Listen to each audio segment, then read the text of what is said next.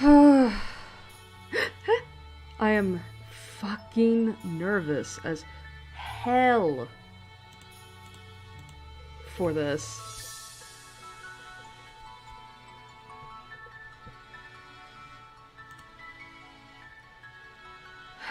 God damn it. Alright.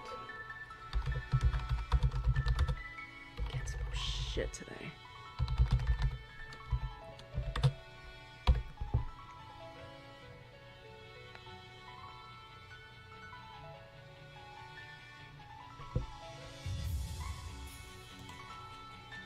Oh, great. That's fucking fantastic.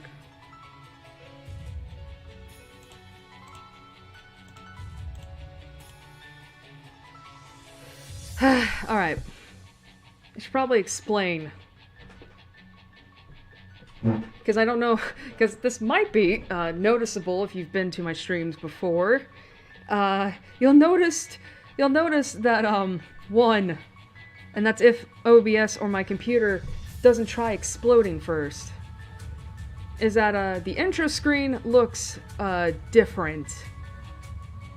There's a reason for that. God, I hate this fucking... I hate streaming sometimes.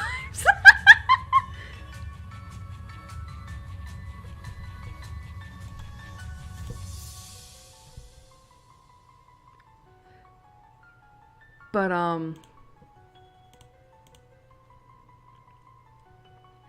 basically, okay, God, OBS will not shut the fuck up about my encoding. Yes, I know, it's probably not the best. Okay, what happened was that last night I was, of course, preparing for the stream tonight, you know, and and so, of course, in order to do that, I have to bring up OBS so I can change the, Oh my god, shut the fuck up, OBS. I will fix it in a moment. Let me effing explain. So, I had to, switch. I had to change the text around for the music. You know, the music text, the one that tells you, like, oh, you're listening to this right now. So, so, here's the thing. I bring up OBS, and of course, it's telling me, you might want to try updating it. And I was like, you know what? Sure, I'll update it. So I do that. And let's just say the latest update borked the entire program. I could not open OBS anymore after I updated it. Like, I couldn't, like, every time I would try to open it, I would be met with, a,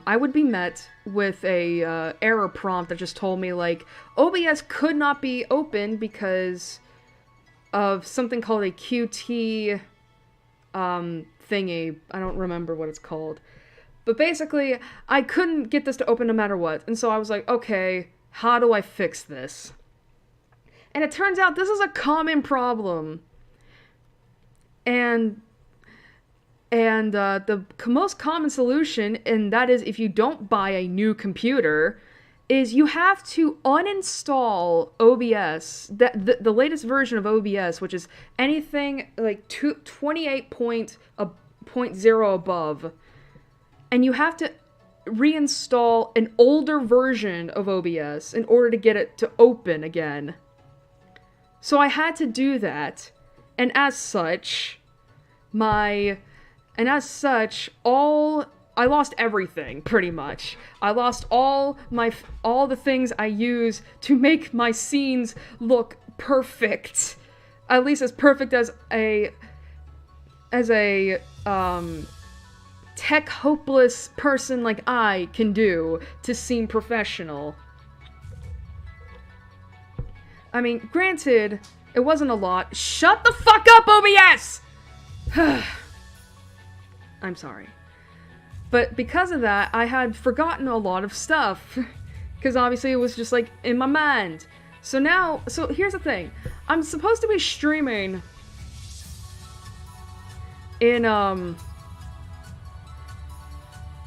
in 720p because I figured, you know what, maybe I can try this. Maybe I can try to,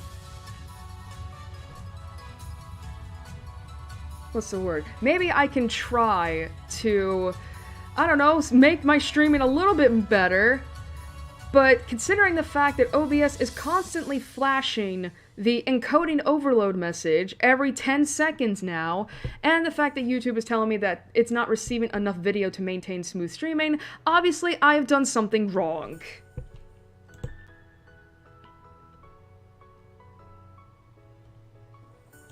Meanwhile, my cat is going fucking nuts.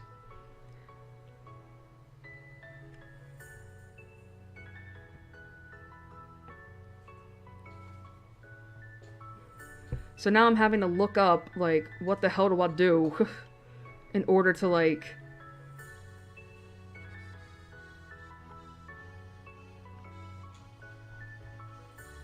Because I'm pretty sure if I were to look at now...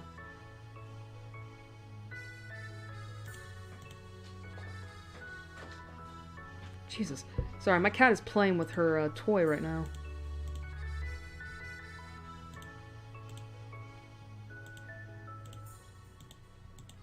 Let's see.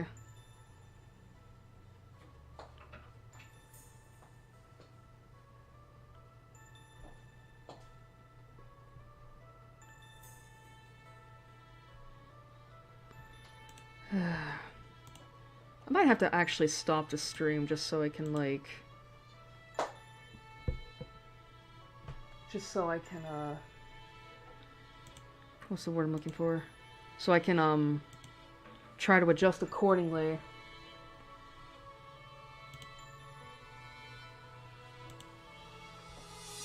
Where the fuck?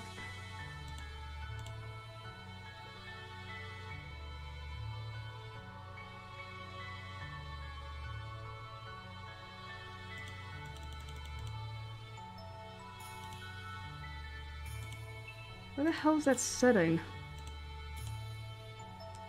Alright, I might have to,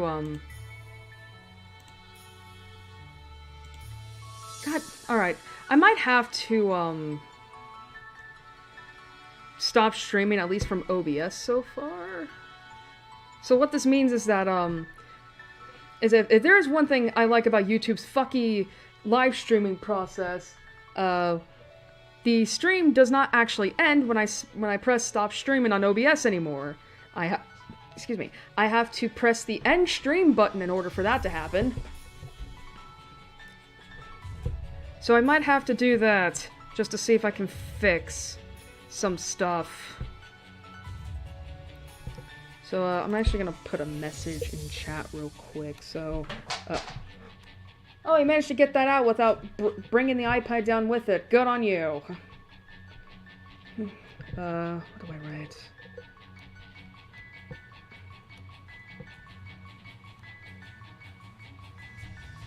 What the fuck do I write? Fuck, I can't think. Door.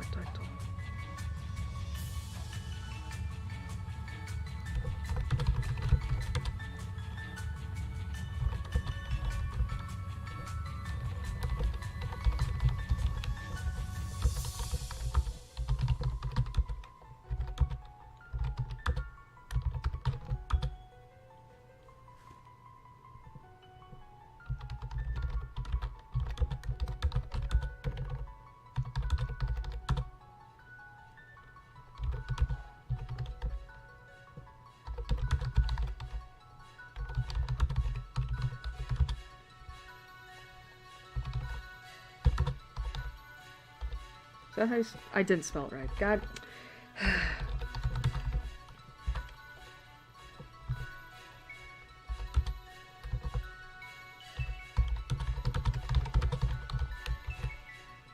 There we go. Alright, Alright, am I back up?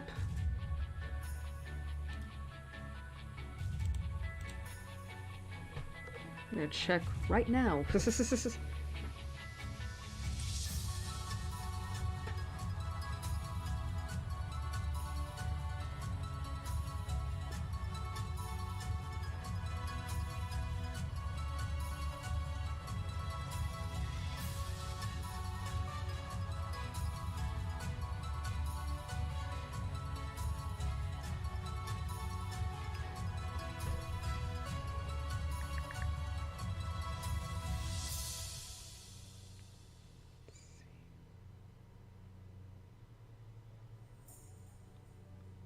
Am I up?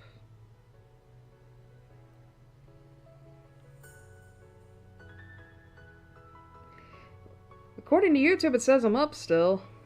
Which is good, I guess. Alright, I'm gonna cut the mic real quick.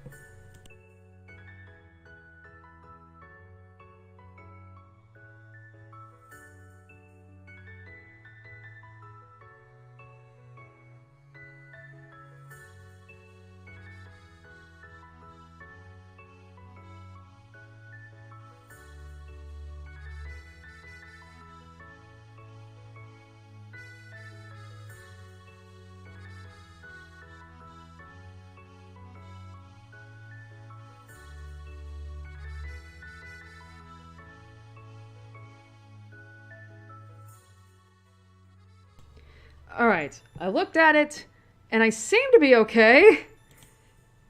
I don't know what I did. So, what I did different was that, I basically just changed my encoding preset.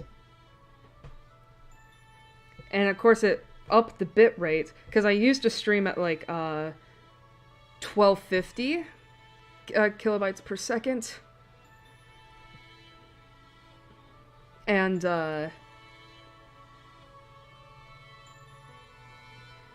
now it's at 2500. Because the reason I used to stream so low was because I was living with like 3 other people. And 2 of those residents would stream I keep saying stream, would do a lot more than I don't know how to put this. Basically be streaming the Netflix and HBO Max stuff. I don't know. But now that they've moved out, I only have 1 other person I'm living with.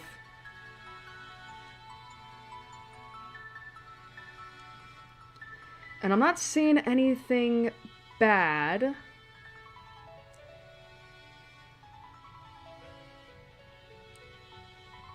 Like, from what I'm looking at, right?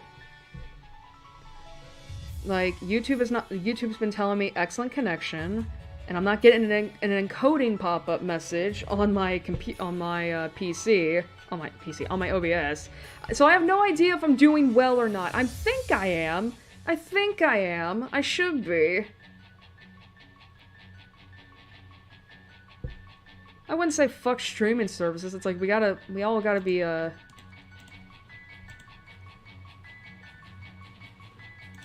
mean, we all gotta have something for entertainment, especially this upcoming, holiday season. Anyway, I've spent, like, 20 minutes doing fuck all. I haven't even gotten to ask anybody, like, how they've been. It's been almost a month since I last streamed. I've been doing, well. It's been cold, and I've been freezing my ass off, but I've been doing well. And I hope that, I hope everyone else has too, and I hope that, the holidays aren't going to, be a bother, or, because, I know a lot of people tend to struggle when it comes to the holidays nowadays. So I really hope that, you're doing okay.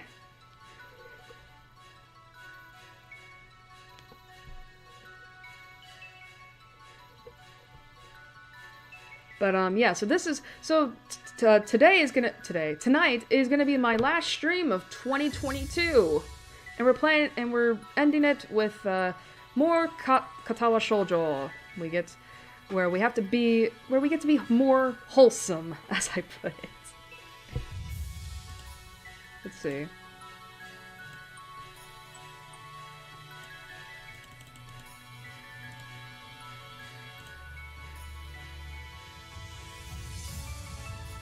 Hey! Sorry, OBS has this thing where, OBS now has this thing, ever since I updated, where I can actually have a separate chat window open.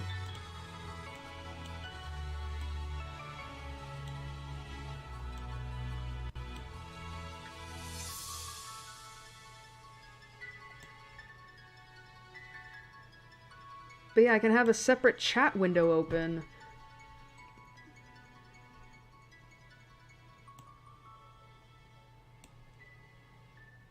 I kind of like having my own chat window open, though. Anyway. What the... I did not do that. I meant to just click it and take it to the freaking... I'm not gonna... I mean, it feels weird that OBS is now...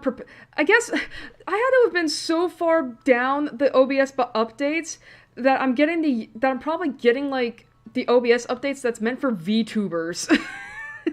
That was probably implemented, like... That was implemented, like, a couple months ago.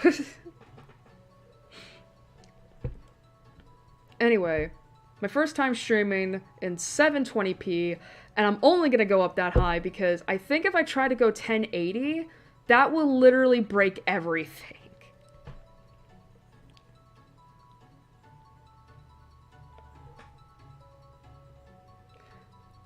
And I don't even think my computer can do 1080.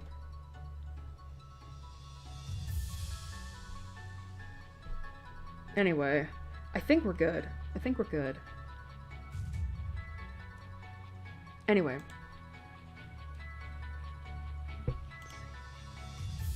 Anyway, I think it's time we say goodbye to Firefox for now. We'll come back to it in the break. And, yeah, so goodbye, Firefox. We'll see you again in the break.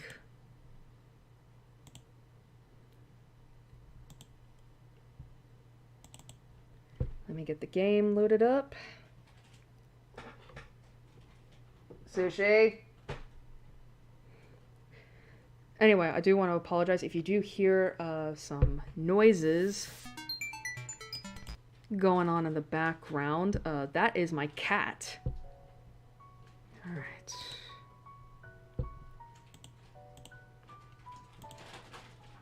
Let's see how much fire I can produce with... No! My computer is like from is almost 6 years old in a few days. This cannot do 1080. I don't even think 1080 existed back then. Sushi, what are you doing in the box? Alright. How does the game look? Actually, let me see. Can this capture my cursor? Yes. Okay. Anyway, I need to do a quick check. How is the game looking? Is it looking alright? It probably looks a hell of a lot better now that we're streaming at a higher quality and at a higher bitrate. I'm actually going to check YouTube real quick. I'm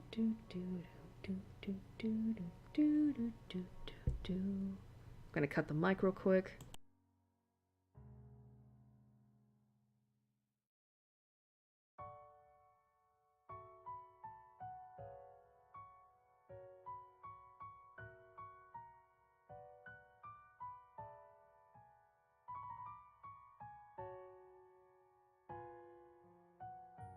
It actually looks really good.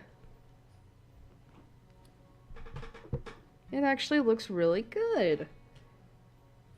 I mean, the good thing is about Katawa Shoujo is that because it came out since, like, I think over 10 years ago now, like, it's not a very intensive game for a 2016 computer. Oh, boy.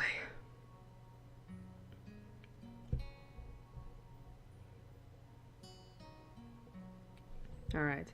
I do need to do something real quick. I did disable this initially because I thought that, because I obviously, you can't stream, well, you can't show adult content up on YouTube because it is considered against their community guidelines. However, I did read that apparently doing this means getting rid of some actual important story elements and, of course, characterization, and it's like, shit.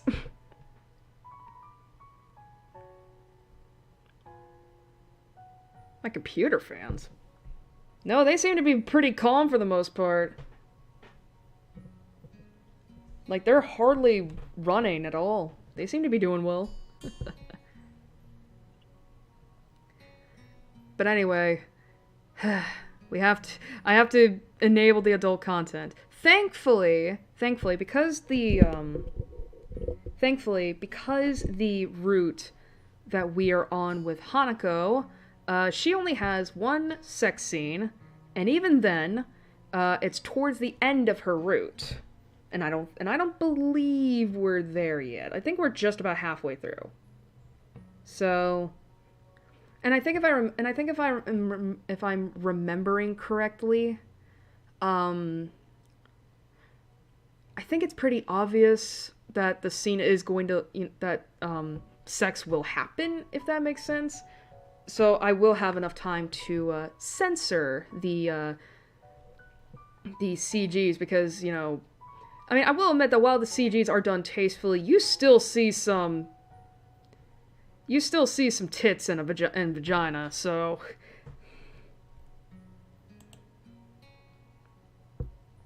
I wouldn't have ever thought there was Smex in this game. Hello, Plush! Oh, we're not... I'm not choosing that comment. You don't know how much YouTube won't care about some adult... Listen, I'm trying to play it safe. Anyway. Where was I? I don't remember. Ah, here we go. Wait. Is that right?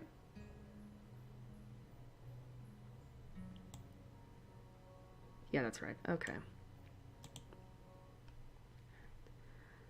Alright. Hopefully the stream is still looking good.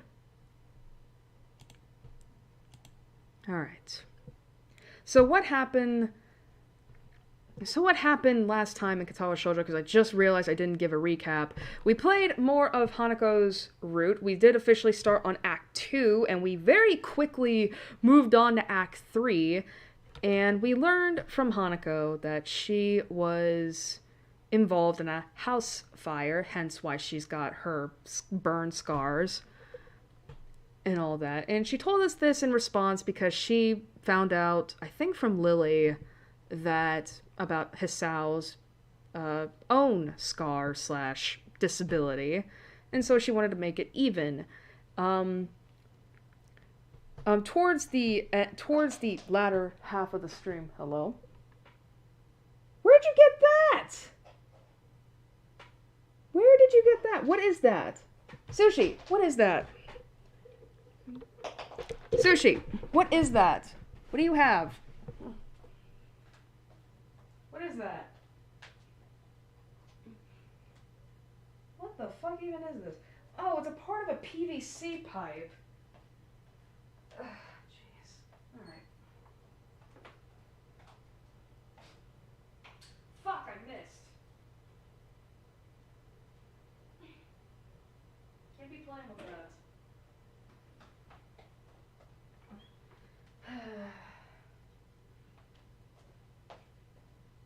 Alright. Yes, I am aware I did not mute my mic.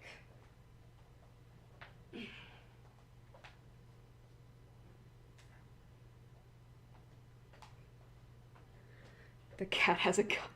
No, she does not have a gun. She was playing with a part of a pipe. Anyway, as I was saying, so towards the latter half of the stream,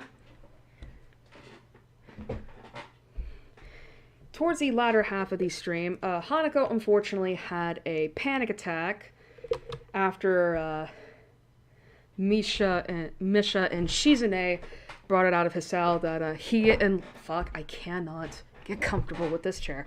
That he and Lily had gone out to town earlier that weekend to buy birthday presents for Hanako's birthday. So unfortunately, Hanako is absent from class following the anxiety attack, and throughout the stream, we kind of got to see the conflict that comes in Hanako's route regarding, Hisao's feelings for her and how he feels the need to protect her. We'll probably be getting more into that conflict in this stream. So, yeah. Alright, so let me take a quick sippy.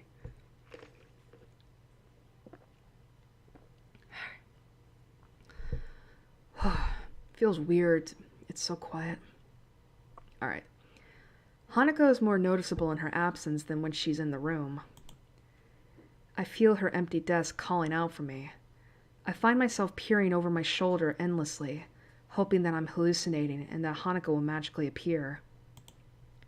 She makes sure she's as small a presence as possible when she attends class, and although she had been getting better recently, that fact never changed. Nobody ever pays her any heed in class, and now that she's not here, they don't notice her absence. It's as if she just never existed.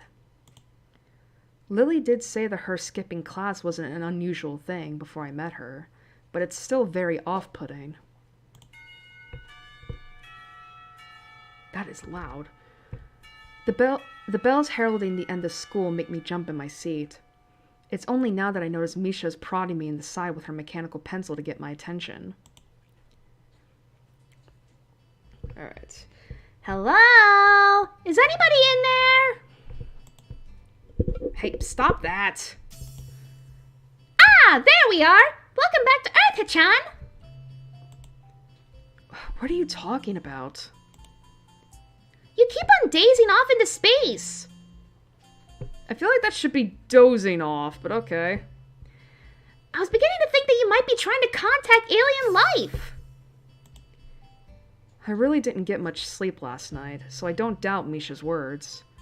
I'm not sure whether it was due to my medicine's side effects, Hanako's panic attack yesterday, my worrying about her in general, or all three. I yawned tiredly before resting my chin on my palm, having been reminded of how badly I slept. Oh yeah, I never saw this. Hey, are you really alright? Yesterday kinda rattled me as well. Yeah, I guess. I wanted to speak to Hanako again, though. Did you see her last night? Yeah, Lily and I talked to her. This may sound a bit weird, but can you tell Shizune thank you? From both me and Lily. I know Lily didn't technically thank Shizune, but I could tell by her reaction last night that she wanted to. At least, that's how it works out in my head. Just like, how do I refuse this? I think what Shichan is trying to say is, you're welcome. The furious signing in Shizune's reddened cheeks tell me that what she said was entirely different. Her blatantly flustered expression is amusing enough to make me chuckle. What's so funny, Hichan? Was it something we said? No, that's not it. I was simply thinking about how cute Shizune can be at times. You're right! Shichan is really cute when she tries not to be! I noticed that Misha decides not to sign her response to Shizune. Maybe Shizune's rage is enough of a counter to any quantity of cute. Nevertheless, Shizune quickly calms down and signs something else to Misha. Oh? Okay. Hichan, Shichan wants you to come and have dinner with us. Dinner, eh? Turning away from them a bit, lest I be swayed by their pleading smiles, I begin to mull it over. The invitation certainly is tempting. A takeaway dinner with two cute girls isn't a bad thing after all. The thought of Hanako locked up in her room, though, keeps dancing on the edge of my mind. Sorry, I'll have to pass. Aww. Misha doesn't sign my response, but Shizune picks up on it easily enough and grimaces in disappointment. She moves her arms, assumedly beginning some form of either protest or coercion, but stops herself and taps Misha's shoulder twice.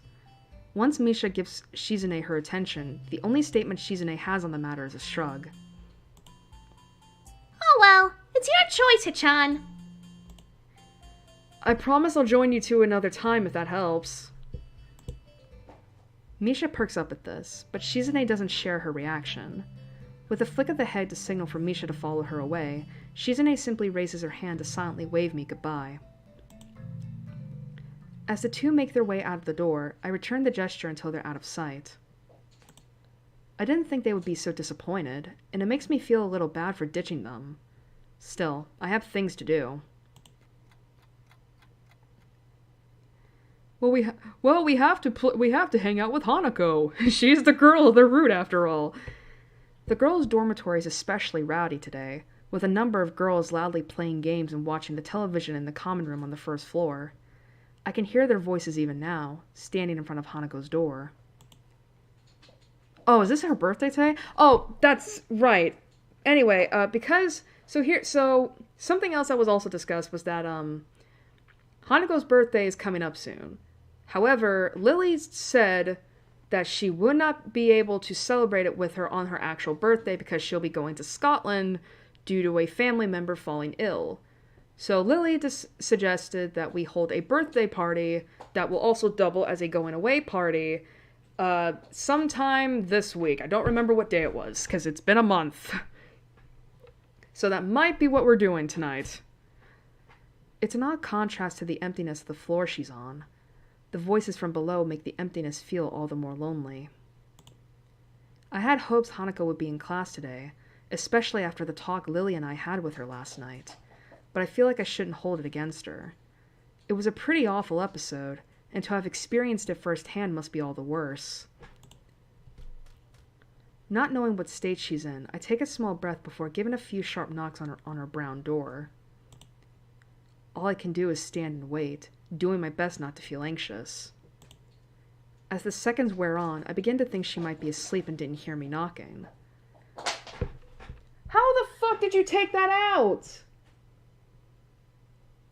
Why are you a brat? I begin to think she might be asleep and didn't hear me knocking. The door handle rattles a little before I can raise my hand to knock again, though. Oh, there she is. The door opens a sliver, an eye appearing in the gap only just large enough for it to peer through. I'm sure this girl would install a peephole in her dormitory door if only such a thing was allowed. I just stand and smile at her. I don't think words would really help here after all. The act is returned in kind, with Hanako wordlessly looking at me. The gap's not wide enough to see her expression, and I can only guess what she's thinking. Time passes as we look at each other, the only sound being the disembodied gaiety from the ground floor. I'm not sure how long it takes, but eventually the eye moves away. I keep wondering whether she'll let me in or shut me out until the door slowly begins to creak open.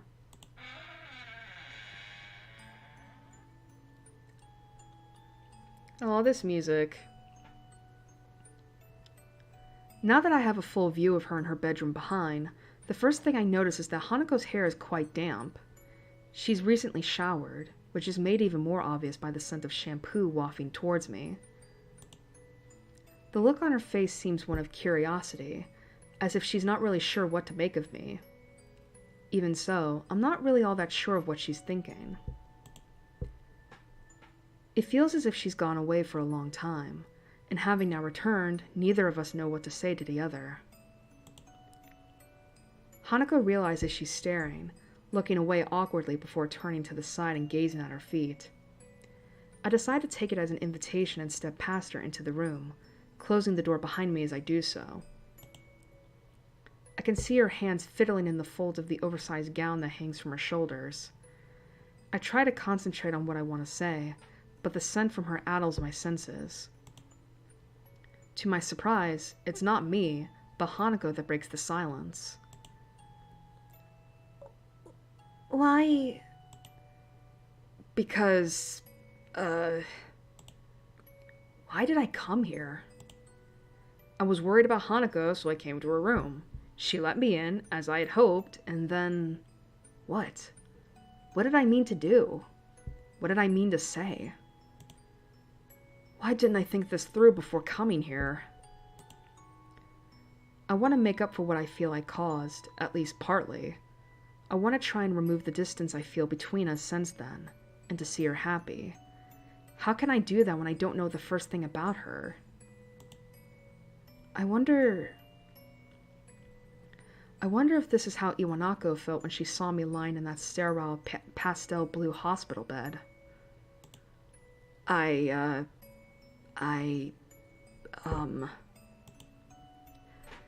deep sigh steadies my nerves a little and ends my stammering. I don't think I've ever felt this nervous around someone before. When I'm like this, I don't think I can lie. Even if I could bring myself to, Hanako would see through it right away. I don't know. I just wanted to see you, I guess.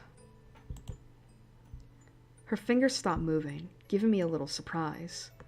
Looking up to her face, she gives a sweet smile and a nod. That was a satisfactory answer for her? Since you're here, I'd like to play a game of chess with you. I almost hang my head in disbelief that all she wants to do, after I've been winding myself up so much, is play a game. Looking at her face, though, a tentative smile perched upon it, I realize that this is more than that. She couldn't have bothered answering the door. She could have shut it as soon as she saw my face. She could have asked me to leave. She could have rejected me at many points, but she didn't. Now, with this calm face, she wants me to play the same game that we played when we first really spent time alone together. A feeling of relief washes over me. Everything will be all right. Hanako has let me into her world. As long as we can be together like this, I think everything will be all right.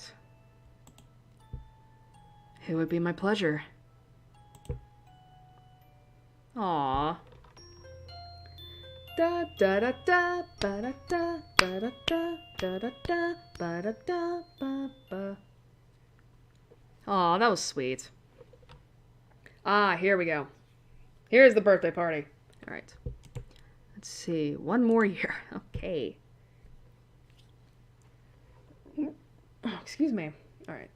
The day of Hanako's birthday party is finally here. To be honest, I'm looking forward to seeing Hanako and Lily in their pajamas again. Hanako's gown has grown on me as looking rather cute, though a bit conservative, and Lily's shorts and thin silken top are a lovely combination. Man, spoken like a true teenager.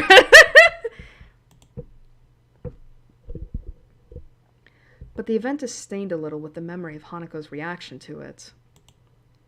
I still don't really understand what happened, only being able to vaguely guess at the possible reasons for it, but I don't think finding the answer will be as straightforward as asking her. With that in mind, I knock on the door next to Hanako's. Is that you, Hisao? Yeah, it's me. I can hear the pitter-patter of footsteps coming to the door, followed by the sound of the lock snapping open. I don't think I've ever really seen Lily's door locked before, and it makes me a little suspicious. Once the door opens, the sight is a little underwhelming for a birthday party. It's fine. Hanako returns to her seat at the table with a quick smile and a nod, leaving me to close and, assuming they wanted it to be kept that way, lock the door. As I do so, I realize that the scene before me is that of an evening tea party, just like any other between the two. Somehow, I don't think I should be surprised. To my relief, Hanako looks relatively calm. The break from class has probably done her good, and given her time to wind down a bit. I take a seat between the two at the low table in the center of Lily's room, the brightly colored teapots seeming a way between us. A tall brown bag close by Lily's side catches my attention. I covertly try to glance inside it a couple of times, but can't get a good look from here. Looking to Hanako, it seems like she's as curious about it as I am. Hey, Lily? Lily finishes off the teacup raised to her lips before setting it down and giving me her attention. Yes. I was just wondering about that brown bag. She pauses for a moment, then gives a slightly cheeky smile. That would be Akira's present. Unfortunately, she said she was working and can't join us. Lily leans over and feels out the item inside before raising her arm. I raise an eyebrow as 2 items, not one, rise from the bag. The glass nicks are grasped by Lily on either side of her middle finger.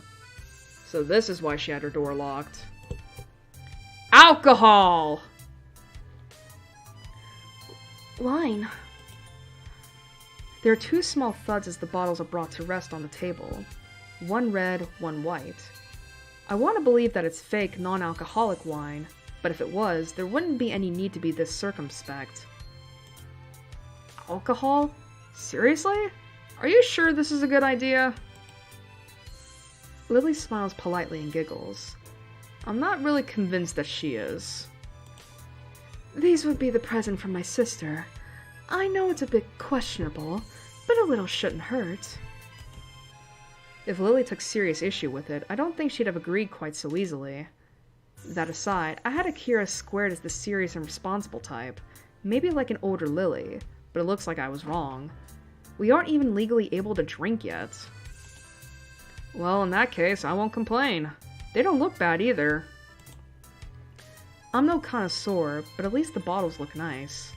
Apart from a surreptitious glass of wine or 2 given from my father at family dinners, I haven't really had enough to know what's what. That, and I can't really say that I'm a total straight edge.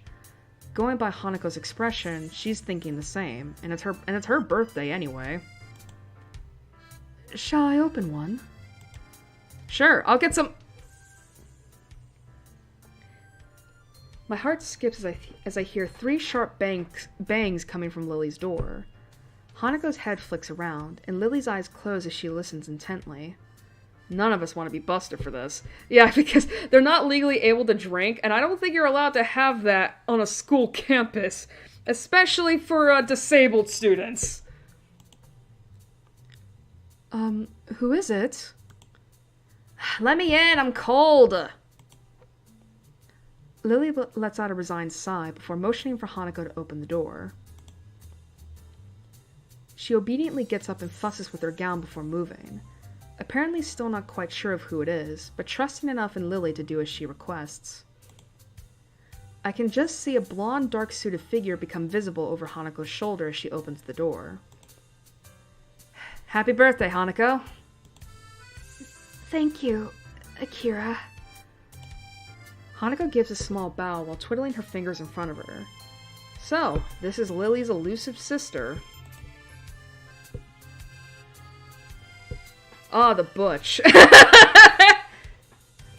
Akira follows Hanako to the table after shutting the door behind her, giving me plenty of time to have a good look at her.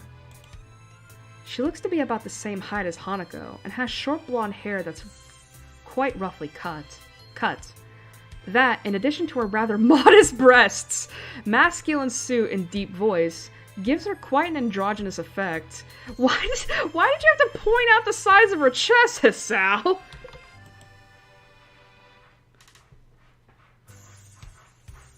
Sorry, that's the cat going to the litter box.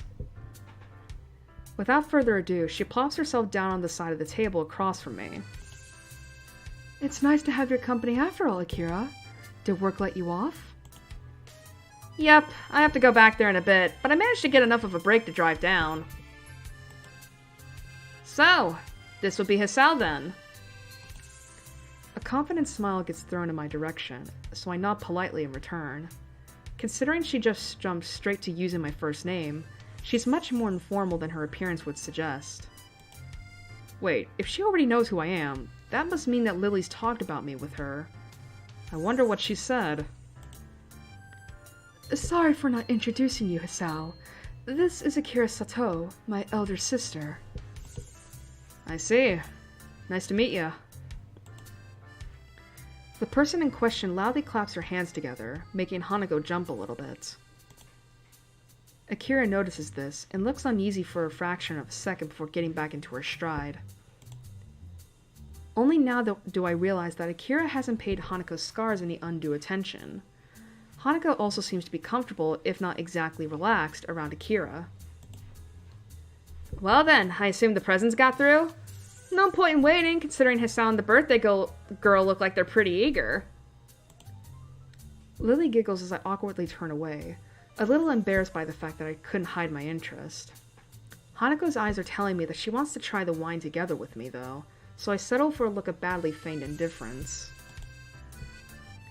Akira manages to uncork the first bottle with small effort, and Hanako goes to get some glasses before I get to pour the four of them full of white wine.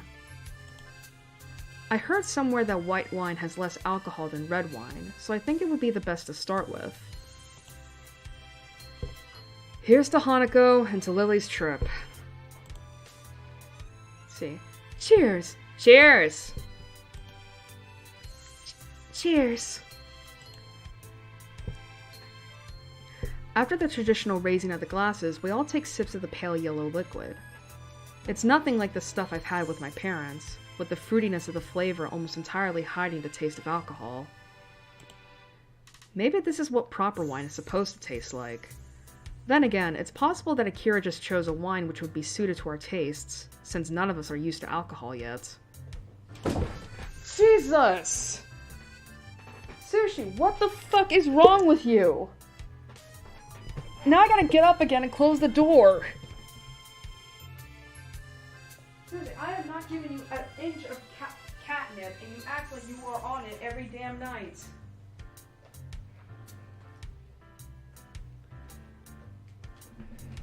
But still, this is the second time I've had to get up because of your antics. If I have to do it one or two more times, I'm throwing your ass out.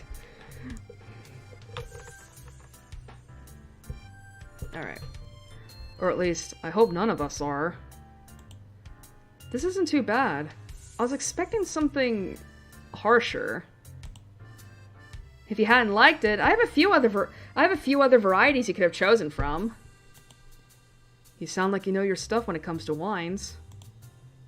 Only a bit. I'm more of a beer kind of person. I have the drinking side down pat, though. As if to prove her point, she refills her glass before bringing it to her lips and flicking her head back. Hanako and I silently watch as the whole glassful disappears down Akira's throat. I can't decide whether to be impressed or put off, but I certainly don't have any urge to imitate the act. Lily grimaces slightly at her sister's boast. I note that she's sipping from her glass as she does so, though. Anyway, now that Akira's gift has been opened and sampled, shall we move on to ours? Gifts? This song. That's right, we got you presents. It's your birthday after all. This is from me. Lily pulls out the carefully wrapped doll from under the table and passes it to Hanako. Yeah, I love this song. Aria de Etole. Wait a minute. Aria de L'Etole. However you pronounce it. I'm barely French.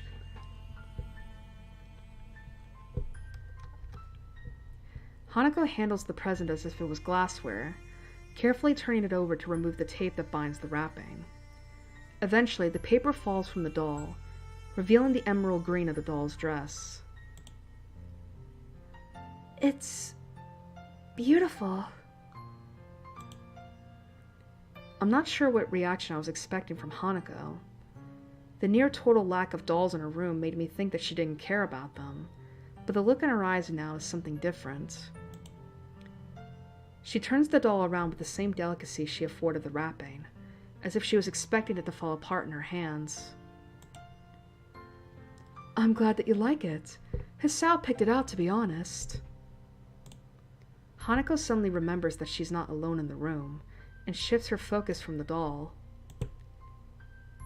Yes, I like it.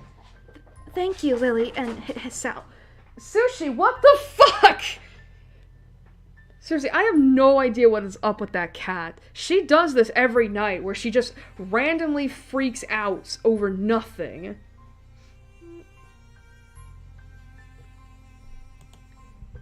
Actually, I got you something else. I reach into my bag and remove the wrapped chess set. Here. Happy birthday. Hanako carefully sits Lily's doll next to her and opens my present with the same care that she showed Lily's. Before long, the checkered squares of the chessboard are visible, and Hanako gently runs her fingers across the carved surfaces. Oh! Almost by accident, she triggers the catch to the lid, startling herself in the process. She opens it and retrieves one of the gray pieces. She seems as absorbed in the chess pieces as she was in the doll before. They're coral. Natural coral, undyed. Or so I'm told. Thank you, Hisao. No problem. It's your birthday, after all. That's right. My birthday. Once again, Hanako's reaction seems a little off, but she carefully closes the board lid. I notice Akira's smile beginning to look very strained. I wonder if she knows anything about what happened in class, given that she seems to be treading on eggshells around Hanako. I'll have to play you again sometime. I'll make sure I'll play you first.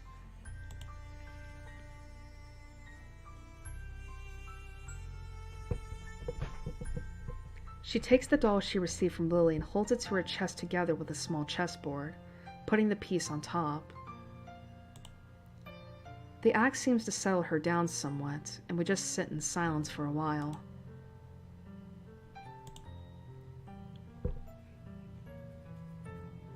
It's a really nice image. It's like, aw, she's actually happy.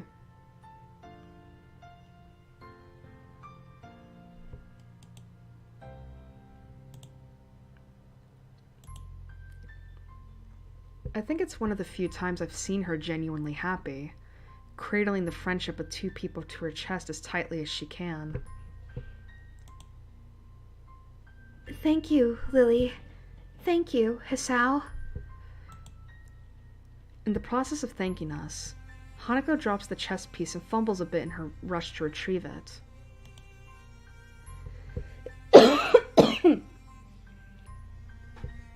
Once she finds it, Hanako puts the chess set down and nervously gulps at her wine. It's as if the real world suddenly rushed back into her consciousness, and her fastest escape from it was in a glass. Hey, easy there, you shouldn't drink it that fast. It is a party, Hisao. Despite saying this, there's a slightly concerned edge to her voice. Eventually acquiescing, Lily proceeds to follow Hanako's lead, though not as eagerly. She looks to be taking small sips from her glass and letting the wine settle on her tongue before swallowing. I decide that this is probably the best approach and do the same myself. Since this is kind of a going-away party for you as well, I hope you enjoy your trip at least a little, Lily. Hopefully your aunt will be okay. I hope your aunt is okay too, Lily.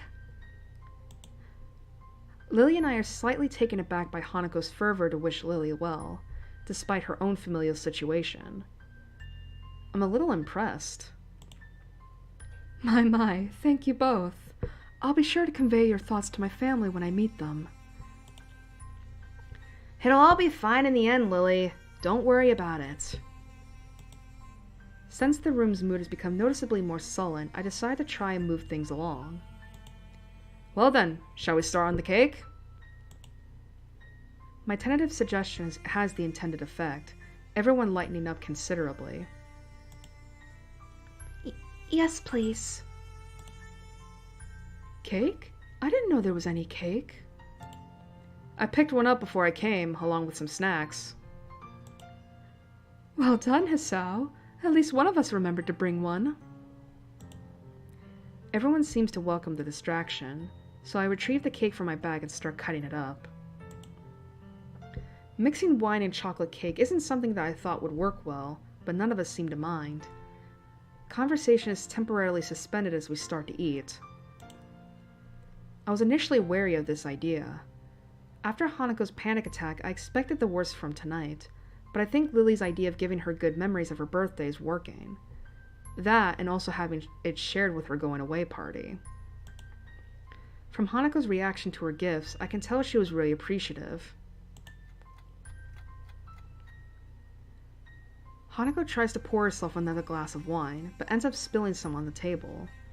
She's had a couple by now, so considering that she's never had alcohol before, it's no wonder if she's feeling a bit lightheaded. Sorry, Lily. I didn't mean to make a mess. Don't worry, I've got it. Aww. Lily reaches sideways and gently takes the fussing Hanako in her arms, giving me pause. Look at this. You know, if you didn't know any better, you could say this is from a Yuri game. I mean, to be fair, I do like the idea of these two getting together. Just so long as they worked out their issues first.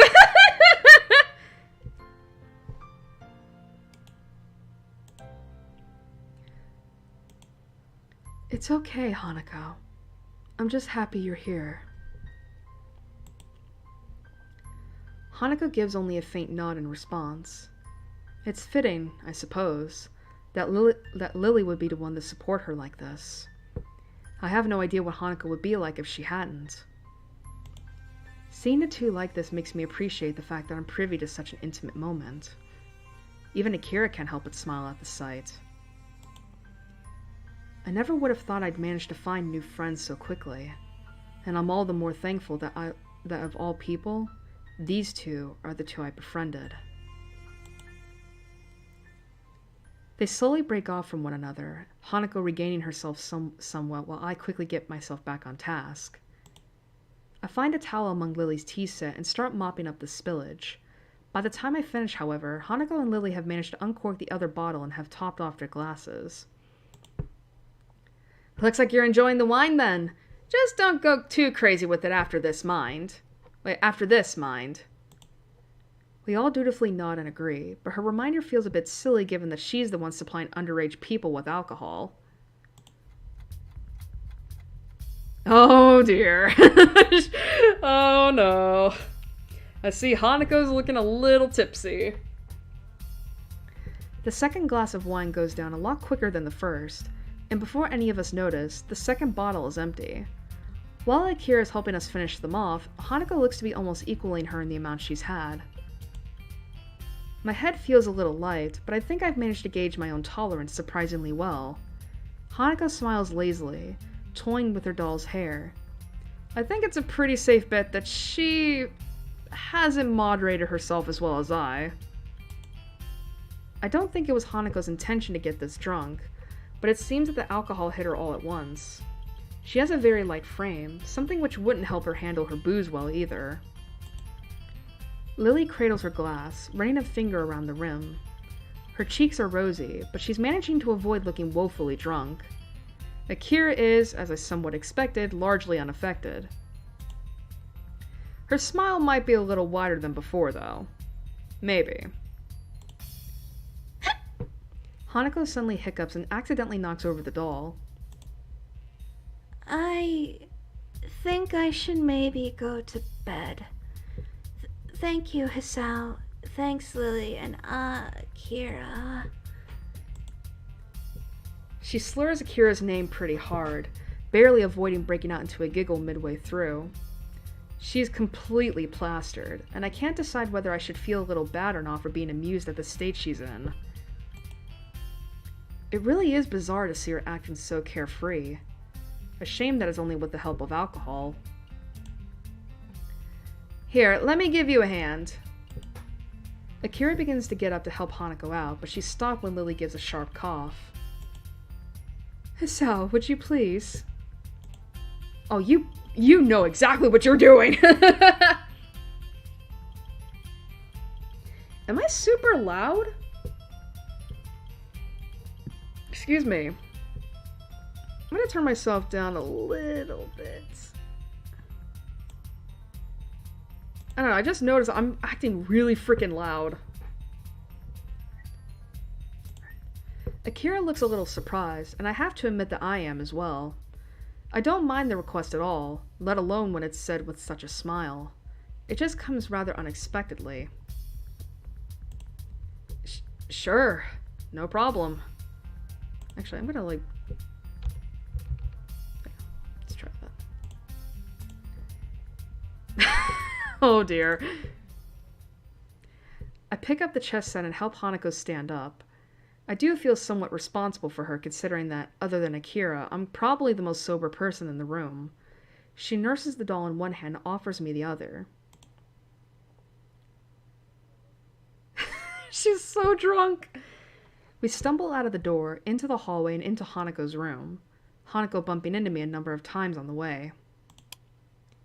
Inside the room, I flick on the light as Hanako turns her attention towards a shelf on her dresser. An elegant doll is sitting on it, staring into the bare room. There you go. You'll be safe in here. Hanako gingerly places the doll next to the other one and straightens its dress. They sit in silence, hair and clothes perfectly arranged. Just like the teapot in Lily's room, they serve as a distinct contrast to the dull whites and grays that permeate her bedroom. Satisfied that her dolls, her only two real possessions, are safe, Hanako takes a step back and stands up, staggering severely. I step forward to catch her if need be, but she regains her balance without my help. For a while, both of us stand in silence as Hanako looks downwards toward the cupboard. Oh dear. After a minute or two, she begins to sway a little from side to side. It's very off-putting. Are you going to be all right? Hanako raises her head and turns around to me as if she's only just remembered that I'm also in the room. Oh! What's unexpected is that she takes 2 steps towards me and wraps her arms around my body, her head coming to rest against my chest. Oh, this song too. Letting my heart speak. Da, da, da, da.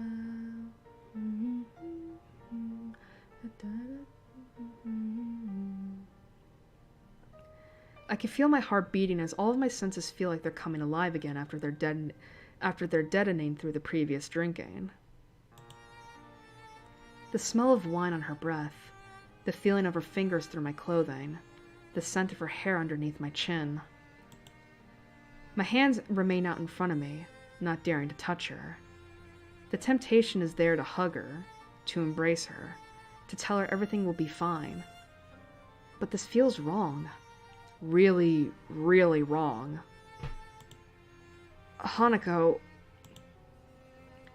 But I want to stay with you and Lily. Hanako's slurring reminds me a bit of Misha. She probably wouldn't be pleased to hear that. You know I can't. You're a girl and I'm a guy after all, and Lily needs to sleep. That face! Such a pout! But I mean, yeah, like, she is drunk. You know, she is drunk and he is sober. It doesn't feel right. She gives a disappointed groan. It's so strange for her to act so forward. Don't worry, I'll see you again tomorrow, okay? I decide to rest a hand on her head to reassure her, deciding that this is as far as I'll allow myself to go in terms of physical contact with her while she's in this state. Hanako's head nuzzles against my chest. It makes me feel all the more uneasy with the situation, and as her arms tighten around my back, I quickly decide to bail out. I rest my hands on her shoulders and give a firm but gentle push. Her grip tightens a little as I do so, but she eventually breaks off. I don't want you to go. Hanako, please. Akira and Lily are going to start thinking weird stuff if I take too long in here. It's perfectly true, too. I really don't want to take any chances, and I feel very uncomfortable right now. I shouldn't try to read anything into the way she's acting right now. I read that aside from alcohol lowering inhibitions, people can react to getting drunk in many different ways that don't necessarily reflect reality. And even without that, there are plenty of ways to interpret what she's saying. As long as she's safe, I'm going to try and get out of her room as soon as possible. Hanako hiccups again, looking a right mess as she stands and looks downcast in the center of the room. Her personality changed as she drank more and more, and now, all alone in her room with me, her previous brightness seems to have left her. Was she just acting upbeat to make sure we didn't worry? Even if she was, what could I possibly do for her, since I do exactly the same thing in regards to my own condition? This poor girl, it's like, I mean, I think it's pretty obvious that she does have a crush on him. And she wants to be forward, and she's trying to be forward with it, but but unfortunately she's drunk, and he's doing the right thing by, like, you know, not giving in to her advances, because it's like, this doesn't feel right, it's like, I need your consent, your actual, your rational consent, and you're not acting rational right now. Distancing myself from my thoughts, I eventually managed to corral Hanako towards her bed. Though her attempts to tame the wild sheets on it end up accomplishing little. Sorry about tonight, Hanako. I know you probably won't remember any of this, but happy birthday. I'm sorry I couldn't do more for you. She looks up at me for a moment. I have no idea if what I said actually got through to her, but any chance to ask is lost as her eyes peacefully close.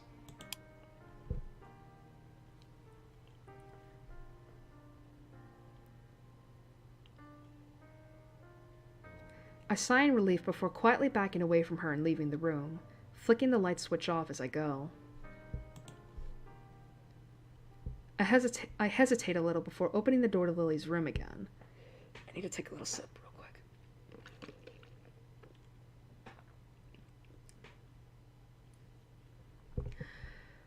quick. I hesitate a little before opening the door to Lily's room again, quickly rehearsing what I should say if I get questioned about Hanako. After a few seconds, I still can't come up with anything. I open the door and make sure to close it behind me, lest any passing students catch a glimpse of the wine, before turning my attention to the two girls at the low table. Akira's casually smiling, as is Lily. I welcome the change from the mood in Hanako's room. Is that you, Hisao? Yeah, I got Hanako to her bed. She's sleeping now. That's good. I have to admit I hadn't thought that she'd drink quite so much.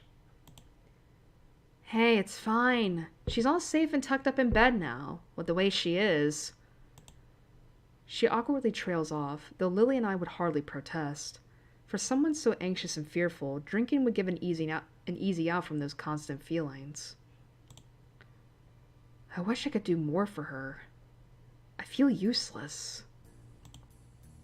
Looking at Lily, I think back to what I asked myself in town. My relationship with her is that of a friend, and has only ever felt that way, but now I think I know why. Lily's been there for both Hanako and me since I first met her, but she's like that for everyone, trying to do her best to make them feel better. With that in mind, then what's the bond between me and Hanako? After rescuing our relationship following the panic attack I inadvertently triggered during class, I feel like we're back to being friends, but she's on my mind more and more. I can't say I view any other girl in quite the same way, but maybe it's just a normal reaction to someone acting like this. Say, Akira? She yawns before looking at me. It is getting pretty late. You know about what happened with Hanako, don't you? Yeah, Lily told me. I negotiated pretty hard for a break so I could come down and help make her birthday a bit brighter. We get along pretty well. It's surprising to hear that from someone as extroverted as her, but if Hanako came to know her through Lily, maybe she had time to get used to Akira. And on that note, I'd better get going. I'm already going to be a bit late as it is. But it's already so late. Sorry, we got a bunch of work dropped on us, so overtime it is. She levers herself up with a grunt and heads past me towards the door. Just before she leaves, she turns back towards us. You haven't forgotten about the time for the flight and all the rest? Don't worry, I have everything ready. It's just a matter of packing when it gets closer to the time to leave. Atta girl. I'll see you guys later then. Peace! With that, she disappears through the door with her hand held high in farewell. Your sister is something, all right. I probably should have thought that comment through before saying it. Regardless, Lily seems quite amused at my appraisal. You okay after all that drinking? Not wasted and just hiding it well? I assure you I am quite all right. I can moderate myself. You seem quite self-possessed as well, if I do say so myself. Yeah, well, I guess your moderation applies to me as well. With a little hesitation, I take a seat at the table in front of Lily. I want to address this directly, if for no other reason than to settle my own thoughts. I've been meaning to ask this, but it took me a while to make up my mind. Do you have any idea about what triggered that panic attack? I gathered it was something to do with her birthday, but I don't know anything more. Even Akira was being really careful around her, so I assume she knows as well. Lily's smile drops, the gaiety of the birthday party now well and truly over.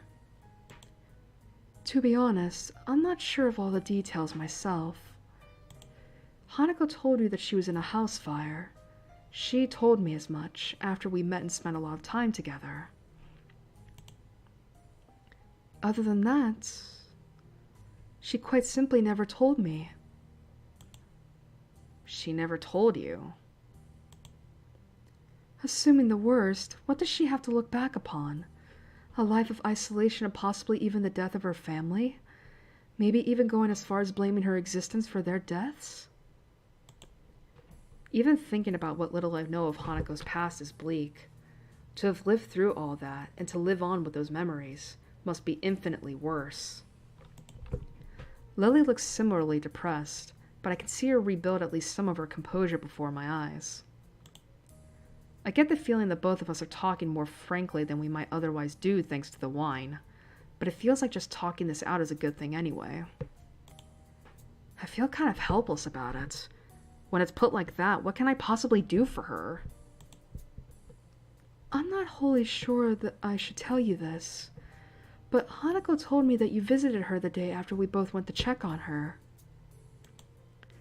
I must admit that I didn't predict she would take such a step so quickly after what happened, nor did I expect you to.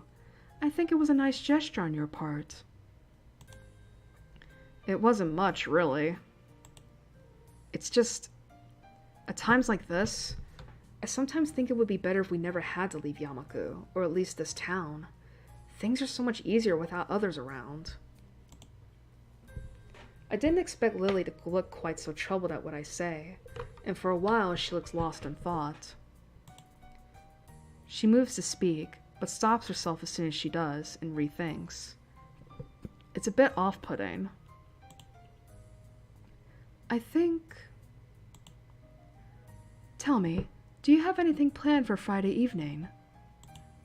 Friday evening? No. Isn't your flight to Scotland the next day? I don't think it would be a good idea to tire yourself out before you even get there. I'll be alright. You needn't worry about me. I'd do this tomorrow evening, but I imagine Hanako will be feeling rather off for a while. The thought of how she's going to be tomorrow makes me grimace. Maybe we should count our blessings that she didn't end up simply throwing up from drinking so much while having such a low tolerance. Well, I'm going to be able to attend whatever you're planning. What is it? Nothing unusual, I assure you. Just a little excursion. And you'd better be off, Hisao. I can't imagine it's long at all until curfew's here. Ah, damn curfew. I'd completely forgotten. I look at the clock next to Lily's bed, but it seems to be some oddity without written numerals, which I suppose makes sense given Lily's condition. Not wanting to risk a haughty security patrol giving me a scolding, I get up and decide to go to my dorm as she says.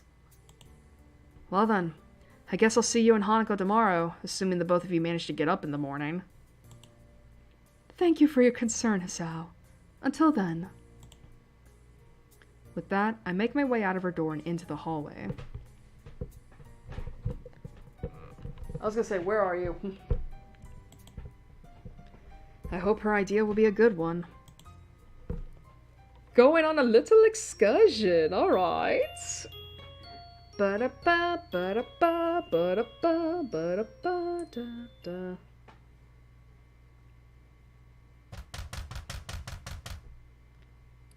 Alright, hello?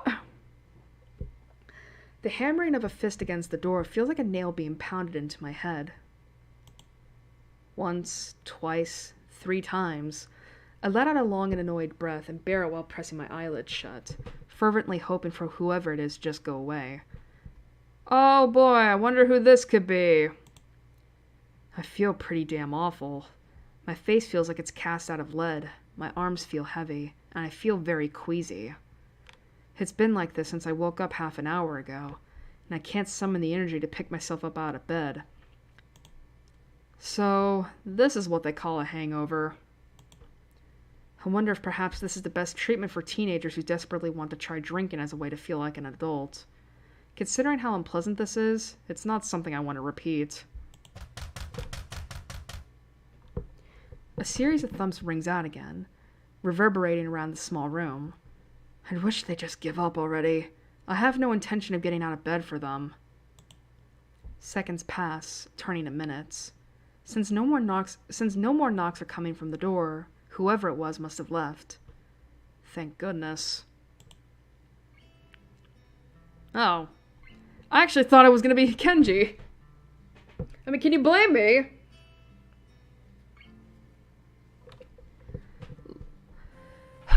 Looking to my clock, the time when I really should think about getting dressed and ready for class is approaching. I don't think I can manage it, though. I hate cutting class, but I don't think I'm going to be able to get much done at this rate. I could tell I look like a mess without needing to look in the mirror to confirm it, too. The morning rush has given me enough time to stand outside the classroom for a little while without looking too suspicious. I hope that Muto doesn't ask any awkward questions about my not attending school yesterday. I was sick, that much is true. It's just the reasons for it that I have to hide. Confident I can get by with a tactical omission of certain truths, I stride into the classroom doing my best to appear normal. The instant I open the door and take a single step in, I can feel a dozen eyes looking at me. There's no way I'm imagining this. They're not even making any attempt to hide it. Aww.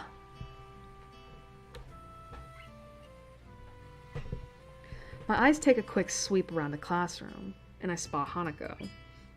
We make eye contact momentarily, before she looks down and stares very hard at her desk. Did she spill the beans? Muto may be okay as far as teachers go, but underage drinking on campus is not exactly something that would be taken lightly. I look to him with some trepidation. Feeling better today? Yeah, thank you. Excuse me. He motions for me to take my seat, my legs feeling like sticks as they carry me there. This is going to be a long day. As soon as the lunch bell rings, I'm on my way to Hanako's desk to ask her what's going on. Hanako, did you tell... She looks up at me and shakes her head. That's a big relief. I might need to like put some lip balm on. My mouth is dry. Alright. It's just... Just? Wait a minute, just? Well, hello there, Hichan. It's nice to see you again today. I grimace and turn towards the unmistakable voice coming from behind me. That was way too upbeat a tone of voice to feel comfortable, even from Misha. Misha's happy smile is nothing out of the usual. Shizune's, though, is a very bad sign. The one she wears has become notched into my brain as her "I've got you 7 ways from Sunday" smile. Hi, Shizune. Misha. You look happy to see me. Not feeling well yesterday, Hichan. No, I wasn't. But I'm feeling better now, at least. That's good to know, Hichan. Why do I get the feeling that Shizune is leading me into a trap? You sound like you're not being completely serious. Oh no, Hichan, we're genuinely pleased that you're all better now. Shizune is positively overflowing with happiness. There's only one reason why she would be like this. Oh no. In fact, we were quite worried about you. After all, you, Hanako, and Lily were all absent from class on the same day. Yup, she's got us.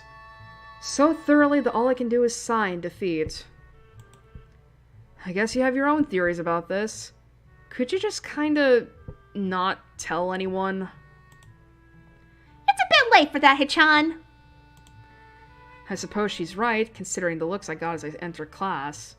Still, things only seem to be at the level of vague suspicion rather than outright accusations, so we'll probably be fine. Hanako's face sinks a little further. Such attention is troublesome enough for me, let alone for her. Going by Shizune and Misha's reactions, I think they noticed this as well. The only reason why we're giving you such a hard time is that you ignored us yesterday afternoon. Yesterday morning? It takes a while to recollect what happened then, given the haze induced by the generally awful state I was in at the time. Oh, right, the knocking. That was you two? It was, and you left us there for ages after we'd taken all the effort of coming to your dormitory early in the morning. Sorry, I was having a problem with nausea? A problem with nausea. They're not buying it. I can't blame them, honestly. Shizune's head drops in resignation before she reaches into her pocket. Something white and yellow can be seen sticking out a little, and as she pulls it out, it turns out to be an envelope with very bright decorations on it. Oh. Since she points it towards me, I duly take it.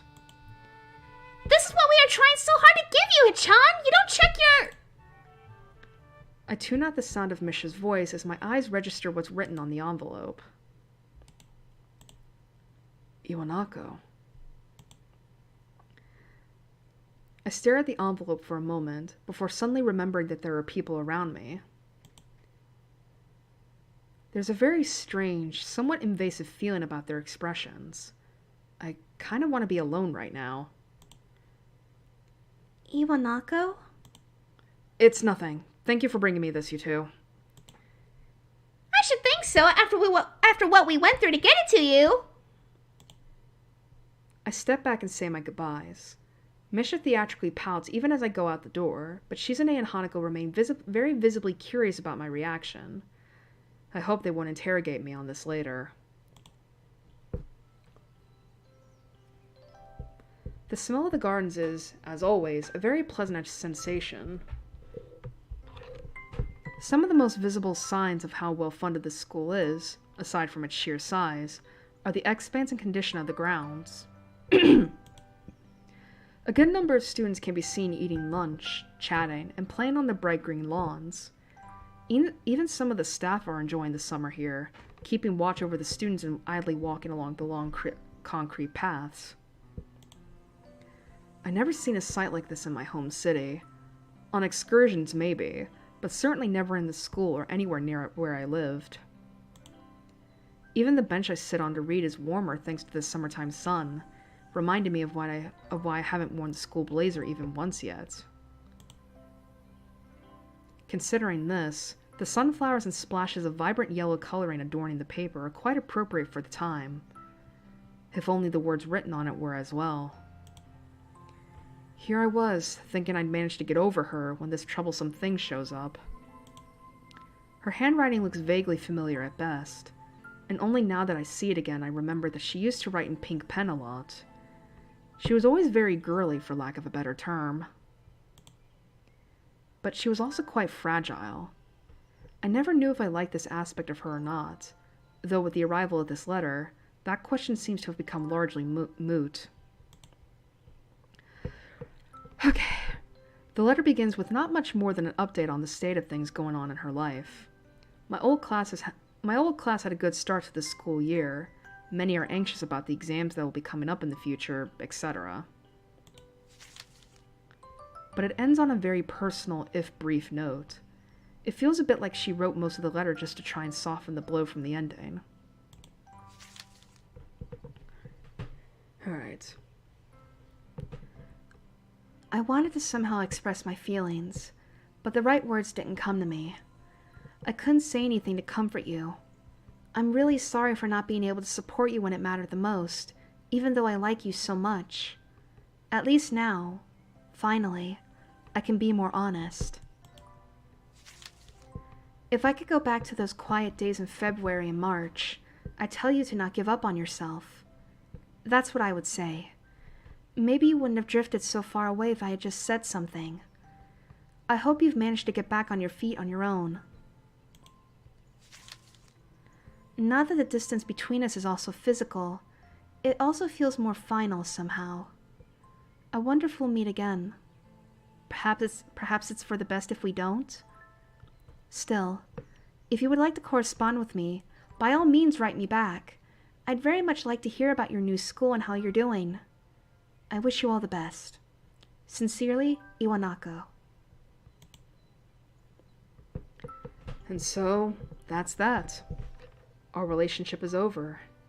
Nice, neat, and tidy, with no ambiguity. I hadn't held on to any illusions that I could ever begin anew. The last time she visited me, neither of us said a thing, except for the one word she said as she left for the last time. Goodbye. Be that as it may, this feels more final.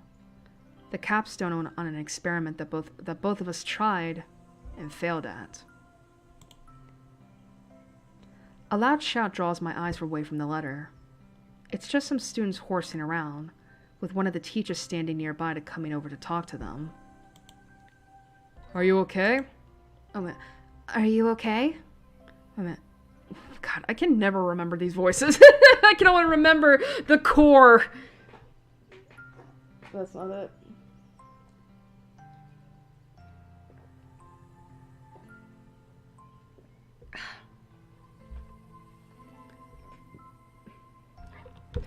A tentative voice comes from my side. For a moment I assume it to be Hanako, but it's actually Yuko. Oh, hello, Yuko. I thought you'd be in the library. She gives a cheerful smile, one quite fitting the atmosphere, and flourishes the empty wrapper of a roll in her hand. She must have someone else covering for her while she grabs something to eat. It reminds me that I haven't had anything to eat yet. I don't feel hungry, though, and skipping one lunch won't hurt. Mind if I sit here? Sure, go ahead. I quickly slide the letter back into its envelope, slipping it inside my bag propped against the side of the bench as Yuko takes a seat.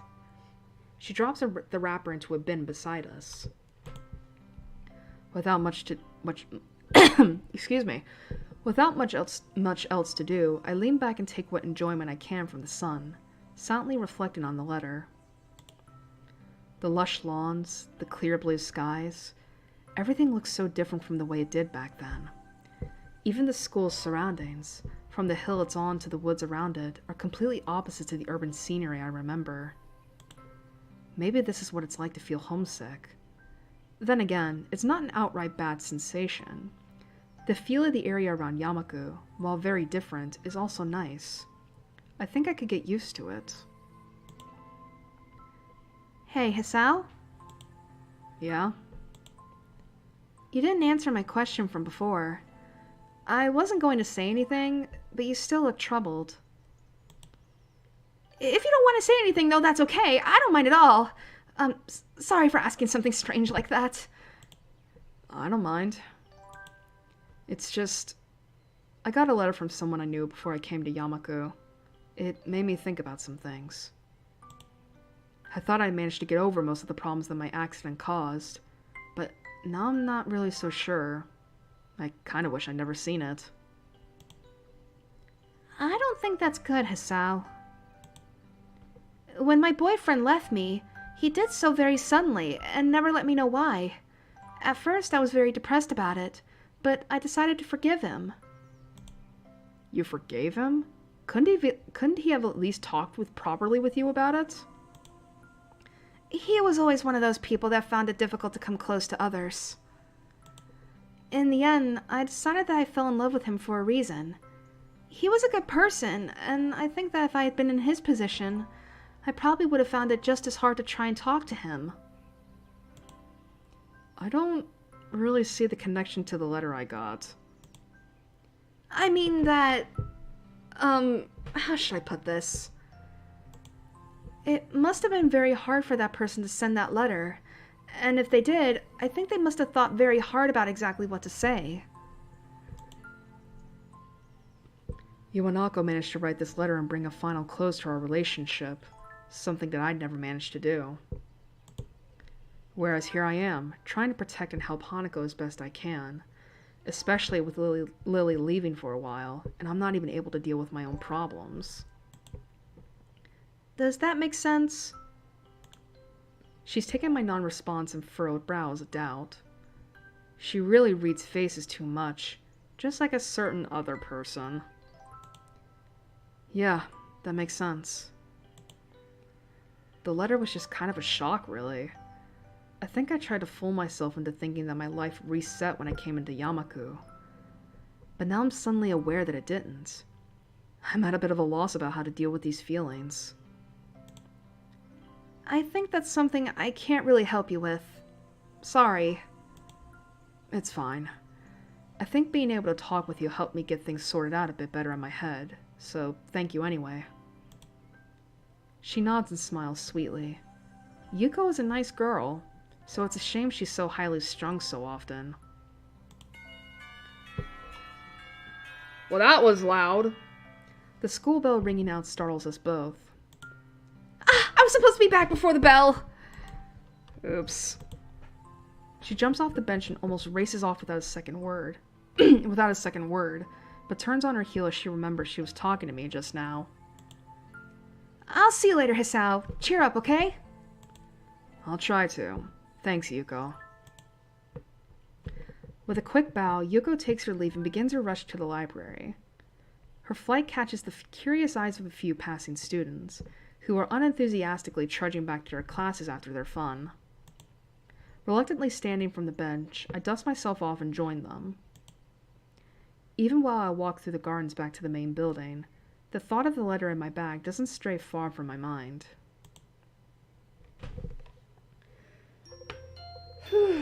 3 scenes, I think.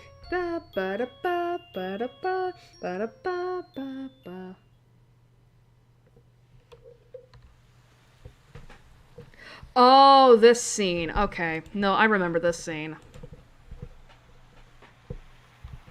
The feeling of walking through the streets is one of very deep nostalgia. While Yamaku may be like the reverse of where I've lived in the past, the city at night is amazingly familiar. My eyes are moving constantly from the bright electronic screens glowing high in the night sky, to the street lamps piercing the darkness with their light, to the businessmen enjoying themselves after work and the busily talking couples on dates.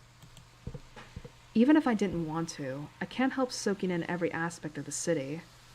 I savor its familiarity like a sweet candy sitting on my tongue. Lily is walking to my left with her cane swaying to and fro, holding onto her sister's arm for guidance while talking to her.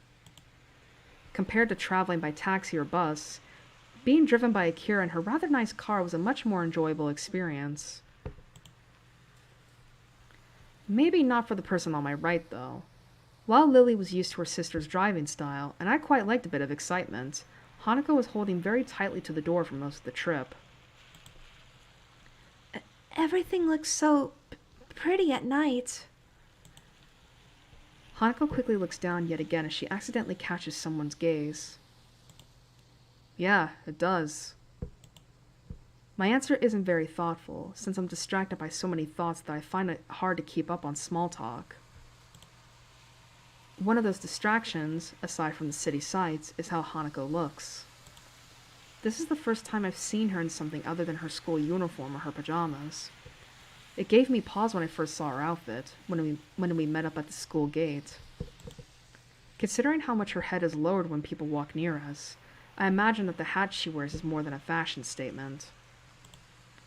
While initially I was wary of Lily's plan to take us out into the city, when night fell, it became obvious she had thought about this. Not many people have paid Hanako much heed, since the darkness hides her scarring well.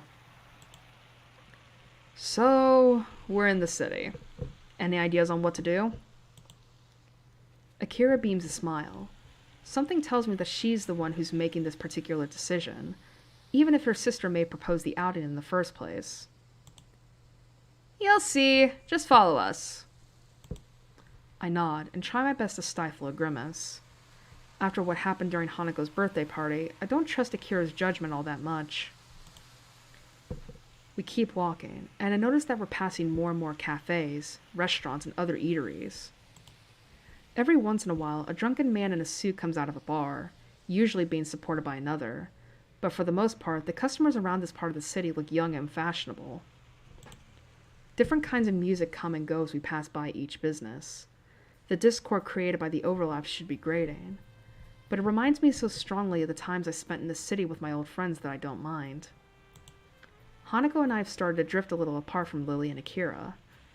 That comes to a stop when I hear a soft thud from beside me.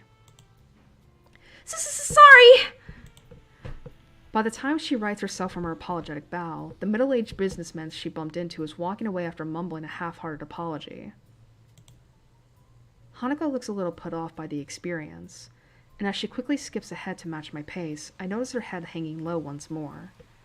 She probably bumped into him because she was looking downwards and not where she was going. I step to the side a little and put one hand on her far shoulder, drawing her closer. Hisao? It's okay. You can walk closer to me if you want.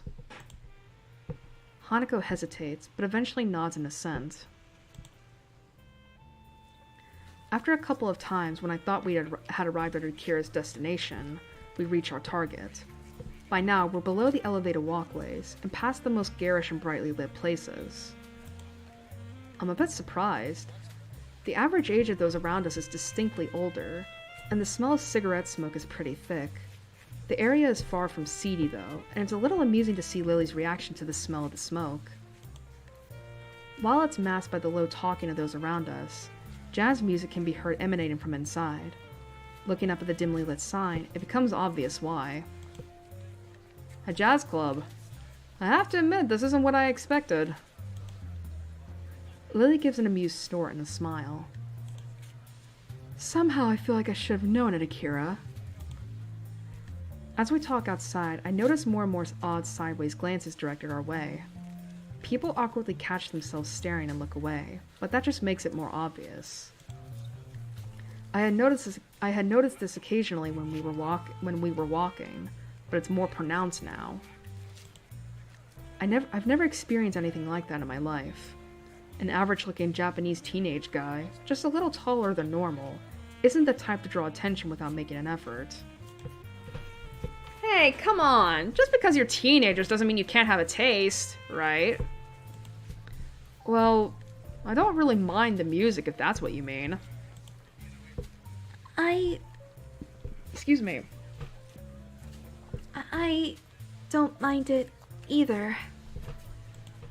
She's only just managing to force the words out. It contrasts heavily to when we're alone in Yamaku, and it disappoints me a little that she's so highly strung for what's supposed to be a good time out on the town. It's hard to read Hanako's face as she keeps looking downwards. It's little wonder if she doesn't often come out into the city because of this, and it makes me a little thankful that my own scarring is easily hidden. Lily has a similar way of attracting people's gazes, but the reason for it is clearly different. She hardly looks like a native, and the same can be said for her sister. That much is far more noticeable than her blindness from a distance. She may not be able to see this for herself, but I have little doubt she can hear the odd whispered phrases from people who think they're out of earshot. Be that as it may, she doesn't seem to show any sign of either annoyance or pleasure at the attention. Akira is still as confident as ever, though. Flashing a smile, she strides in with Lily by her side and the two of us following behind. I had expected my eyes to need adjusting to the light inside, but it's not much brighter than outside. The music we'd heard is clearer now, mixed in with the sound of glasses moving on the tables and counter, and the husky chatter of the patrons. Looking to my right reveals the music's source, a jazz group playing beyond some tables. The patrons seem to be mostly men, and though there's a handful of women, nobody looks under 30. Aside from us, of course. It feels a little like we stepped into the 1920s, and the atmosphere is quite agreeable. I'm not completely comfortable simply because of my age, but were I older, I would probably feel quite at home. Hanako seems a bit more relaxed now, probably due to nobody looking at her. Everybody's talking between themselves, drinking or watching the band. Akira casually takes a seat at the counter without even glancing around. She's probably come here before. Lily retracts her cane, feeling out the bar stool on the edge of the counter before taking a seat beside her sister. The bartender takes a brief break from polishing a glass to watch her, before putting it down and coming over. Excuse me. Good evening, ladies. What'll it be? Just a scotch, thanks. Lily? May I have a glass of champagne? A black-suited elbow hits her side sharply. Orange juice, please. Oh, I was like, wait, does a stranger bump into her? No, that was Akira telling her, don't get more alcohol! You will get in trouble! No problem, coming right up.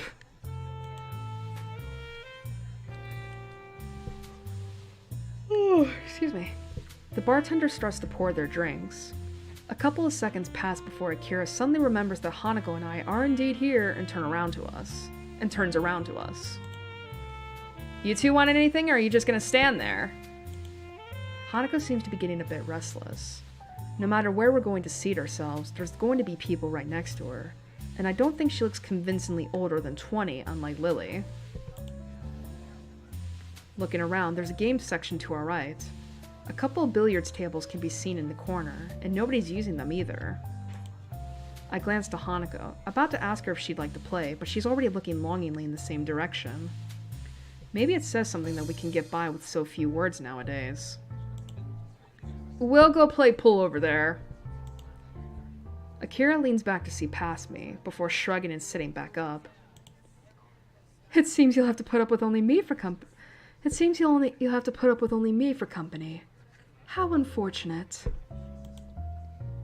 Have fun, you two. We turn and set off for the abandoned corner, with Hanako taking the lead. The prospect of a nice, quiet game away from everyone makes her walk noticeably faster. Her eyes stay firmly fixed on our prize. The table's full size and well lit despite the surrounding darkness, thanks to the bright overhead lights. A huge painting of something covers the wall. There aren't many people milling about this corner of the club, and I can see Hanako becoming a little less tense as a result. You know how to play? I'm no expert, but yeah, I do. Then, 8-ball? Sure. Hanako gets the chalk and 2 cues from a set of hooks against one of the walls, while I fetch the balls from the table's pockets and grab the rack from a shelf underneath. She patiently waits as I get the table set up. After slotting the final ball into the rack and doing some last adjustments, I end up having to fight my perfectionist urges and getting the bottom row of balls exactly perpendicular with the edges.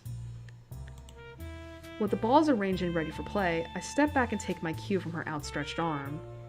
I carry out a quick inspection of the tip before I'm satisfied that it's in good condition. So you've played before? Once or twice. I just kind of know the rules. The air between us feels a little awkward. She's still pretty nervous, understandably given that we're in public. Eventually, the silence becomes too much even for Hanako, and she begins to quietly stammer. Who... break? I think for a moment before reaching into my pocket and drawing a coin. I'll take heads, your tails. After a nod of agreement from Hanako, I flick the coin up in the air, catch it, and flip it over onto the back of my left hand. Looks like it's you that gets to break. This is a nice angle. Hanako nods again before taking up her position at the end of the table.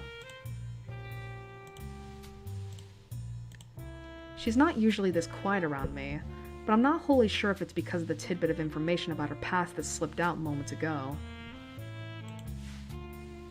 The cue comes back in a practiced gesture before smacking dead into the center of the cue ball with a thud. The white ball skates across the smooth green expanse before smashing into the carefully arranged balls at the other end. Balls skitter across the table at high speed. The break was good, with the balls being nicely distributed around the table. My eyes are already flicking from one to another to pick out the easiest candidates to pocket. Hanako retreats from the side and I take my shot. Well done. It's only after Hanako says this that I realize the ball I was shooting at was sunk. I look at her and notice a small smile on her face. It's nice how playing games seems to loosen her up a little. Guess I'm stripes then. I take a step back and let her take the next shot, but she doesn't advance to the table. Rather, she looks down a little and rubs her arm. By now, I can identify this as one of her gestures that means she wants to say something, but isn't sure enough of herself to do it. What's up? It's just... you had a... nice smile. Do you like playing this? I sigh and lean back against the table. I like playing, yeah. I think I was smiling because it's really nostalgic, though. Hanako tilts her head quizzically. Me and my friends used to play pool in the game centers near where we live pretty often, and at night, too. Wouldn't your parents... My parents both worked, so they didn't mind me not being in the house. I stayed on top of schoolwork pretty easily as well, so there was plenty of time to do other stuff at night.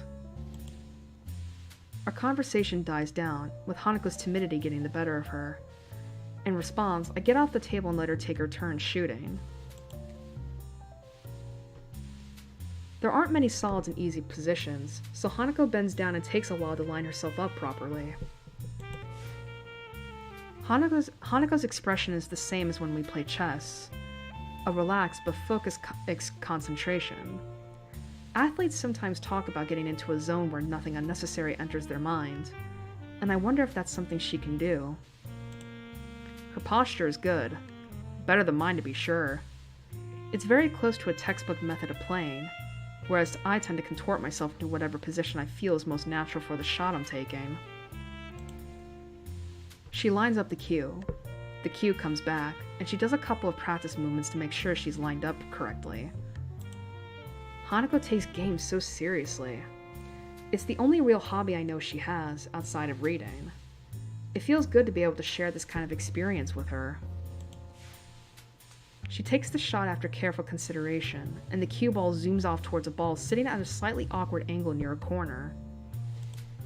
Hanako's careful preparation pays off as the cue ball hits and sends the ball rolling towards this corner pocket. For a moment, it looks like it'll stop just on the lip of the hole, but it eventually tilts just enough to drop in. Man, that was a hard shot. If you can pull that off, I don't think I have much hope. I'm not that good. It's not just a shot, though. Even when lining it up, you looked really serious. You're like this with chess, too. The praise makes her a little flustered. She sets the cue against the table and stands, turning to me. I just like those kinds of things. Her fingers are twisting and turning slightly. Tightly, sorry. When I was in the orphanage, I just kept doing the things I liked before. If I played games with the others, that was enough for the helpers there, so... I never thought about it that way. Staff at an orphanage would naturally want to have everyone socialize at least a little. If it's okay for me to ask, what was it like for you at the orphanage? Why do you want to know? I've touched a nerve, but the fact that she responded at all shows there's at least a chance she'll answer my question. Before, she likely would have just shrunk away from it without a word. I'll tell you, but... But... Could you tell me who Iwanako is? Iwanako? Oh, the letter. I wonder how long she's been waiting for the right opportunity to ask me this. I'm surprised, but don't hesitate. Sharing information is naturally a matter of... Sharing information is naturally a matter of give and take. I'm not gonna lie, my mouth is already starting to die, and it hasn't been that long. Excuse me. Alright. She's someone I used to like. Her nervousness subsided, at least for the time it took to ask. Her curiosity is getting the better of her, and I feel a bit uncomfortable to be questioned on this of all matters. There's no way I could spell out about all my feelings about Iwanako here. I don't even know myself what my feelings regarding her are, even after talking to Yuko earlier. Jesus. And I want to avoid the subject around Hanako.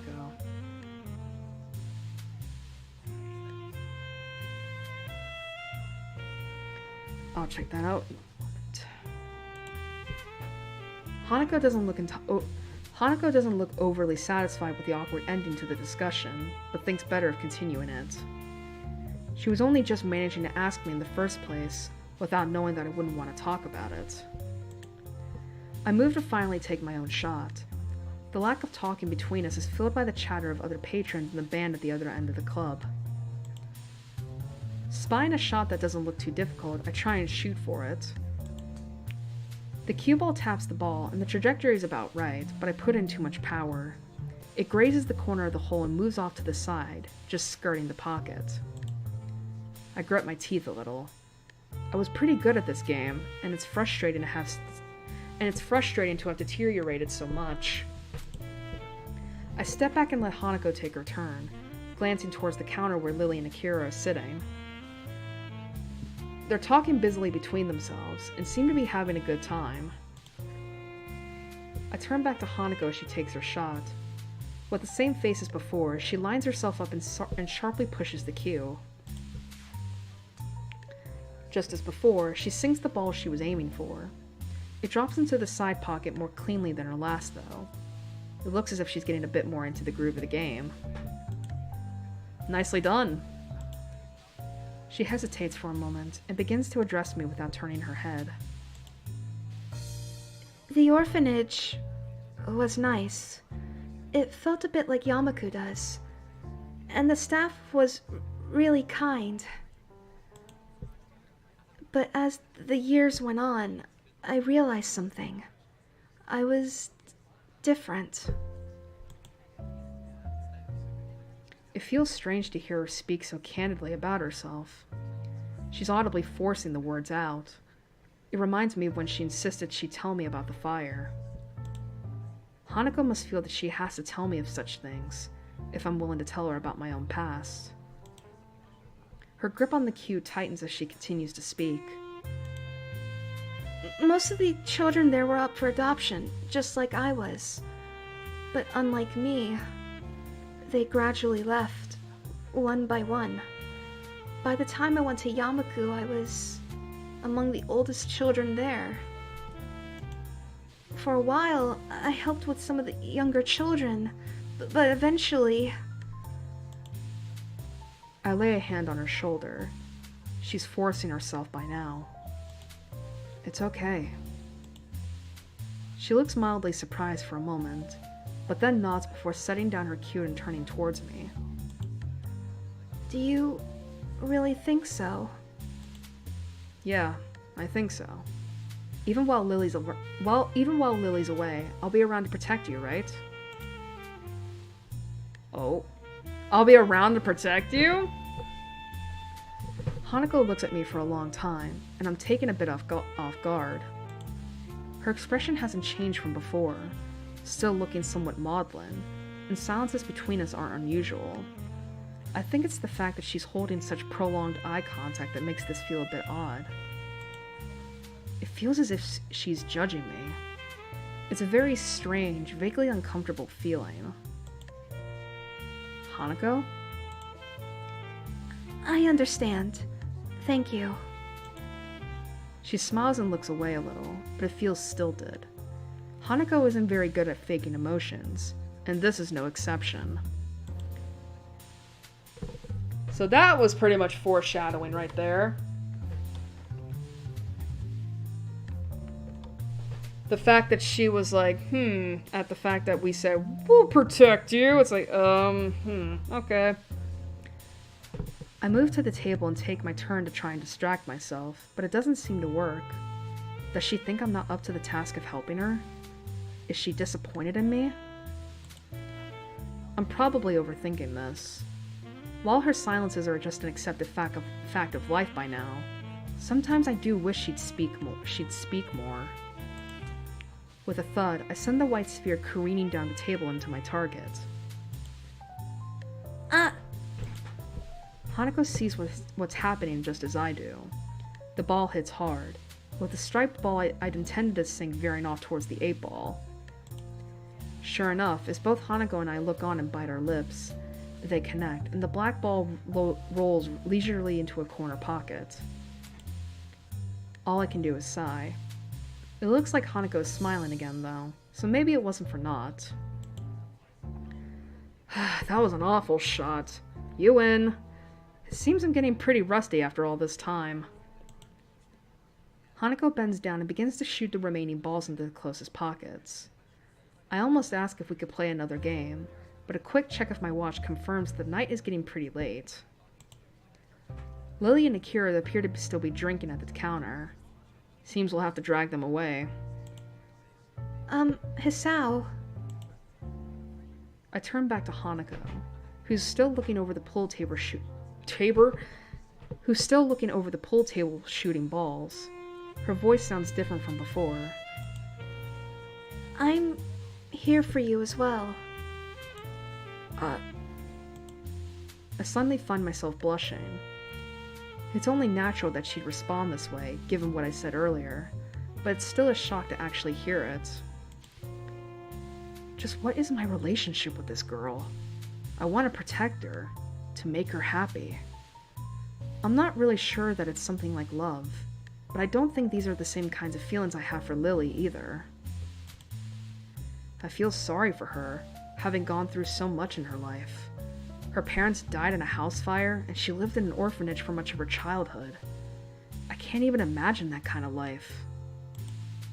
But I feel like there's so little I can do for her, especially now that Lily is going to be leaving the country. Hanako and I finish tidying up the table and cues, and pick up Lily and Akira on our way out of the club. It feels like something changed between Hanako and me. I can't quite place what it is, but Hanako is acting differently now. I feel like we're further apart, if anything. So, you enjoy yourselves? Hanako and I both nod and agree. The game was good, and we both did learn more about each other, so it's an honest answer. Lily appears to be a little distracted. Worried about the trip, Lily? She pauses before sighing and smiling weakly. A little. It means quite a bit. The comment earns her a clap on the shoulder from her sister. Hanako smiles back too. You'll be okay, Lily. I hope you can enjoy your time over there. Thank you, Hanako. I'll try to. It'll be nice to be back with my family, after all, no matter for how brief a time it may be. With that, the four of us begin to walk to the car park where Akira's car is. We continue to talk between ourselves, but it's mostly just small talk. Alright.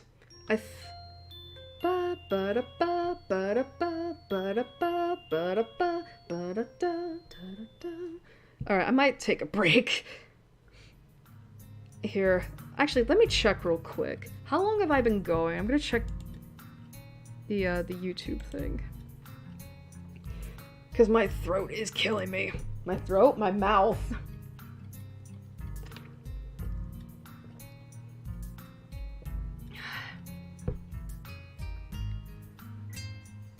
It's only been 2 hours. Doesn't feel like it.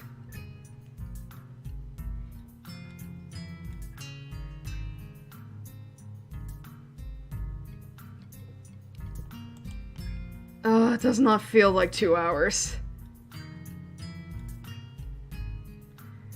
Fuck me. 2 hours, huh? Alright, we'll continue going on for a little bit longer. It hasn't been that long. Alright. Beginning of the end. Does that mean we're approaching the end game? Alright.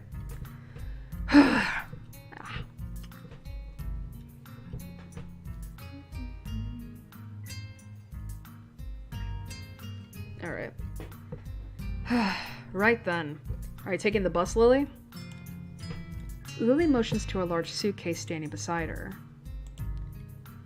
I'll have to take this with me, so I've booked a taxi. It'll meet us at the school gates in about 5 minutes. Ah, I see. Lily reaches down and feels out the handle of her suitcase. Its weight causes her some difficulty, so I quickly offer to take it myself. That is awfully kind of you, Hisao. She has no qualms about accepting, and I end up picking it up. It's not what I'd call light, but it's not exactly heavy either. I don't think I'll have too much trouble carrying it. Well, thank you then. We should hurry though. If the taxi leaves, then it'll take quite a while to book a new one. Are you ready, Hanako? Yeah, let's go. We rush to the gate as fast as we can, only to find that the taxi is yet to arrive. Well, nothing like a bit of exercise in the morning. The nurse told me that I should be doing that. I think you probably had other things in mind, Hisao, and probably with more regularity. Do you intend to be helping people with their luggage every day? I guess not. Looks like we've got a bit to wait anyway. How long should we wait for the taxi before calling them again? I would say another 10 minutes, but they've never let me down before. There's probably just a little traffic. Okay then. So how long is the flight to Scotland? About 16 hours if I remember correctly. It's a bit hard to tell with the changing time zones. So long. It's now that I realize that Hanako's been unusually quiet even for her. She doesn't handle stress well, so she's looking really uptight. Yeah, I can't imagine being on a plane for that long. I've only ever flown on a short family holiday up north, so it really is quite hard to fathom.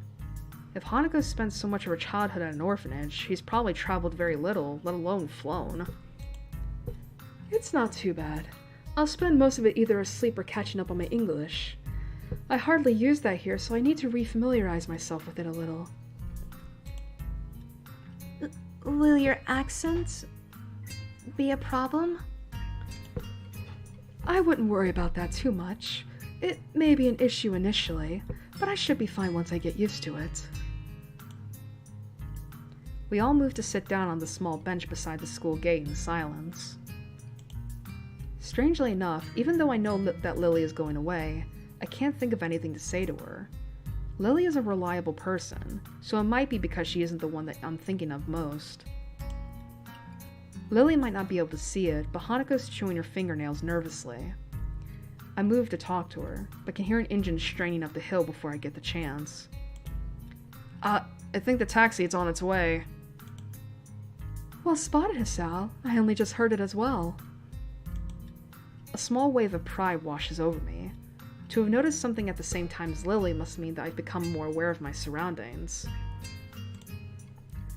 Anyway, we won't have to call the taxi company, nor worry about missing Lily's plane. Once the taxi stops where we're standing, the driver rolls down a window and leans over. After confirming that, yes, Lily is the same Lily Sato that booked the trip, we sort out her luggage. The driver opens the trunk of the taxi and takes Lily's suitcase, with Lily climbing into the back seat as he loads it into the trunk and slams it shut. After getting back into his seat and shutting the doors, he waits for us to say our farewells. Have a safe trip, Lily. Take care of yourself. Hanako looks understandably downcast, and that much is obvious even in her voice. Of course I will. I'll be back before long, don't worry. There'll still be another person here for you too, won't there, Hisao? Yeah, of course. I turn and smile to Hanako, putting my hand on her shoulder. She only manages to keep eye contact with me for a couple of seconds, her cheeks red all the while, before turning back to Lily. See ya, Lily. Goodbye. Lily gives her farewells to the both of us with a fair measure of reluctance. Without further ado, the driver starts the engine once more and they begin the journey down the hill and towards the airport. The two of us stand at the gates for a long time, even after they've disappeared from sight, not really knowing what to do. So, what do you want to do? I don't know. Let's see. There's a choice here.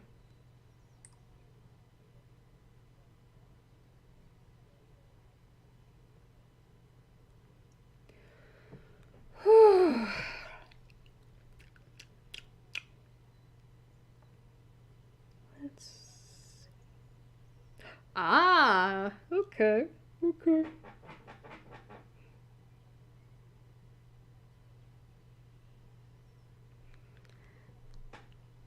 Alright.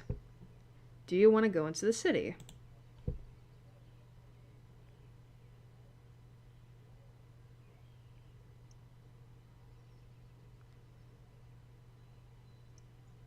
Alright.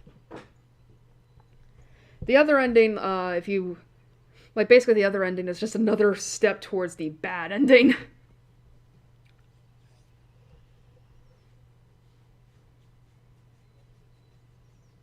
Or maybe the neutral ending? I don't know. Excuse me. Alright. The bus stop, standing by the school gates like a mute sentinel, puts a strange idea in my mind. Do you want to head into town and look for a bookshop or something? We have the rest of the day free. It's a long shot, as Hanako doesn't like going into the city. I count the fact that we managed to get her out here. Wait a minute. I count the fact that we managed to get her out there even when it was so dark as a small miracle. But I genuinely want to spend more time with her. Anyway, she's likely to just refuse and go back to... Okay. Really? Really. Let's go. I can't work out why Hanako has decided to agree with me, but I'm not about to ask her to change her mind. Yeah, I was gonna say, just be grateful she's coming out!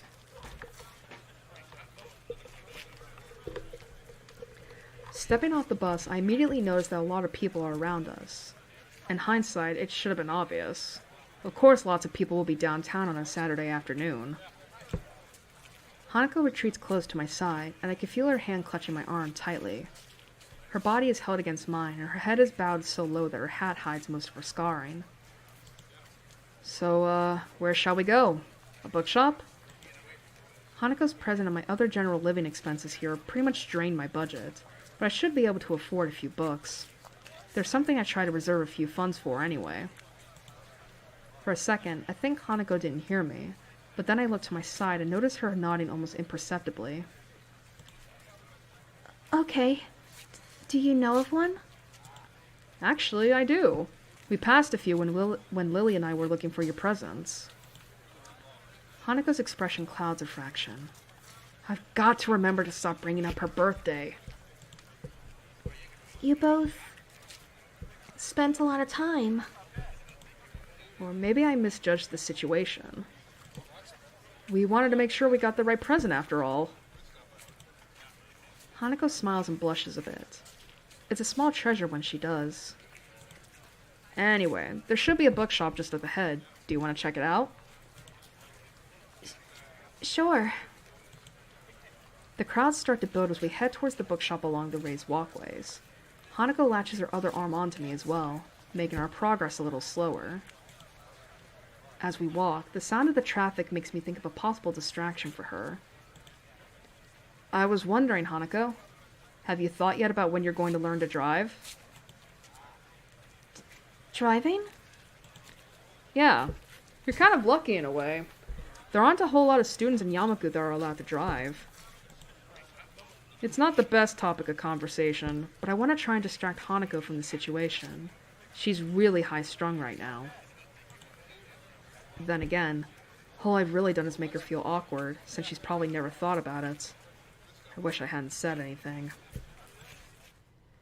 Before long, we're before one of the bookshops Lily and I passed by during our search. What kind of self-respecting bookshop closes on Saturdays? Bookshops don't make much money anymore because of the internet. Maybe they just had to close over weekends?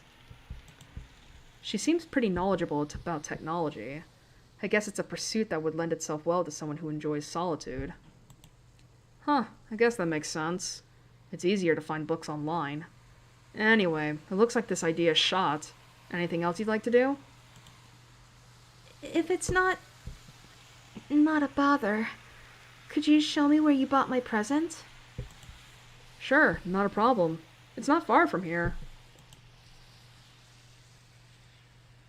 I head off in the direction of the store, only half sure of its exact location. I don't want to repeat it the last time, spending half the day walking around aimlessly. Here we are, Othello's Antiques. It's small. Well, yeah, it took Lily and me some time to find it. Can we go in? I don't see why not.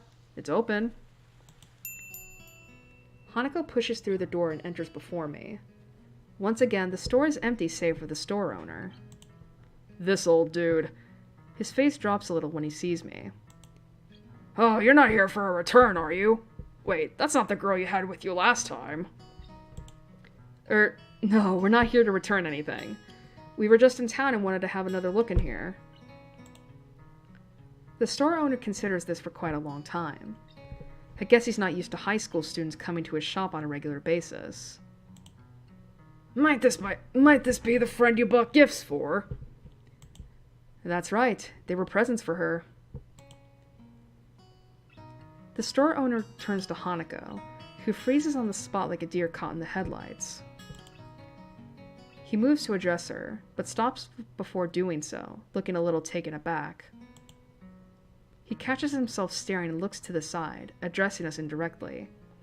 His expression is awkward and tense, as is his entire body. I want to be mad at him, but I know full well that I had the same instinctive reaction when I first saw her. First surprise, then curiosity, then an awkward look away as I dealt with what I'd seen. Hanako looks less panicked than before, but I think the feeling she's giving off now is worse. It's not anger nor annoyance. If anything, it's one of apology. You're lucky there, young lady, to have friends that care about you as much as they do. Thank you. If I hadn't spent so much time with Hanako, I wouldn't have realized that she said anything. Then again, the store owner's mumble was hardly clear either, thanks in part to being directed away from us. Hanako strikes out into the store, gazing in wonder at the various items on display. She finds the dolls section, and spends lingering minutes studying each and every one. It's a side of Hanako I've only barely been introduced to. I was astonished when Lily said she liked dolls, and even more so to find her collection sitting on her dresser. She looks a little better now that she's distracted and out of the store owner's sight, but I'm still quite put off by the whole experience. I might have my own problems, but I've never had strangers react to me like that, as if I was something completely alien to them. This is a nice shop. Yeah, it's not what I expected. Do you want to buy something? I didn't bring any money. Well, we can always come again. Now that I know where to find it, that is. Listen, I will buy gifts for you! We can? Of course. We can come here as often as you'd like. Thank you. You don't need to thank me. I almost forgot where this place was. I don't really think either of us completely believe in what we're saying, but rather, we're just repeating what we think we should say. Can we go back to the school now? Sure thing. Let's go.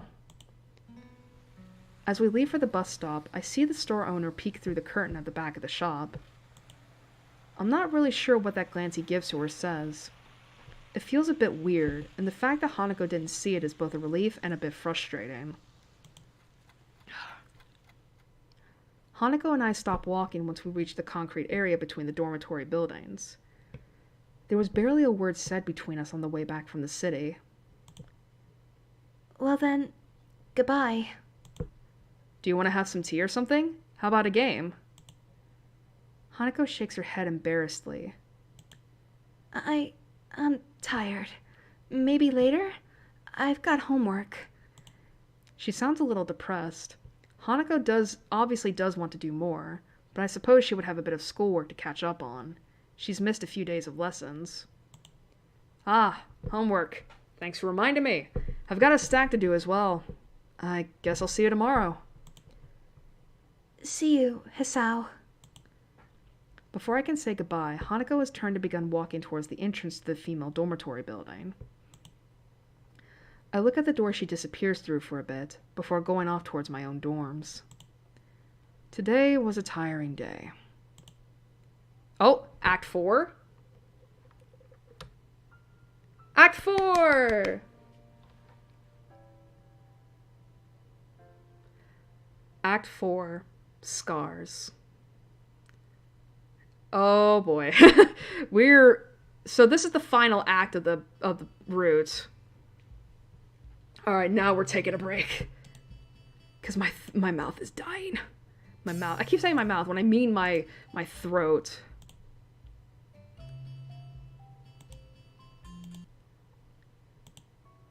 Oh, wait, go back? Look at that! But yeah, so there are 4 acts in total when it comes to a route. The first act is usually it's basically like the act where, you know, you have Hisao choose a girl, and then of course you have 3 acts dedicated to the girl in question. So yeah, we're on the last act of Hanako's route. Are we gonna I will be surprised if we finish it tonight. Cause let's see. Where is Hanako's CGs? Look at all that! Let's see, and then of course... 24% completion. So yeah, we got all the scenes for Act 3, Castling. We got a lot of scenes. Oh god. 1, 2... Well, actually, some of these might be for the 2 endings. You know... So that could, so yeah. Anyway, let's take a fucking break, because my throat is aching. Alright.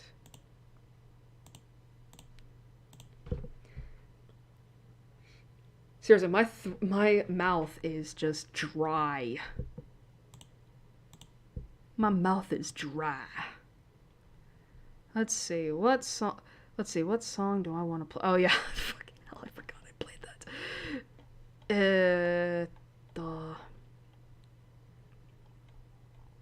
Oh, that's right. Shit, I fucking forgot. I told myself I was going to, like, play Ace Attorney music for this, but I fucking forgot.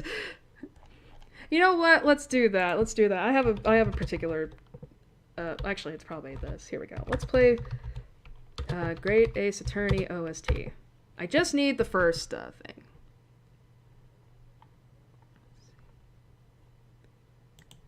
I know what song to play too. Let's see.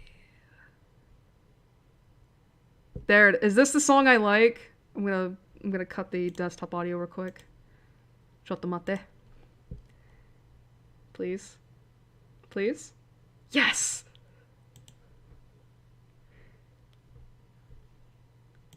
Alright. Alright, let me cut it back up.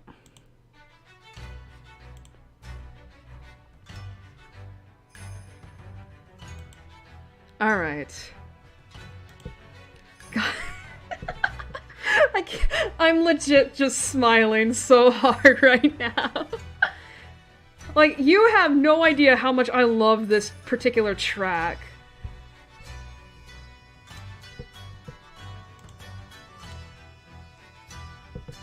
Da, da, da, da, da.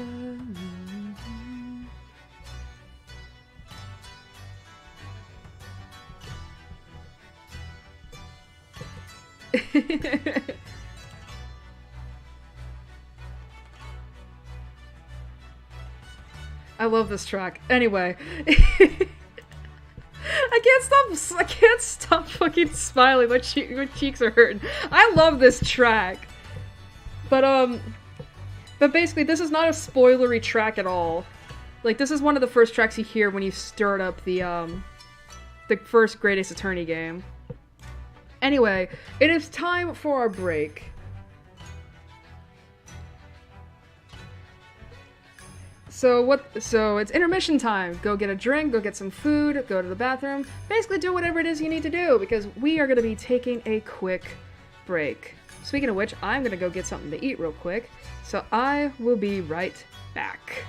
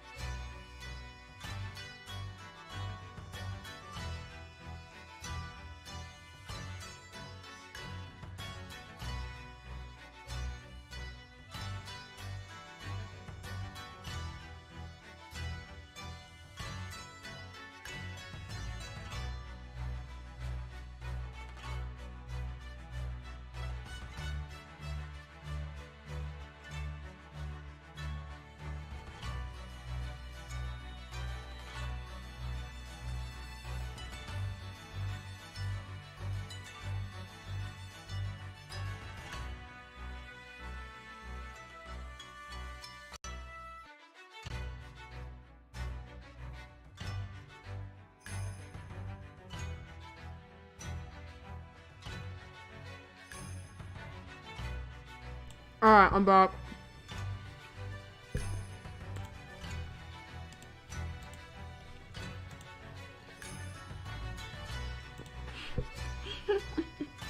Sorry, I really love this song. I can't stop. It's hard. I don't know if it's possible to hear a smile in someone's voice. But I really love this song. I'm sorry.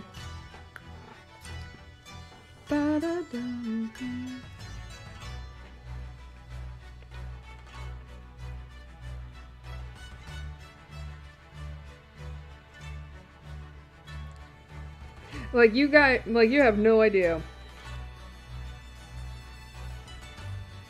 Like, you have no idea the amount of, what's the word I'm looking for?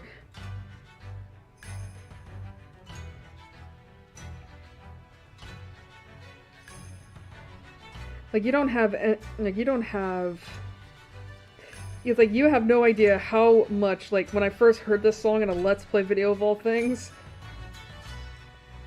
how much I would rewind to the beginning just to hear the song over and over again.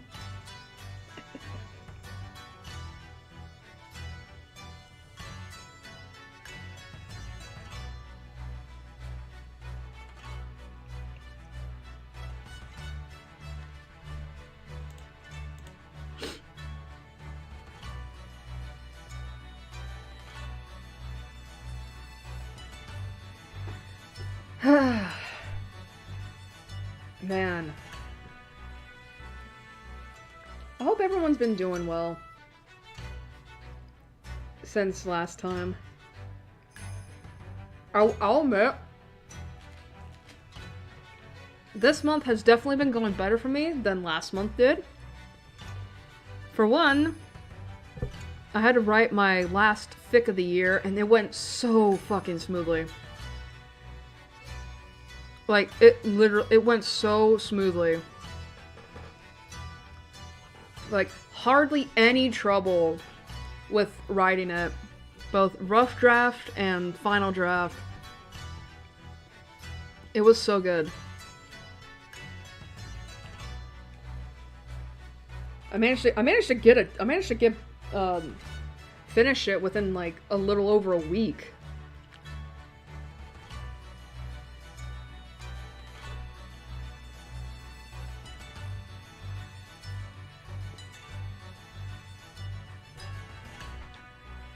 And then, I finally got back to playing D&D 3 weeks ago. Finally. Like, the first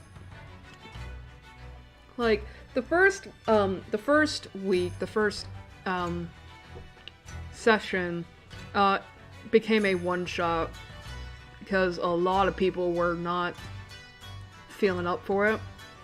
So it just turned into me, the DM, and player D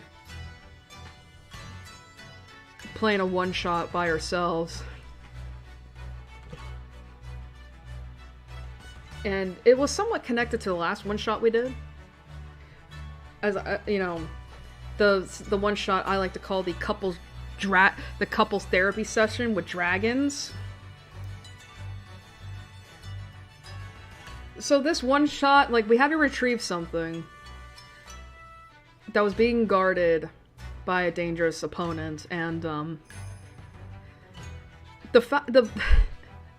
like, we arrived there, right?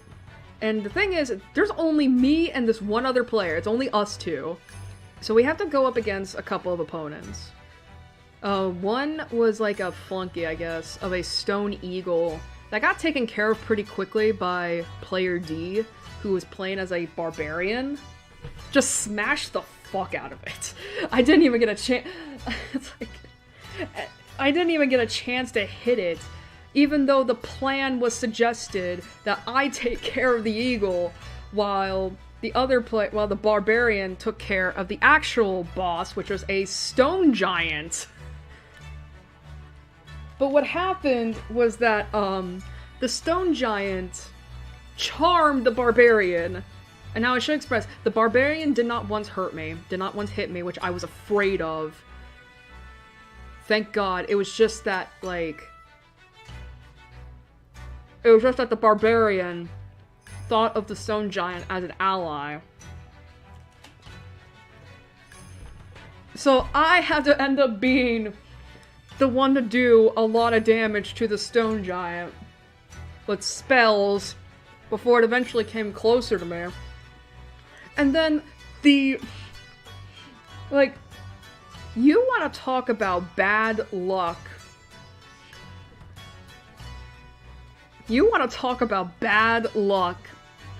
So, the stone giant finally comes over to where I'm standing, and I'm like, okay, now it's time for me to hit her with an actual weapon, because I am a sorcerer-din. Or a sorcerer/paladin. So I have a weapon on me.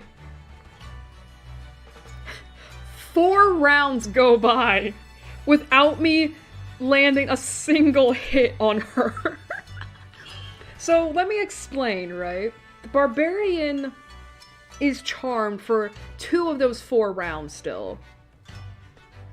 Because the barbarian had to pass a wisdom saving throw, and of course, the wisdom is a dump stat. So I of course had to be the one to try to hit the stone giant to kill it, you know? And oh my god. First round I miss her, I'm like, okay, well shit. That sucks. Second round I miss her, and it's like, and I was like, god damn it, come on. And I should express, these 2 rounds I had advantage on, and I still missed her. My hits were just, like, and I think what made it really suck was the fact that both of those hits were just below her AC. So it's like, ugh, come on. At that point, and I should express, ah shit. And I should express, the barbarian is still charmed, and is trying to, you know, is having to roll, you know, wisdom saves to break out of the charm, and the stone giant is mainly hitting me. There was one point where she actually got a natural 20 on me, and the thing is, I had mirror image up, but I think 2 out of my 3 images were gone. They had already been destroyed by other hits. So I was like, oh shit, because I was worried. I was like, oh fuck. Because I wasn't at full health at that point. And a natural 20 would have fucking probably knocked me out. So I was scared. I rolled to get a mirror image out. I rolled too low, so it was set to hit me. Thank God I thought to have silvery barbs on my character, because otherwise I would have died from the nat 20. I still got hit regardless, but I at least didn't get a crit. So yeah, because of how poorly the battle's going for me, the third time the barbarian has to roll a wisdom save, he still rolls too low enough. He still rolls too low enough to successfully break out of it. So the DM at that point was just like, okay, you know what? I'm just gonna give you the advantage. You rolled high enough. Fucking hit it. And so I was like, oh, thank God, because this is not going well. So now the barbarian is back in the fight, and he's doing more damage than I can ever do, even as a paladin who was hoping to get fucking divine smites. But then more shitty luck happens to me. So when it goes back to my turn, the next 2 out of the 4 rounds, I get nat 1s. I get 2 nat 1s. Like, the 3rd time I missed, this was the first nat 1. I was like, oh, for fuck's sake, come on! And the thing is, though, is at the 4th round, the giant is on its last fucking legs, so it's up to me to get the killing blow, right? I rolled enough, like, I remember praying to God. I remember praying to God that, you know, just to please let me have this, because I'm the one who did a lot of damage on it. I'm the one who's been trying to fucking hit this thing. I still get a nat 1. Even, like, both the DM and player D were just like, what the fuck? Just like, what the fuck is with your dice tonight? And I was just screaming into the call, into the VC. I was like, what the fuck? They felt so bad for me. Like, I laugh about it now, because it's funny as fuck how awful my luck was that night.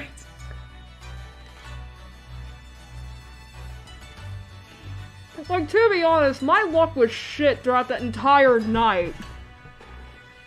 Like, I think it was rare for me to get, like, I think the only good rolls I had that one shot were spell attack rolls. Everything else was below, like, 15 or 14.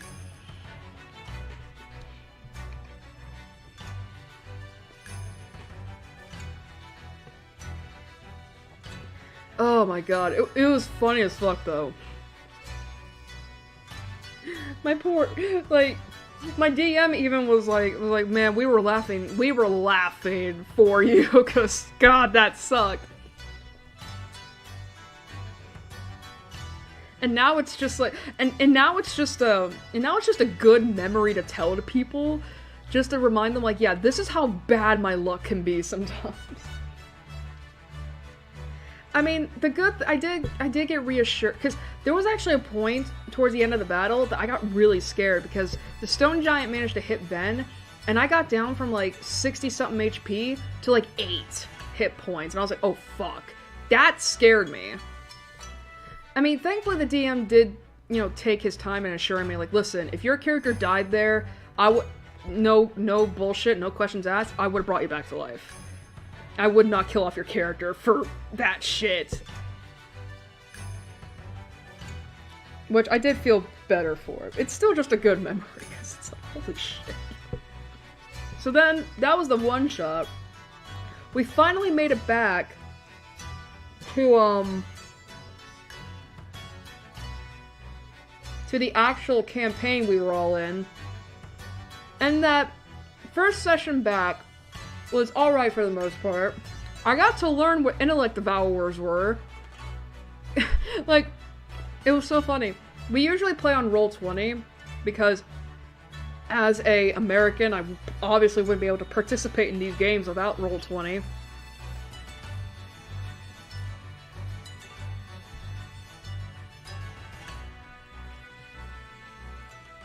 So,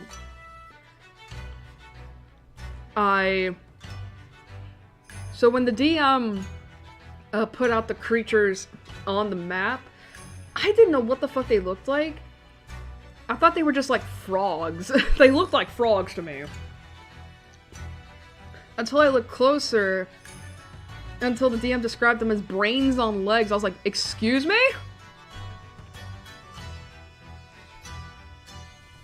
Excuse me? I mean, thankfully they were taken care of rather quickly, and then we had another mind flare to deal with, but he went down.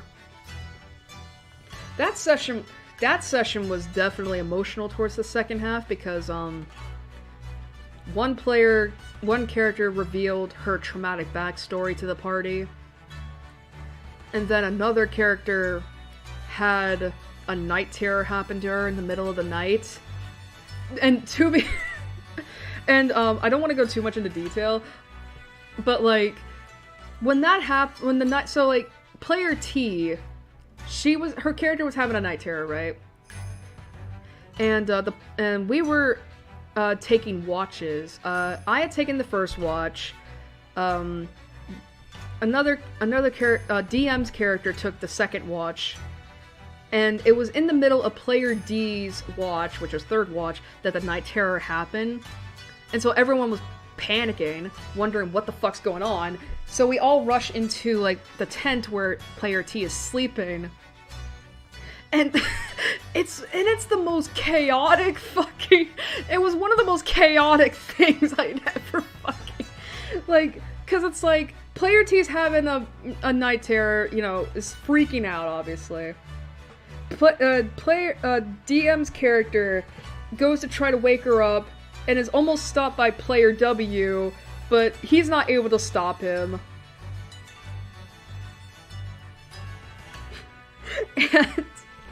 And the DM's character is doing a really shit job of waking player T up from her night terror, and the thing is that there had to have been a contested strength roll, or at the very least, like player T had to roll a strength check to, you know, because in her mind she has to fight off, you know, whatever is threatening to do her harm in her dream, you know.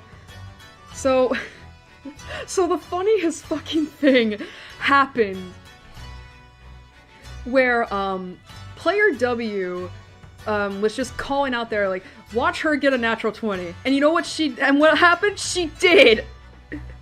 Like, I fucking, like, burst out laughing. I fucking burst out laughing at that because I was like, wow! And so that happens. So DM's character drops player T, is stumbling back because she actually broke his fucking nose in character. And player W fucking knocks into him again, getting blood on his wings.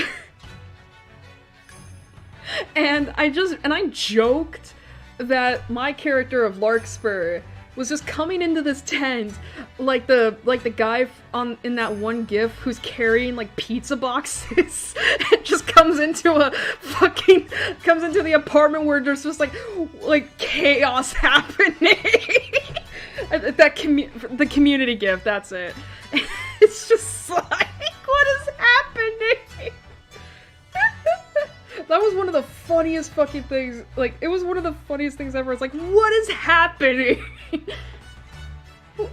And I know at this point it's just peak D&D. Chaos is happening all around you, and you're just like, what is happening?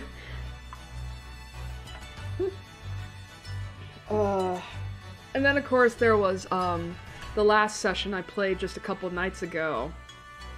And that is what I believe to be the last session of the year, because obviously we won't be able to do it this week because it's Christmas. And then next week is, like, the DM did say that there may or may not be a game. I'm leaning more towards not because it's New Year's. But I won't be, you know, opposed to doing it. But again, I think the next time I play D&D is going to be next month. But, what happened last session... Oh, man. That was actually one hell of a session to play. Cause basically... I don't remember if I mentioned this. But basically, we're trying to fight off, like, a big bad mind flayer. You know, the boss or whatever.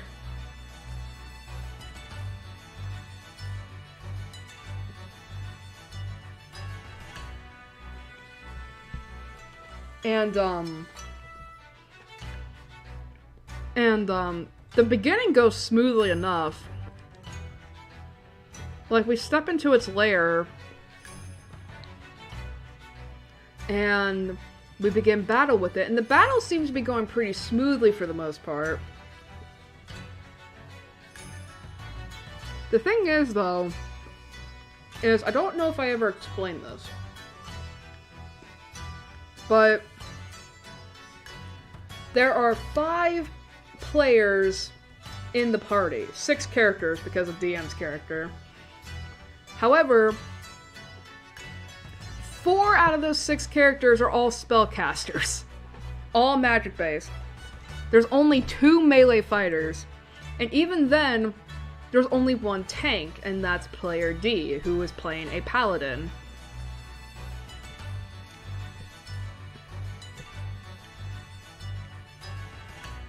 So, the plan, that I think now was pretty stupid, I mean, granted, this is not entirely his fault. I mean, we did agree to it, we all agreed to it, and due to a series of bad dice due to that and a series of bad dice rolls and such, that we got the result we got. But regardless.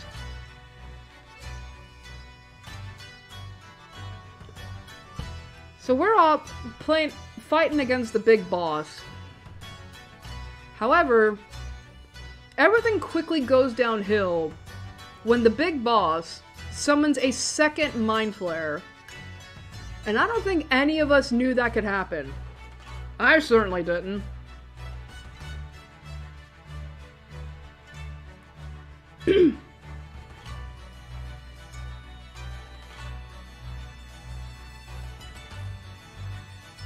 But yeah, I certainly didn't.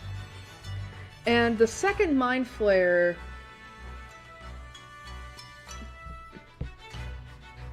Mind Blasts our tank, and he's the only one that's up there, by the way.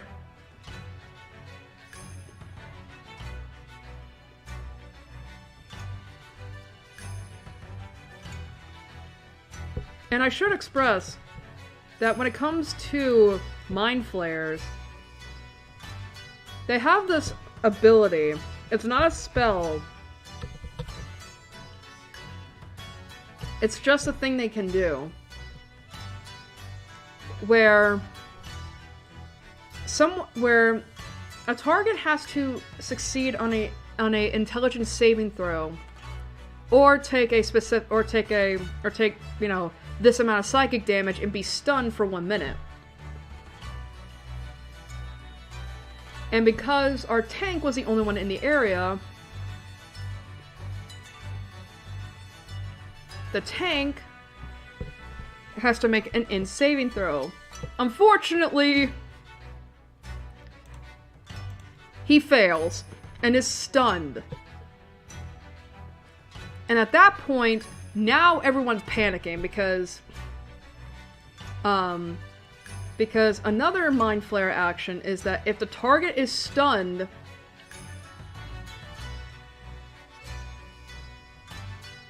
the Mind Flare can instantly kill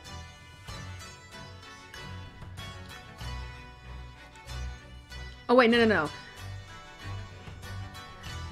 The Mind Flare has another action where if it manages to hit someone with this attack and the target is reduced to 0 hit points, he's dead. They're fucked. Like, it's permadeath. And unfortunately, because the tank is stunned, he can't dodge. And he's already on half health. And the problem is that the boss Mind Flare goes before me, and I'm the healer. So yeah, player D's character dies. Like, straight up is permadeath.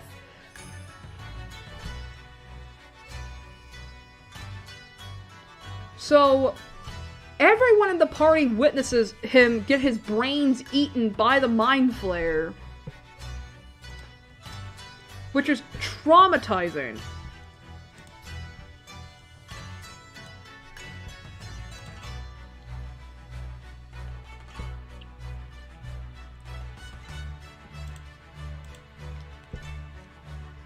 So that happened. And oh my god. I don't want to go into too much detail about what happened with Larkspur, because I do plan on slowly revealing it to the party. But basically Larkspur goes fucking mad with grief and kills the boss Mind Flare. Unfortunately, the boss Mind Flare was only on 2 HP at that point. So it wasn't much of a kill. But let's just say the Mind Flare got fucking eaten alive by locusts. And then the lackey Mind Flare got killed by, other players. But regardless, the fight is over. We killed at least one of the boss Mind Flares. And we rescued our quarry, our target. but at the cost of one of our friends. So now, Larkspur is fucking traumatized. And I will admit, that definitely has influenced what I plan on doing with Larkspur's character from now on.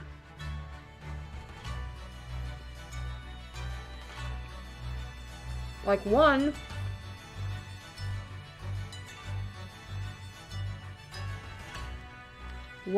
next level up I'm going, it's a multi-class. I already have the class and subclass picked out for Larkspur, I just need to wait. Because to be honest, I always planned on Larkspur multi-classing, I just didn't know when it would be. I needed something big to have happened before then. And this is definitely the catalyst. So that's the first thing. And secondly, you know, Larkspur I wouldn't consider to be an atheist or an agnostic or anyway. Like, Larkspur has never been a very religious or devout person. But after this incident, Larkspur now fully hates gods. Now hates deities, religion!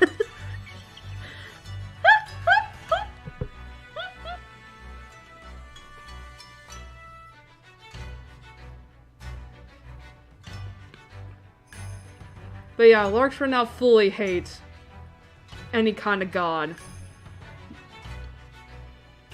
So that's gonna be very interesting to roleplay.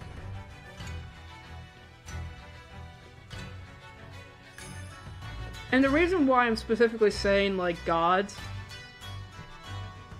is because, player D's character was a paladin of a god. Ironically, one of protection, too.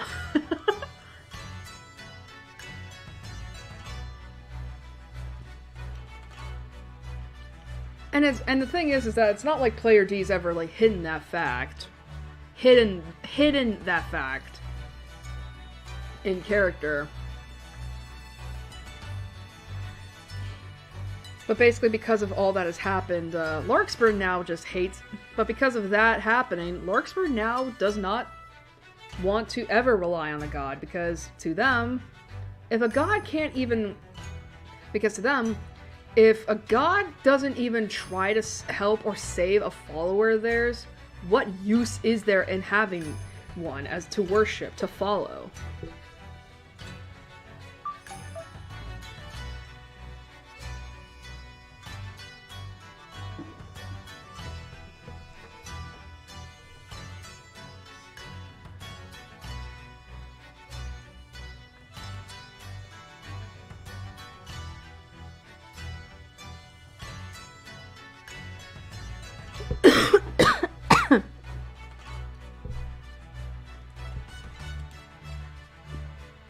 Alright, let me reply to this message real quick. So, I gotta reply to a message. I gotta retweet the link on Twitter and such. And then we'll get back into the game. So, give me a momento. Excuse me.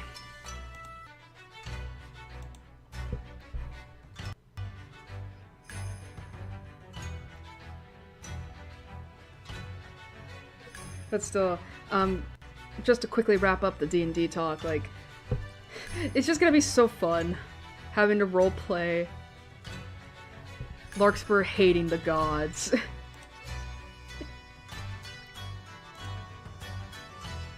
Don't...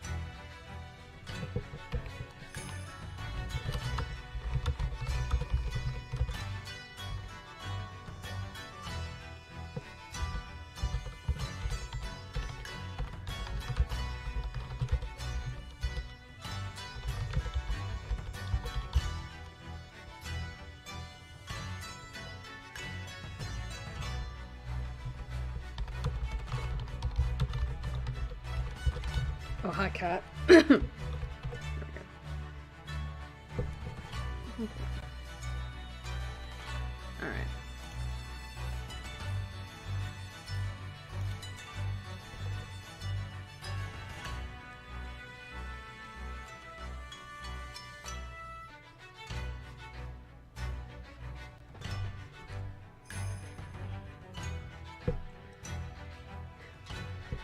I hate the gods.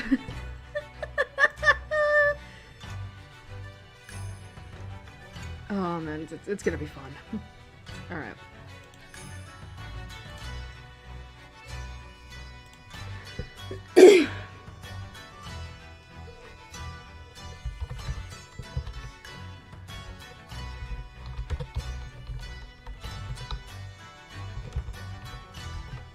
I can't spell today. There we go.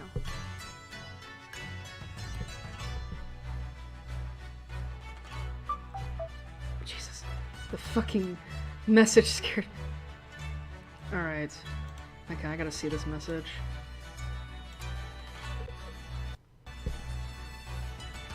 I know it's a little fucked up. I'm like, it's like, why are you answering messages? And it's like, well, unfortunately, this is important enough that I gotta like put off getting back to the game for. Okay. Actually, I could have just.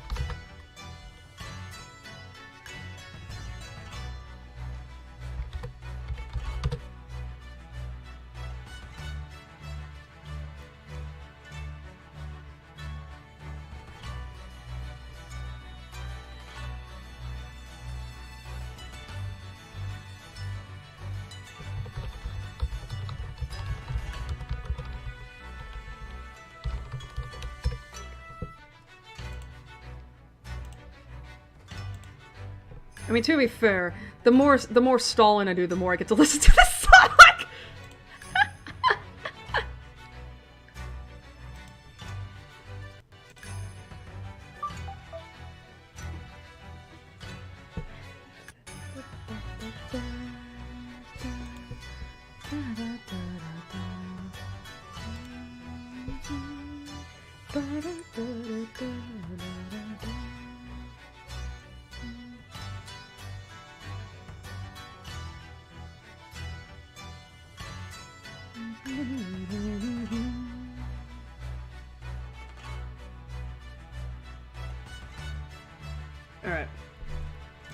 Alright, say goodbye to I was gonna say Tumblr. To Firefox. We'll see it again.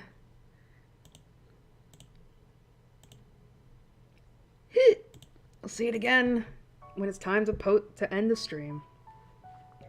How long have we been going, I wonder? It's probably been at least over 3 hours.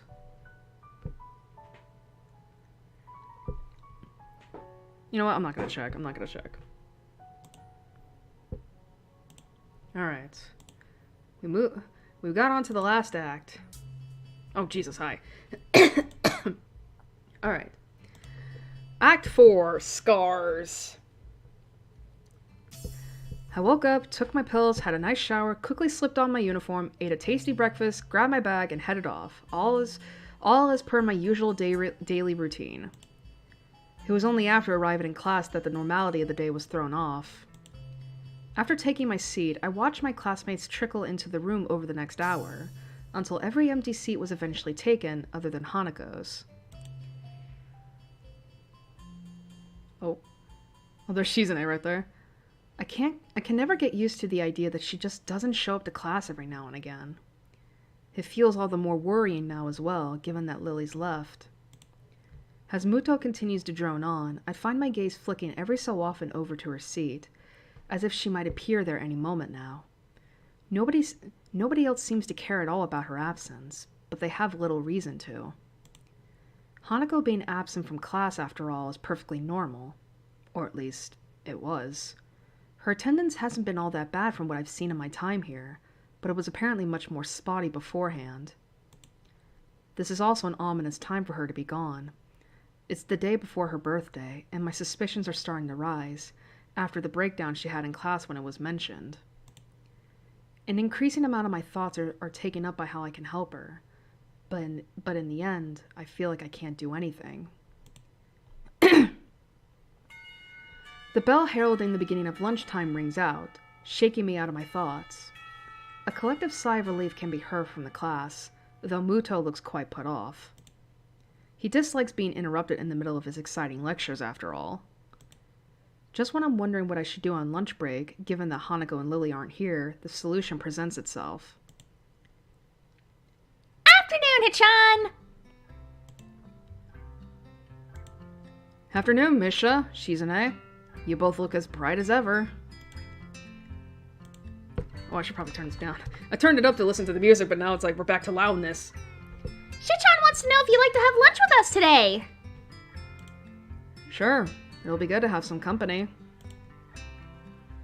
The cafeteria hums with activity, much like my old schools did. Yamaku is different, though, in how strangely civilized the lunchtime rush is. What one would expect to be an unruly mob chomping at the bit to get to the serving area is, rather, a neat and organized line. There's a small amount of jostling, and people's heads are often craning around to check on what's happening up ahead, but it's pretty subdued. This is due, no doubt, to the very serious rules regarding such matters in this school. The same strict discipline is observed when students move in the hallways, or come to and from their dormitories in the school gate. While the reasons for it may be slightly off-putting, I've come to quite like this sense of order that's enforced in the school. I didn't really like being told by Shizune and Misha to get their lunches, though. I feel a little used as I take a seat at the table where they're sitting, plunking their food down in front of them. Sweet bread and strawberry milk for Misha, a bowl of ramen and juice for Shizune. I heave a sigh of relief as I put it all down, after the significant difficulty I had carrying it all in addition to my own lunch. Thank you! Misha claps her hands together before popping open the wrapper and digging into her bread ravenously. Shizune simply gives an appreciative nod before giving her steaming ramen a stir and blowing on it a little to cool it down. I open my own lunch, another packet of sweetbread, and take a bite before washing it down with some juice. The bread is very sweet, so much so that I end up forcing myself to stomach it just to get the experience over with.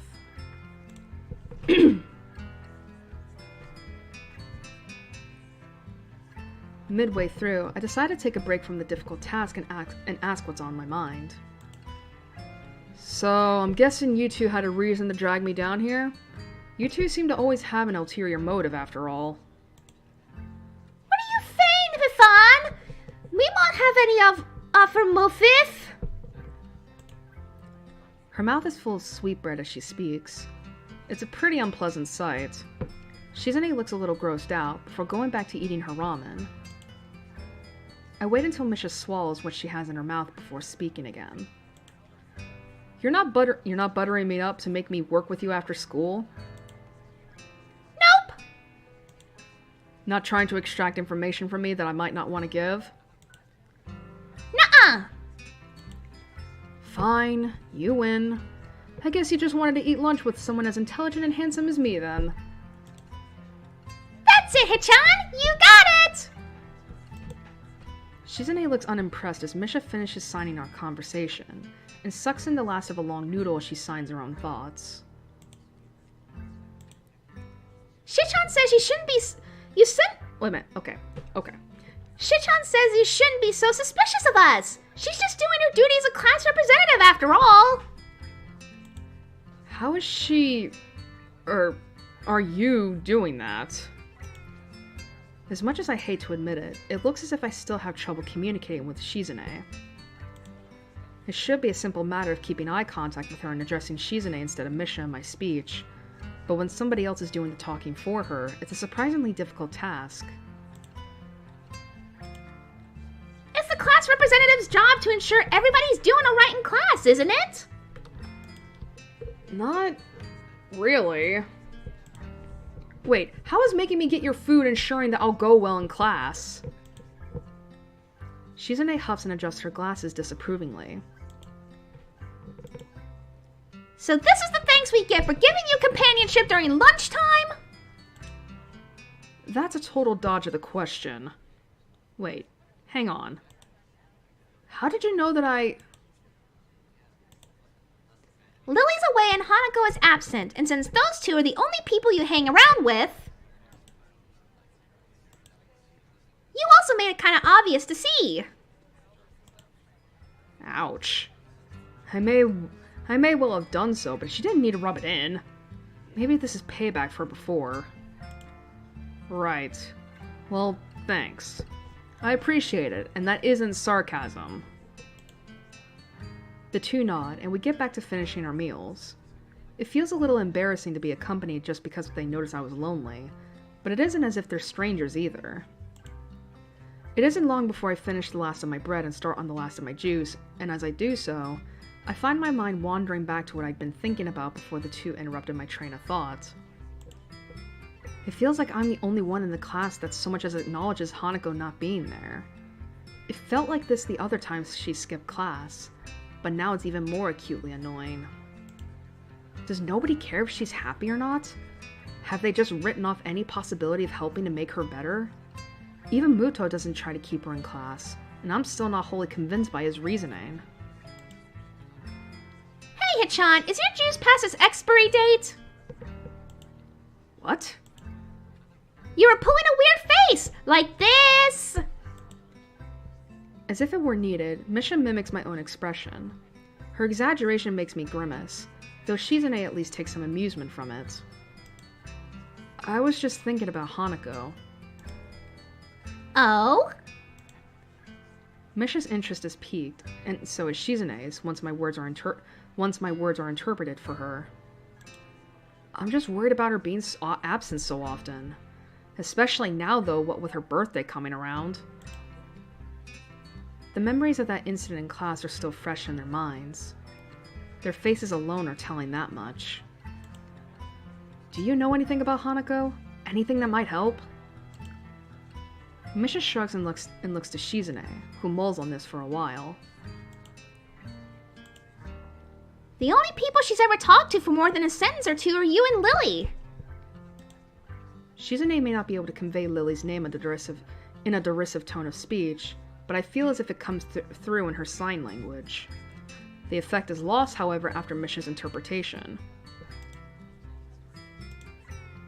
There are a couple of things we know about Hanako's student council members, thanks to the records that pass through our hands, but we can't say anything about what's in them. Understandable. It sounds a lot like the nurse's patient confidentiality. Every time I find someone that knows something about Hanako's past, it turns up being a dead end. Well, that's not, like, it's like, I mean, the nurse has a point. It's like, that's patient confidentiality, and you are not Hanako's family. Like, you have no right to that information. And of course, these two, like, they have information for her that may not be, right to give out to someone who isn't her family. Like, it's no shit, Hisao! How would you feel if people were just handing out private information about you that you didn't want anyone else to know? The only way I'll ever find out is by asking her.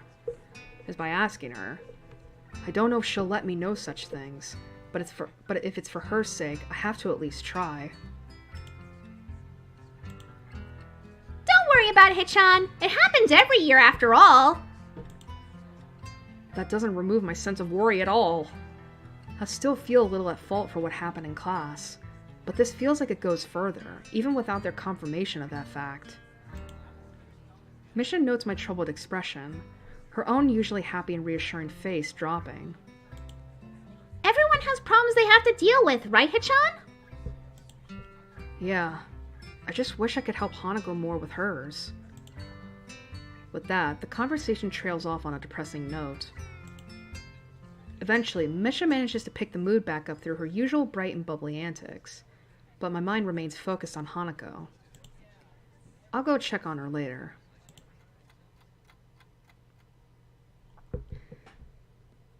It is kind of interesting that it's just like he wants to like, that it's like, I want to help her, I want to help her. I don't know, like, the thing is, right, is that like there's nothing wrong with wanting to help someone with their issues and all that, but the way that Hisao's going about it, it's just like, it is a little uncomfy.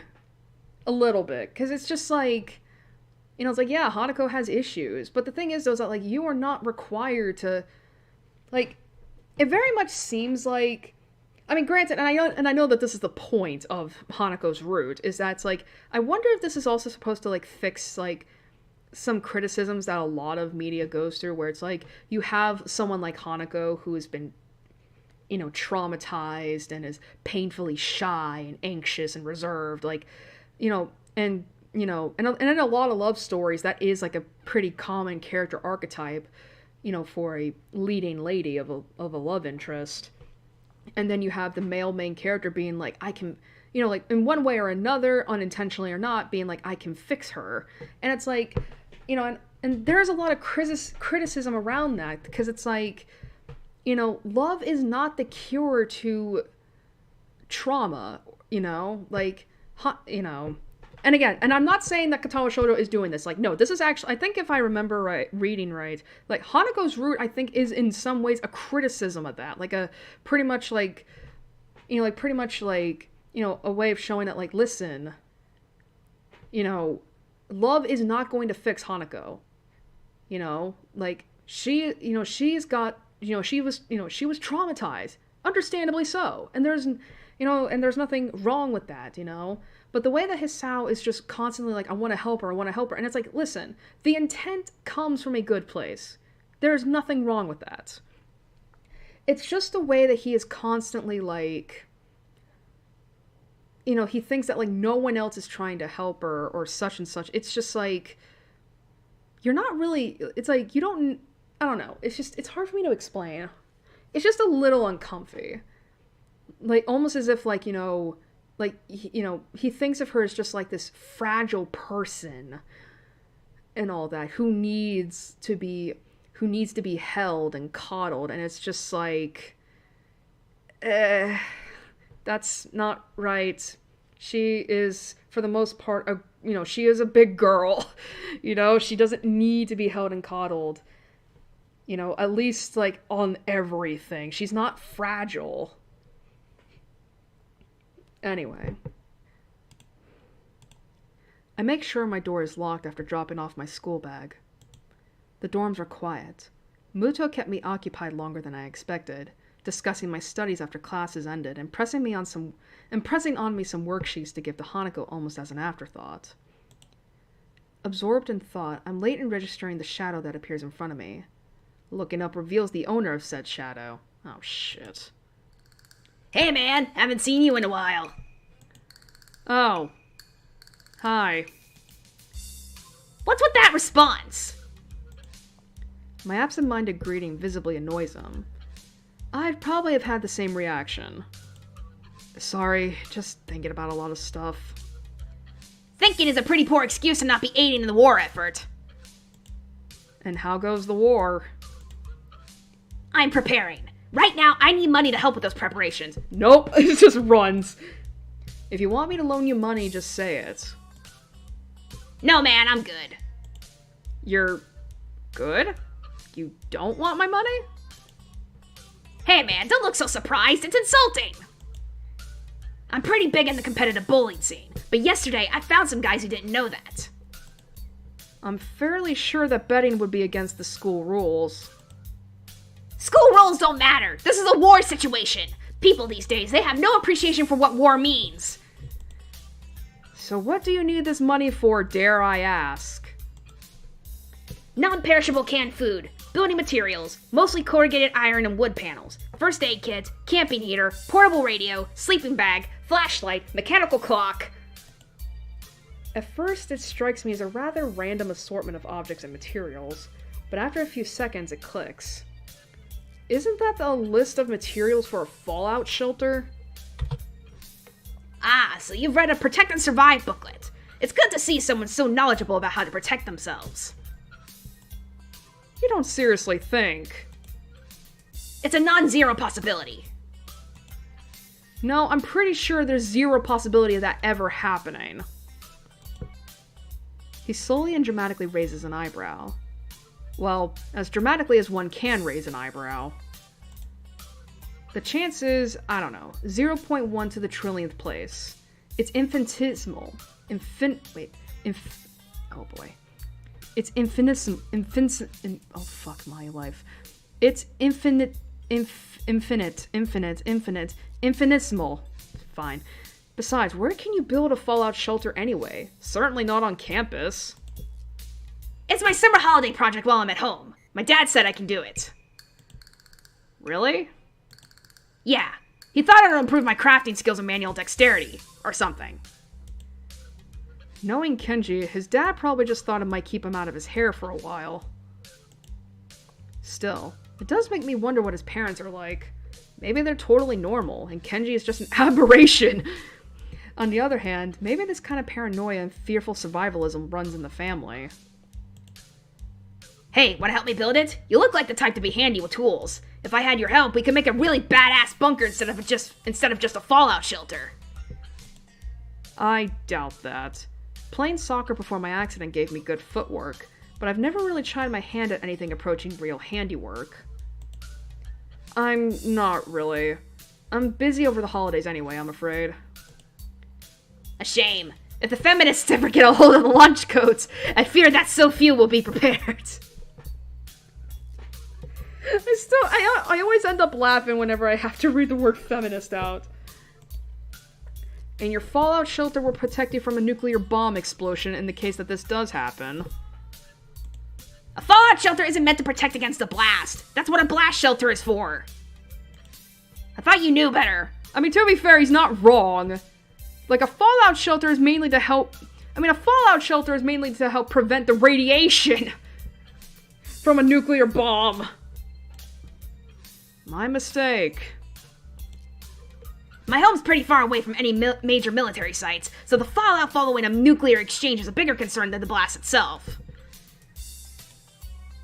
What this'll do is keep the dust and other particulates away from me, my food supply and my sleeping area. It's gotta last me at least 14 days, though. 14 days is a pretty long time. Also, that's 2 weeks. What the fuck are you planning on doing in 2 weeks? It is. I need 1 liter of water a day for drinking. 2 optimally so that I can wash as well. Toiletry is easy enough. Just garbage bags in a bin placed outside the shelter area. Food means canned supplies, of course. Of course. And the radio is for outside communication? Right. So I can pick up government alerts on what's going on outside. I need a mechanical clock rather than an electric one in case the electromagnetic pulse from a nuclear airburst fries it too.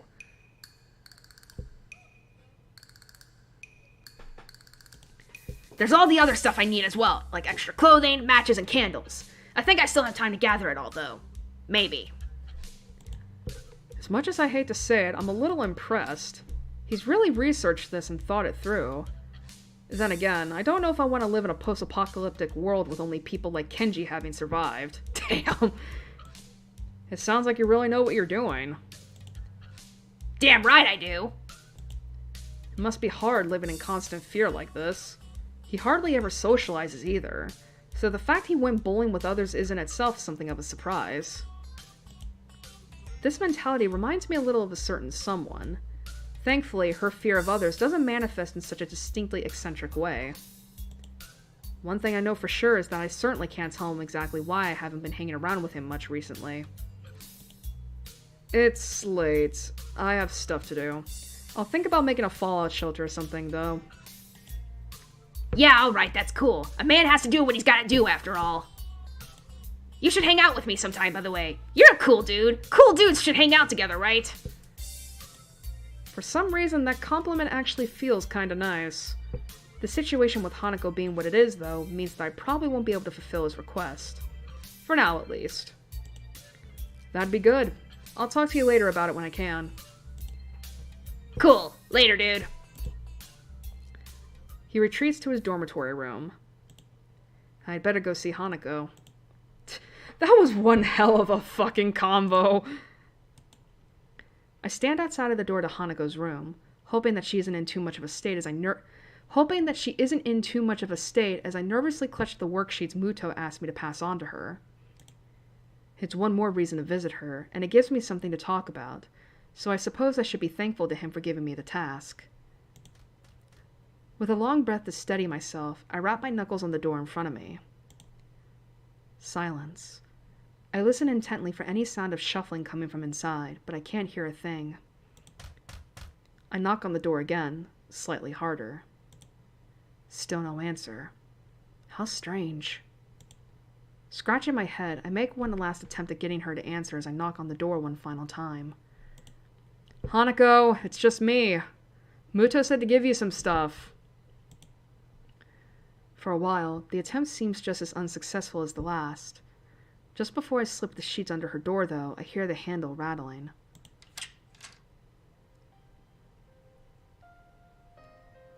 As the door opens halfway, I quickly try to see how Hanako's faring. It's a task made somewhat more difficult by her oversized gown hiding so much of her body. She doesn't look sick, or at least not immediately so. To be honest, I'd have preferred that to her expression right now. She looks terribly upset, tired, and appears to be barely acknowledging my presence. Hi, Hanako. Muto wanted me to give you these since you weren't in class today. I hold out the loose sheets, which she tentatively takes in her hands. The way she moves is devoid of thought. Her posture is slumped, in an unusual manner for someone that's so often tense and wound up. Even her eyes keep looking away from mine, doing their best to avoid eye contact. I move my head a little to try and get a better look, but she just ends up turning away. Are you okay? If you're feeling sick or anything, I could go get a nurse. It feels almost pitiful to put on such a routine get-well-soon act. I can't think of anything else I could possibly do for her, though. She seems to collect herself a little at the notion, but only a little. Her head remains turned away, but her eyes move towards me. I'm fine. An awkward silence follows. As it lingers, I notice that the sleeves and the cuffs of her gown bear slightly damp stains. Her cheeks are a bit red, too. Has she been crying? I see. I hesitate a little before coming out with the words I really came here to say. Would you like me to stay? I don't have anything urgent to do at the moment, so it wouldn't be any trouble. Her eyes slide away from me, and I lose any hope for an improvement of her mood. I wait for a response, but she doesn't say anything, nor give any kind of gesture. She just stands there, looking away from me. Hanako? She slowly shakes her head. Okay. Good night then. With that, Hanako steps back and closes her door without a second word. More than a little worried, I retreat back to my room. Wandering up the hallway, I keep mulling over what happened. It felt like Hanako was only half there, as if I was interacting with a robot that was just doing what it was programmed to without any real thought. She was a husk of a person. This is frustrating. I had hoped that meeting Hanako would help the situation, but I feel like it's only made it harder to understand her. How am I supposed to try and help her when she quite literally shuts me out like that? I don't even bother to turn on the light, opting instead to simply change into my pajamas, quickly choke down my evening pills, and collapse onto my bed.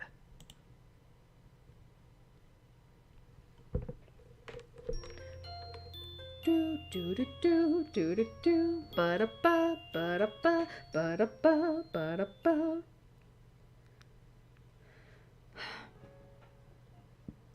Wow, it almost sounds like she was having a fucking she was disassociating. I probably did not say that right. She was disassociating. There we go.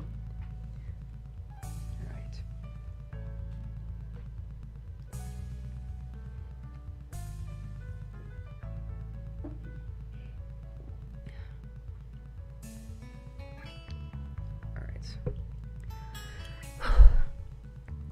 Once again, Hanako doesn't turn up for class. Try as I might to concentrate on other matters, this fact continues to distract me throughout the entire school day, and even as I walk through the school gardens to the dormitories. I don't think today being her birthday is a coincidence either. I don't know the link between the two events though, nor do I have any idea on what she's feeling.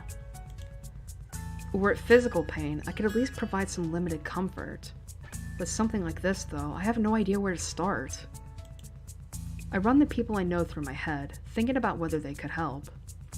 Shizune and Misha don't know that much about Hanako, and what little they do know they can't tell me.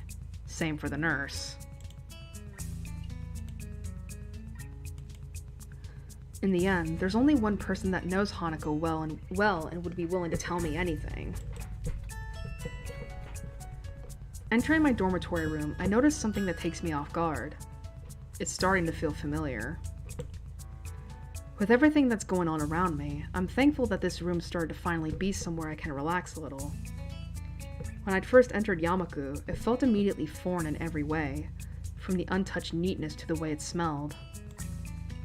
Focusing back on the task at hand, I throw my bag onto the bed as I open the top drawer of my desk. Before she left, Lily told me the number to call her on while in Scotland, and I wrote it down. In hindsight, I wonder if she knew something like this could happen. Now that she's out of reach, I realize just how much both Hanako and I have relied on her for guidance. I dig around drawer after drawer, looking for that damned piece of paper. Eventually, thankfully, I find it nestled under a borrowed library book. I probably should have just entered it directly into my cell phone, come to think of it. Without further ado, I enter the numbers and anxiously press the call button. Eventually, the phone picks up, a feminine voice I don't recognize on the other end. It's probably Lily's mother. Sato, da.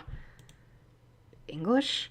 Suddenly finding myself unprepared, I realize I can't understand a word she says, either due to my limited vocabulary or her heavy accent. I should have anticipated this since, according to Lily, her mother's a native Scot. I soldier on in the hope that she must know some Japanese, considering it's her daughter's native language. It's Hisao Nakai speaking. An enthusiastic sound of realization can be heard as she recognizes the language. My feeling of relief is immense. Ah, you must be one of Lily's friends from school, correct? Even so, her accent means I have to concentrate to work out what she's saying. Yes, that's right. Pleased to speak to you, Mrs. Sato. It's so nice of her to find Okay, I can't do a Scottish accent. It's so nice of her to find someone so polite. Lily dear, it's for you! I can't do an accent. Her mother seems nice, if a little over-enthusiastic given the mundane situation.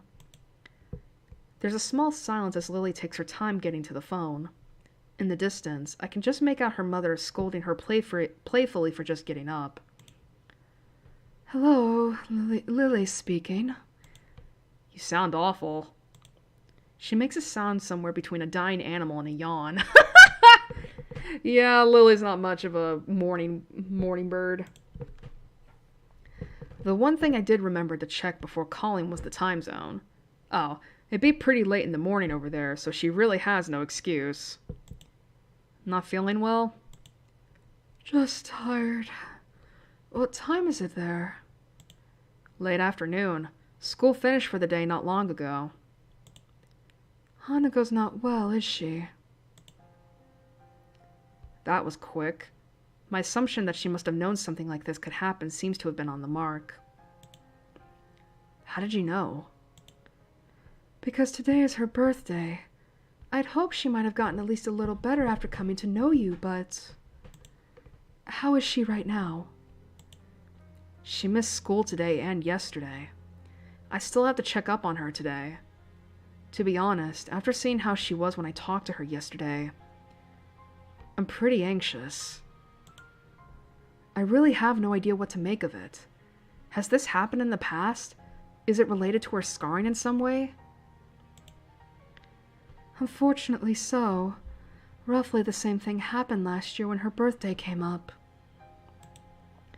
As far as I can tell, it's because her parents died in the accident that caused her scarring, and Hanako blames herself for their deaths. What she says does seem to make sense. If she's blaming herself on her birthday, she may well be ruined that she was ever born. Hanako had mentioned her stay in the orphanage to me. Maybe I should take some heart that she trusts me enough to tell me such a thing. Lily seeming so in the dark about it, though, almost to the extent that I am, is a surprise. So that's why she lives in the student dormitories as well. Has she told you any more about the accident? As close as we've come. She's very barely told me anything about what happened. What I know about it is largely conjecture. She sounds depressed, almost defeated. Considering the trauma Hanako must have gone through, I really can't fault Lily for not knowing. Nevertheless, she still seems to consider it a personal failing. Don't blame yourself, Lily, with everything she's gone through. There's a long silence from the other end of the line. I begin to wonder if the call cut out before the voice at the other end speaks once again. There is another person, though, that has been a subject of worry for me as of late. Oh? I run through the people she could be talking about in my head. The only friends she seems to keep very close are Hanako and me, though there is Akira as well. That person is you, Hisao. There's another silence on the line, but this time it's caused by me. Making others worry about me is something I very actively tried to avoid since coming to Yamaku. Indeed, even my interaction with Hanako has helped stave off any major health problems thanks to our relaxed and slow-paced lives. What is there to worry about over me? I apologize. I didn't mean any offense. Sorry, I was just taken a bit off guard. Still, isn't Hanako a bigger problem at the moment? For some time now, I've thought that the both of you may be feeding into each other's more worrying habits. I tried to amend this before leaving, but it seems to have done little. Worrying habits? When I asked you about what you had in mind for the future, your answer was very similar to what Hanako had said in the past when that question was posed to her. It is well and good to want to protect her, but I fear that treating Hanako like this, as if she were a daughter or someone in need of special care, is only going to achieve the opposite. The situation got effectively turned on its head. After everything that's happened, this is the first time I find myself doubting Lily's judgment. Yeah, so pretty much, right? Can I read the, But yeah, so pretty much, like, here.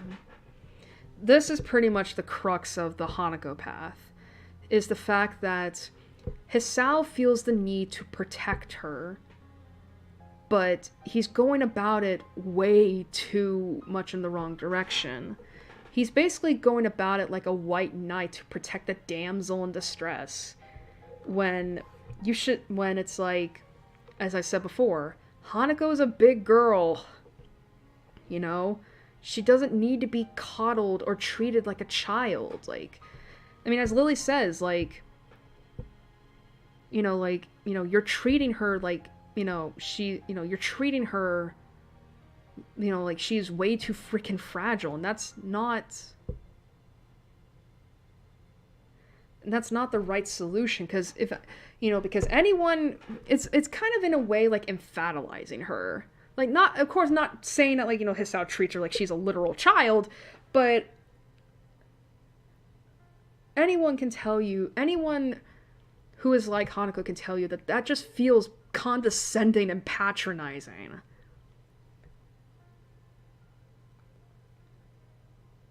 Because you just see them as something to be pitied, and it's like, no, don't pity me, just accept me the way I am.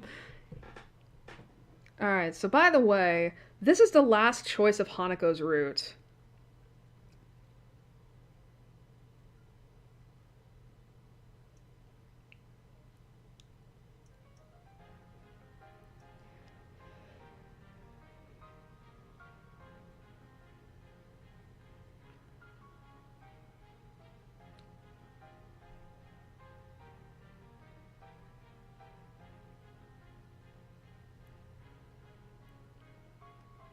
So yeah, this is the last choice in Hanako's route, which is we have to agree with Lily. But yeah, so it's like, again, it kind of feeds into the whole thing I was talking about earlier where it's like, I can fix her, when it's like, you know, traumatized people, like, love is not the cure to trauma and all that. Like, for some people, there is never going to be a cure. There's only going to be ways to manage it and make it to where you're able to function in life. I mean, don't get me wrong when I say, like, yes, having love and a support network definitely helps when it comes to, you know, dealing with trauma and all that. That definitely helps, but it's not the end-all be-all. You know, or at the very least, love. Let's say love. Like romantic love is never going to be the cure, because it's not going to fix someone, and pretending that it will, it's not right. And so in this instance, like, Hisao constantly wanting to protect Hanako and trying to, and focusing a lot on her, it's like Hisao, you're kind of forgetting about yourself, bud. Because here's the thing, right? Like, wanting to help someone with their issues is fine and good and all that. But a thing to remember is that, one, you are not how do I put this in a way that doesn't sound awful? Like, one, you're not required, you don't have, you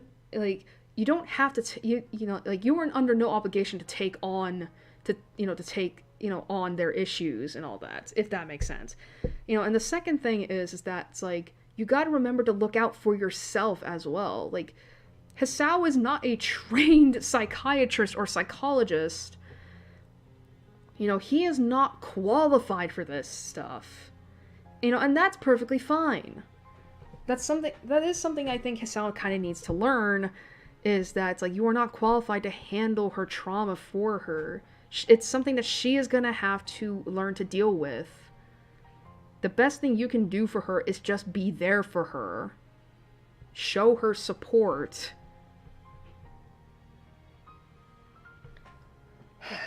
Anyway. Okay. I don't want to admit it, but she may have a point. Something else bugs me, though. And you tried to amend this. Wait, our outing into the city? Quite astute. I thought that it might help if I dragged both of you out of Yamaku and into the wider world. I am thankful you became closer for it, though. So she noticed that. I suppose she may well have been paying attention to us, and her hearing's incredibly good.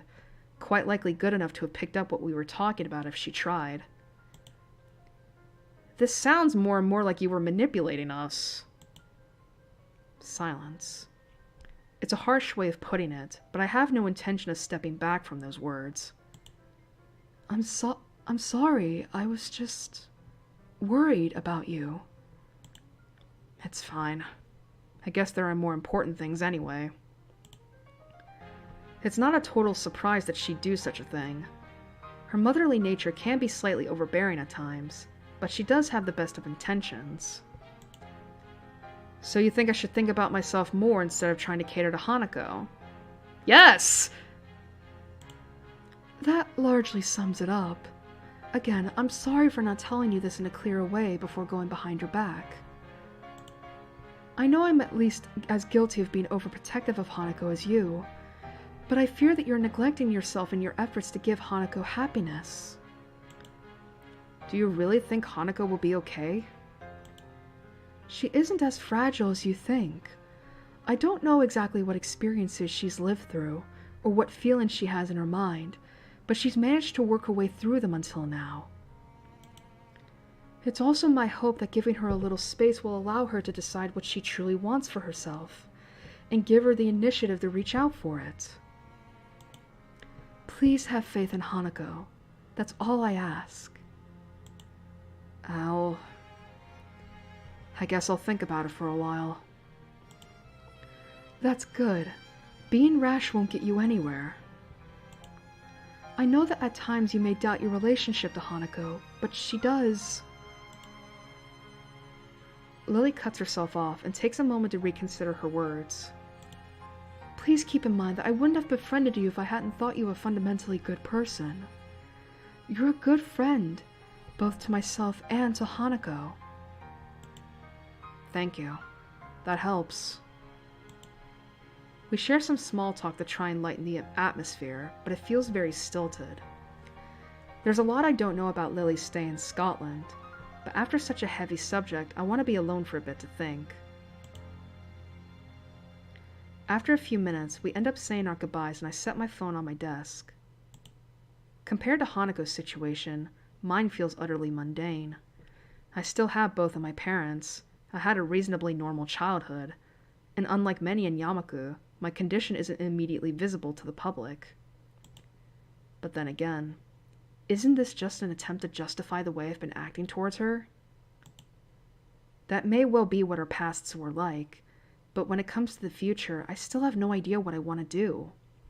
In school, I've just concentrated on each day's work, and I've put off more and more things to cater to Hanako.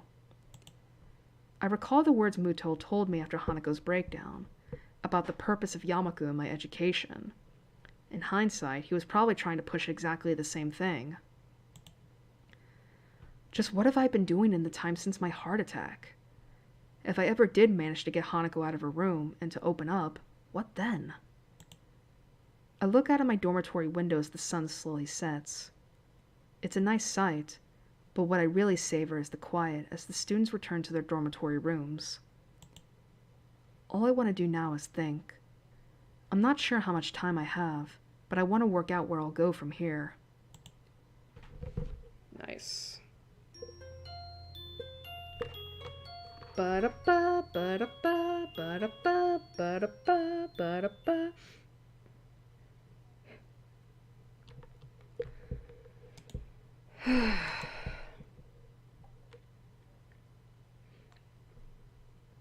It would be really interesting if we got to the sex scene tonight.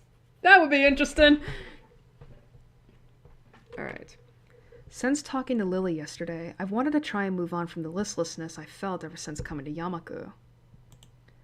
But even if I try to concentrate on the book in front of me, Hanako's empty seat at the back of the classroom looms larger than life. Every time I start getting focused, my eyes flick over to her desk again and my mind starts spinning. Once more my eyes drift over to it, but this time my vision is blocked by a certain other classmate. Oh, hey Miki. Maybe you should just have lunch. I can hear your stomach growling from my desk. I let my head drop in disappointment. She seems to take some amusement from my reaction and hops up onto my desk. Her grin as she sits on it reminds me of the Cheshire Cat. So, what you working on? Some math. I have a decent handle on it, but I just wanted to revise. Oh, really? Let me see that.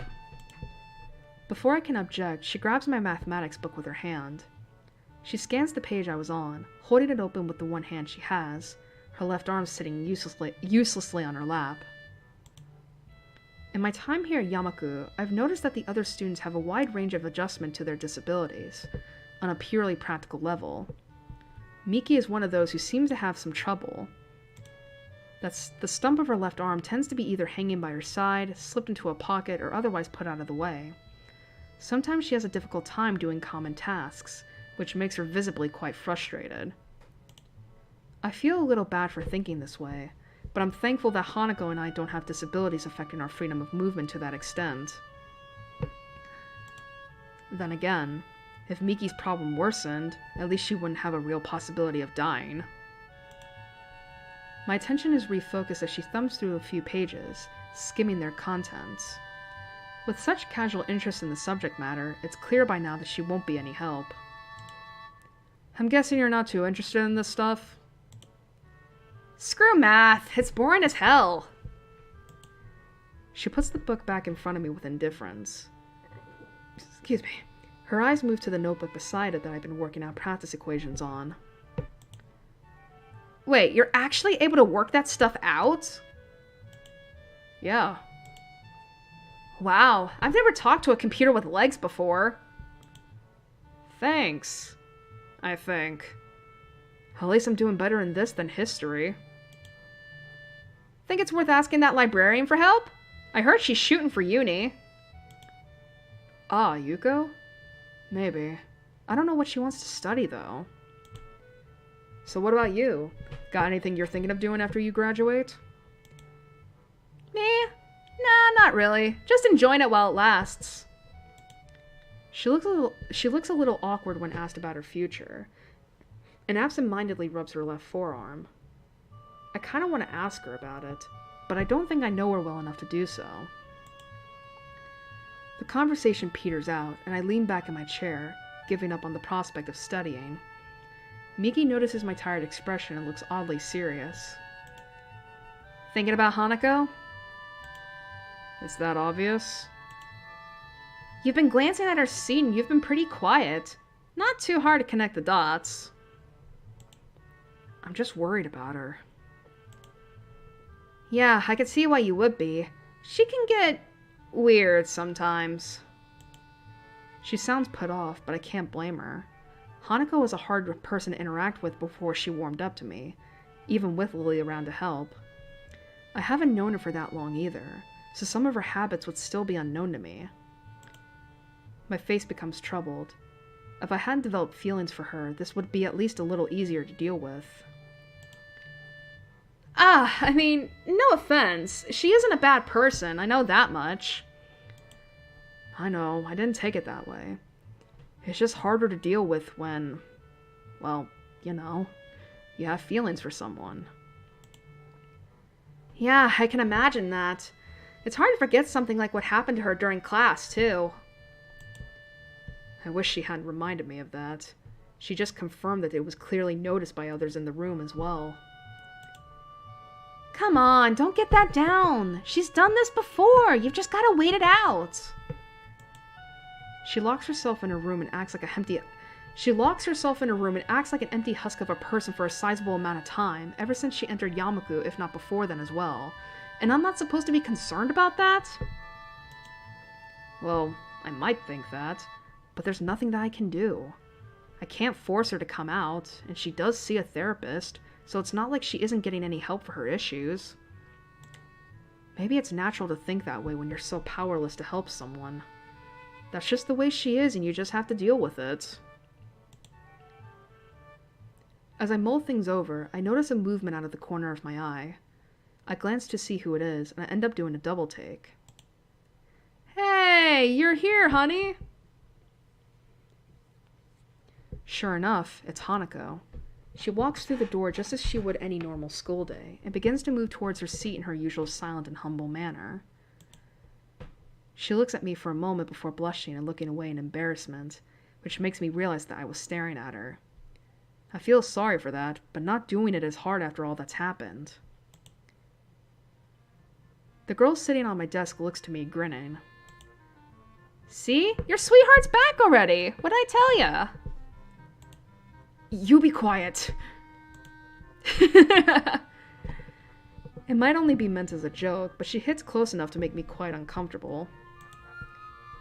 As we talk, someone calls Miki's name from the door.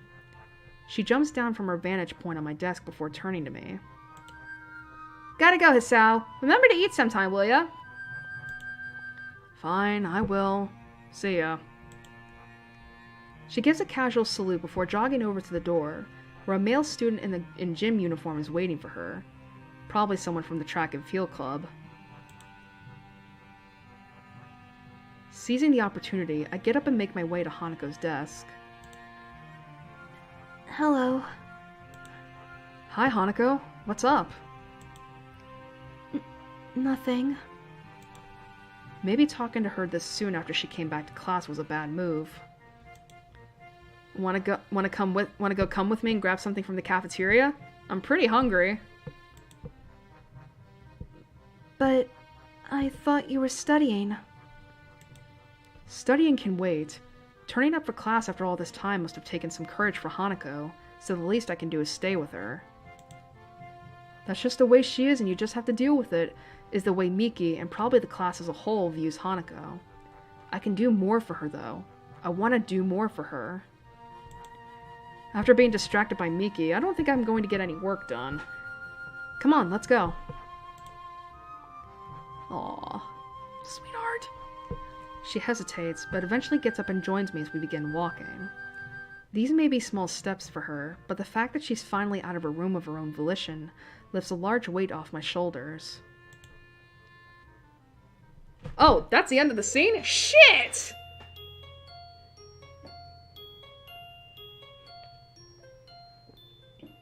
Hey!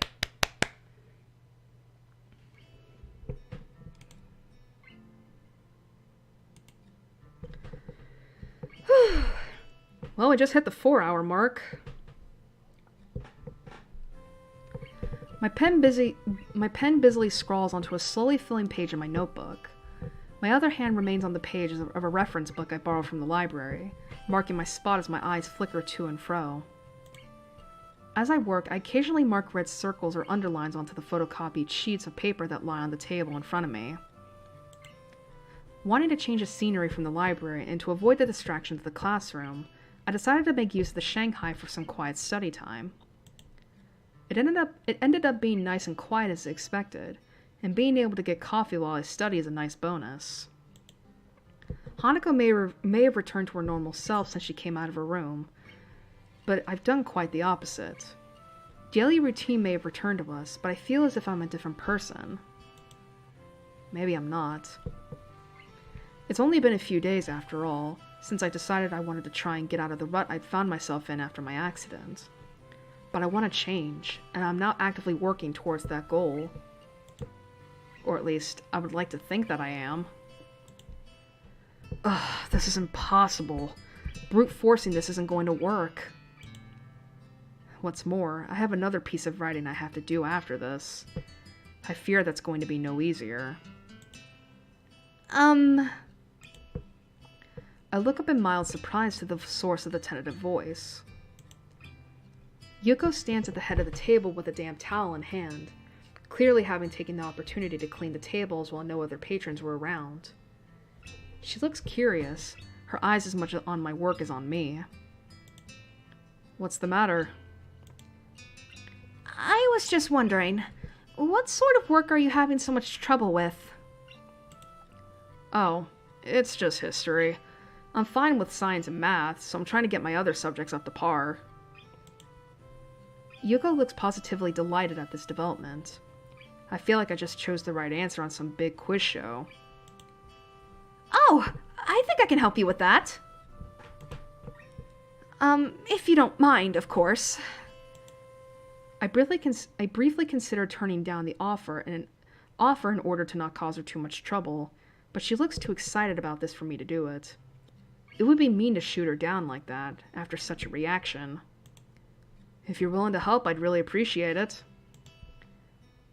She claps her hands together and quickly deposits her towel on the counter, before returning and taking a seat across from me. I take my notebook off the top of the textbook and hand it over for her to peruse.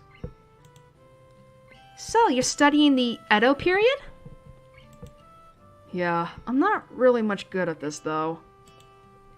She takes the textbook and reads a few pages from a random section near the middle for a bit, but the aura of enthusiasm she'd been radiating previously is rapidly sapping away. I'm guessing this isn't the kind of history you were expecting?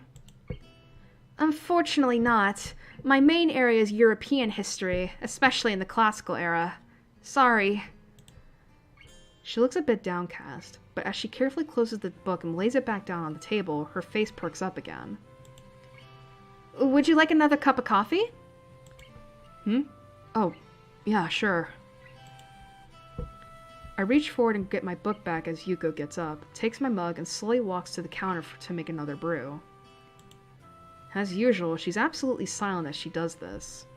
Every ounce of her concentration is focused on not tripping over or dropping the plain white mug. I take the opportunity to lay back and relax for a bit, the hum of the coffee machine filling the otherwise quiet air. It's small details like that which make me realize how much I've come to appreciate the little things in life. The peace and quiet of the local town, the discipline and order of Yamaku, The green of the trees that were so rare in my home city. The relaxed pace at which the aging residents live their lives. Everything feels so certain. It's comforting. I can feel myself beginning to nod off when the sound of the mug coming to rest on the table grabs my attention. Seems like it arrived not a moment too soon. Yuko takes her previous seat once again as I pick myself up and bring a hand around the mug to check its temperature. It's just a little too hot to drink right away, so I blow on it a little. It's a shame you don't like history all that much. I sort of guessed you might be more into science. How so? You've nearly read out the science fiction section of the library already. It wasn't hard to notice. You do have a good point there. Well, what can I say? You've pegged me just about right. You sound like you really take an interest in history, though, especially considering how specific you were about it. Do you study in that area or something? Go on digs overseas? She giggles nervously at the thought. I'd like to visit the Mediterranean sometime and see the old architecture and art for myself, but I don't think I could trust myself to handle such delicate things. I'm saving up to formally study it in university, although I also read up on it whenever I have... Although I also read up on it whenever I have free time outside of work. So Miki was right about her university aspirations. Considering how she fares as a waitress, a more theoretical path may suit Yuko better. It's nice to hear that she has some ambitions, though, considering how hard she works. I nod and take a careful sip of my coffee. By now, it's cooled to the right temperature, so I begin to drink while keeping an eye on the book below, trying to read at the same time. A few minutes pass quietly, Yuko looking out the window and watching the world go by while I have my coffee and study. A movement catches my eye, and I look up to see Yuko smiling and waving to someone outside. Following her gaze surprisingly reveals the someone to be Hanako. She's looking at us from the side of the street across from where we are. Her usually all too visible timidity is largely absent, probably thanks to there being so few people around right now. Eventually, evidently she decides to join us, as after a little wave, she gives a quick glance up and down the street and crosses toward the side that the cafe is on. The familiar doorbell to the Shanghai rings out as Hanako enters and makes her way to the table we're sitting at. Hello. Good afternoon. Hi, Hanako. What's up? Nothing. Just going for a walk, since the weather was nice. Yeah, I get what you mean. I'm glad I decided to study here instead of the library. It's comfortable in here thanks to that, better than the sometimes quite stuffy library. I look to Yuko, who nods in response. It's nice. It's just a shame that summer can't last forever. Oh wait, sorry, would you like a drink? Hanako shakes her head. Thankfully, it's enough to calm Yuko to back down. How are you going with studying? Okay. Ish. Oh yeah, have you talked with Lily? I'm interested too. How is she doing? She's enjoying it, I think. I think that's all we're going to get out of her. Being around Yuko's tensing her up. It would be so nice to travel to Scotland. Green fields, castles, lovely small towns, men in kilts, interesting history. I can't say I see the appeal of men in kilts myself. It does seem like a picturesque place, though. As we talk, the jingle of the doorbell rings again. Hanako is startled, noticing Yuko's panicked expression at the prospect that she might leave customers to wait a handful of seconds due to her chatter with us. Yuko gives us a quick bow, then hastily skitters over and greets the new customers, an elderly man and his wife. I watch her for a bit, craning my head around to get a good view. Hanako is staring at me with her one visible eye. She averts her head in embarrassment as I turn to make eye contact. I was just thinking that it's nice to have ambitions for the future. Yuko was telling me a little about her university aspirations before. Oh. It's a shame. If she wasn't so neurotic and overworked, I think she could be a really happy person. As much as I like to play host to Hanako and entertain her for a bit, I do need to study as well. To be honest, I don't think the distraction from Yuko helped either. Sorry if I'm a bit distracted. I need to try and get this done, otherwise I'm going to flunk the history exams pretty hard. I'm left running my hand through my hair in frustration. That letter needs doing as well once I get back to my dormitory room. I hope I have more luck with that than this. Damn. Oh, hello. I'm sorry I did not notice you before. Welcome to the stream. Hope you have fun being here.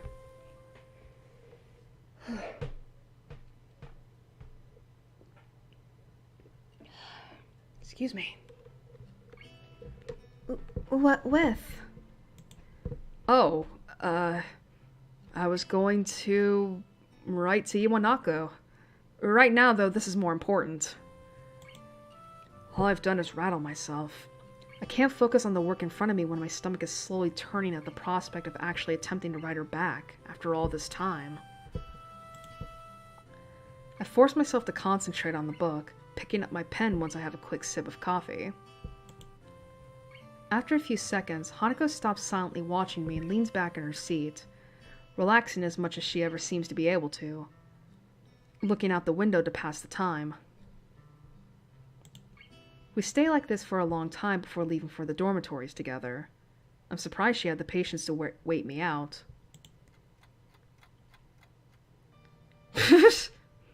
Well then. Iwanako's letter lies on my desk beside a blank sheet of lined paper and an unused envelope. The tapping of my pen is the only thing to be heard this late at night. As I feared, my second task for the day turns out to be just as difficult as the first, if not harder. It's been so many months since we even saw each other. Even so, I can still remember what she looked like, what she sounded like, and what she acted like. By now, though, the little details are beginning to slip away.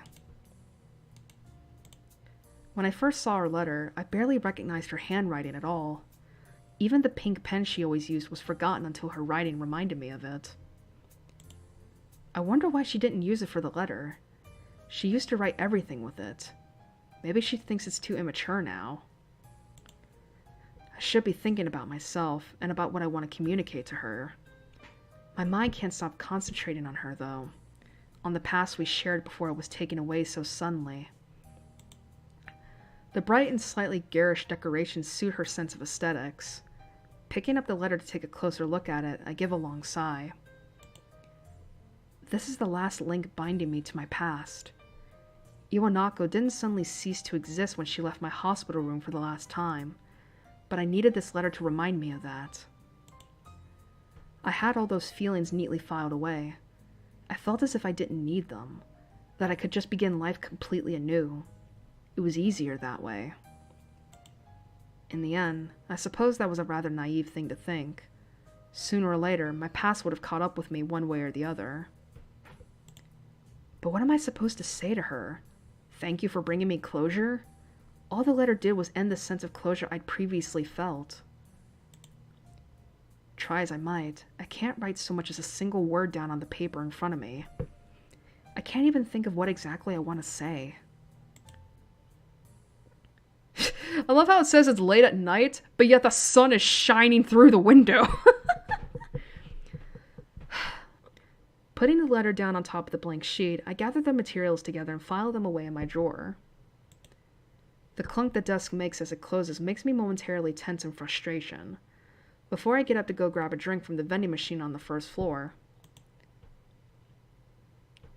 I tried, but I couldn't do it. After all the time that's passed, I still don't know how to deal with Iwanako. Ah, God.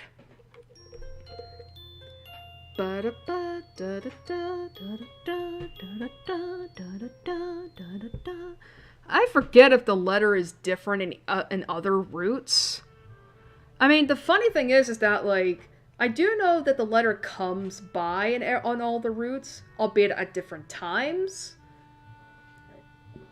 But I don't remember whether or not it's different. But at the very least, it's actually kind of interesting that the letter helps Hisao realize the life lesson he needed to learn in each of the routes.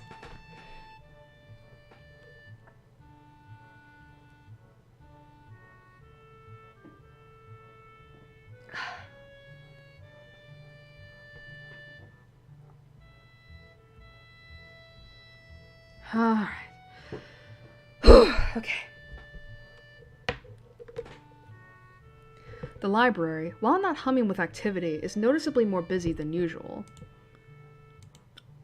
Exams aren't far away, and that's reflected in the number of students burying their noses in textbooks at the tables around us. I've been studying quite a lot in the past few days, just like them, in hope of doing well in the exams. This also means that Hanako and I have been playing games less, so she's begun studying as well just to fill in the time.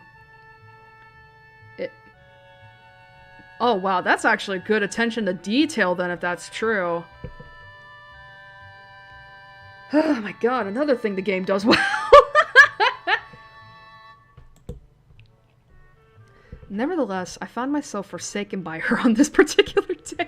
Such a dramatic line. I found myself forsaken by her. Love that. Alright. The textbook in front of me has remained on the same page for some time. After so much reading on subjects wait a minute. Okay. After so much reading on subjects I couldn't care less about if not for the exams, my mind is beginning to wander. I find my eyes flicking over to where Hanako would usually be, just like on the days she wasn't in class. Her usual beanbag in the corner of the room is conspicuously unoccupied. It was here that we first really met. I tried to start a conversation with her. She got skittish and eventually bolted from the room altogether. I probably shouldn't smile about it, but it was kind of amusing in hindsight. Nowadays, it's more and more difficult to imagine her doing such a thing. Even with Lily gone, she's been doing well now that she's come out of her room. How do I explain it? I played this game years ago, so I know basically all that's happened in all the routes. But this is my first time playing it for the channel, and Hanako was the first girl that the Wheel of Fate chose, so we're doing hers first before we move on to the next sometime in the future.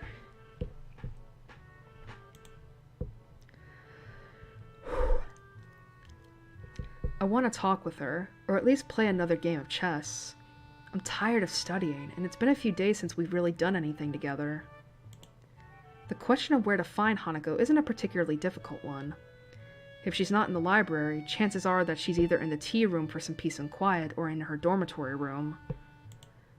Deciding to check them in that order, I pack up my books and make my way out of the library. I stretch and give a loud groan as I walk down the hallway. Studying may be frustrating at times, but with the progress I feel I've made, there's also some sense of pride in getting it done. It's a good feeling.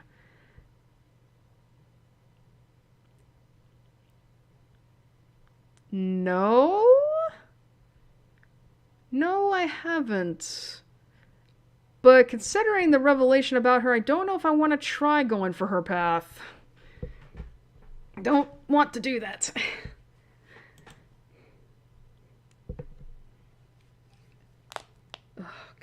Okay. There isn't a sound to be heard from inside as I stand in front of the door to Hanako's room. I guess that isn't very indicative of whether she's inside or not, given how quiet she usually is. Still, she wasn't in the tea room. I try knocking lightly to make my presence known, but I am surprised when I find the door unlocked and yielding at my touch. Hi! With a small creak, the door opens. It looks like my suspicions were correct. Hanako is indeed here. She's sitting at the table with an open book in front of her, but pays it no heed as she keeps looking out the window. She looks utterly oblivious to my presence. With her head thoughtfully resting on her hand... wait. Yeah, I did read that right. She looks calm and collected. It's a shame she can't look like this more often. Smiling a little, I walk up to the table and softly speak to her. Good evening, Hanako. Hanako's head turns a little to see me, but she's still only halfway there. Half there. Why did I say halfway? I put a hand on the table and lower my head to better look at her face, mildly curious about what mood she's in. What's up?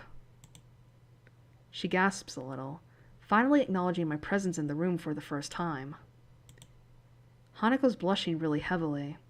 Her mouth is open just a little, as if paused mid-sentence. Most striking, though, is what she's doing. Hi. She's looking directly at me. Her eyes are pinned on my own, from such a close distance that I can almost see my reflection in them. They don't turn away, nor move at all. They're absolutely still, just looking into mine. They're dark, and give her an almost analytical air. Even when reading on subjects she has no interest in, she would appear to be wrapped in her work to a casual observer.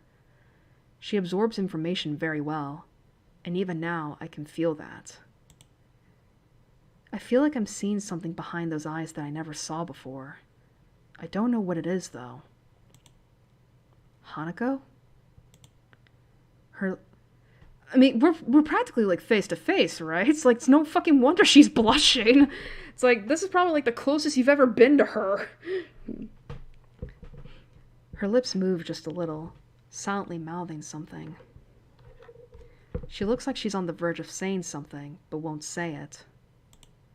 But that's the way Hanako always is. On the verge of saying something, but never quite doing it. As I look intently into her eyes, I realize something.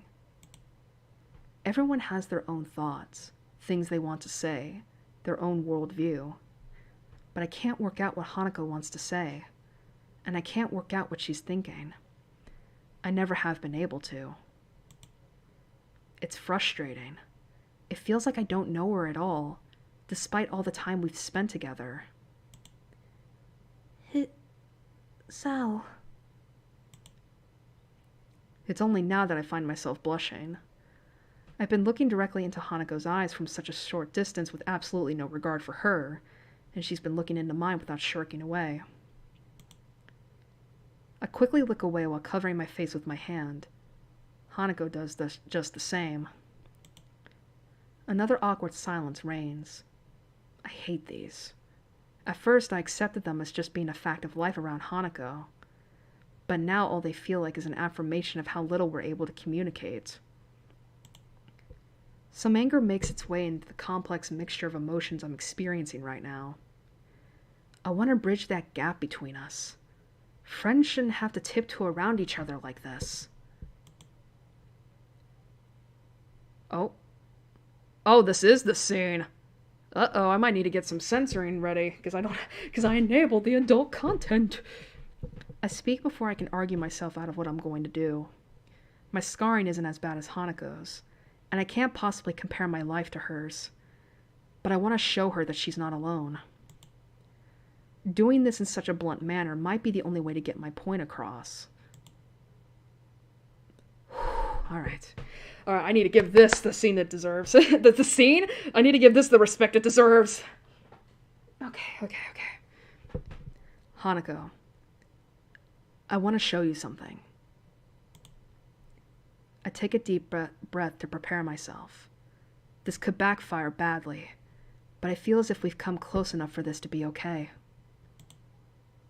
I'm not going to strip naked or anything weird. I'm just going to take off my shirt. Hanako's eyes grow to the size of saucers. To be fair to someone like her, that would be very fucking like, what?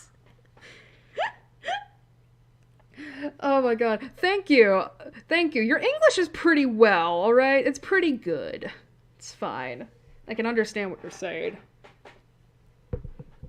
Hanako's eyes grow to the size of saucers.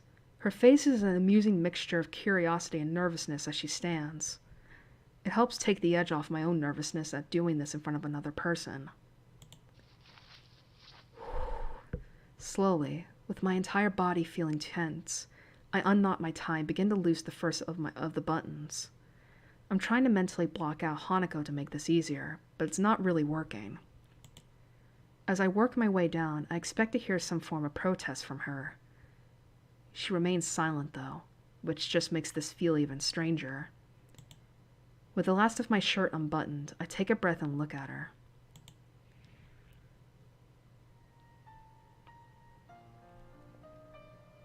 Hanako's gaze is fixed on my scarring, as expected. And once I nod to say it's okay, she steps forward and tentatively places her hand on the vertical line running down my chest. The scarring on her hand, a pattern of damaged skin across its surface, contrasts with the single uniform line that makes up mine. Her hand isn't trembling at all, unlike what I predicted. This is... the scar from the surgery that followed my heart attack. The surgeons had to cut open my chest to operate on my heart. I never knew. Hanako's words are calmer and softer than usual. The soft feeling of her fingers moving from my scar to my breast makes me hesitate a little before continuing on. You're the first person to see this since I left the hospital. But why are you showing this to me? I wanted to prove to myself that I could do this. That I could accept my past and move on. I wanted to show that to you as well. She nods. From her reaction, she seems to know how difficult this is for me. More than anything, this scar represents a visible reminder of my condition. A reminder that I'm not normal anymore. That's something that, until now, I had tried my hardest to ignore.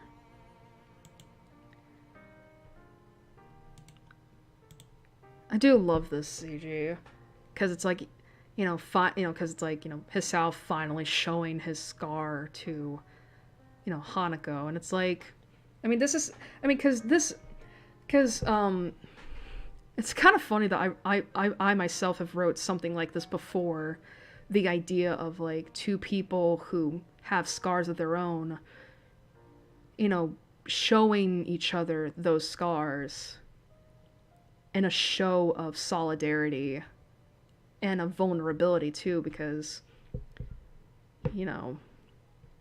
it's difficult, because it requires, there's an immense amount of bravery and courage that comes with doing this sort of thing, because it is scary, because you think like about the other person's reaction to it, their judgment of you, whether they'll be disgusted by you or give you pity. And then of course the relief that comes when there's acceptance. I love these kinds of scenes. I love these kinds of scenes. I'm sorry.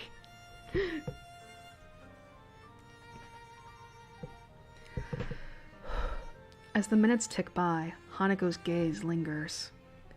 Her eyes look less focused on my scarring than before. The situation feels a bit different than it previously did. It makes me feel slightly uncomfortable. Her hand retreats, and I draw my shirt closed and begin to button it up. Her blushing face suddenly returns to its typical tense and timid state as she looks away. The room is completely silent as I fix my shirt and tie, feeling put off after such an unexpectedly intimate moment. So, I guess you're not the only one that's scarred. Hanako smiles a little at the joke, thankfully lightening the atmosphere a bit. Thank you, Hisao. I think I understand.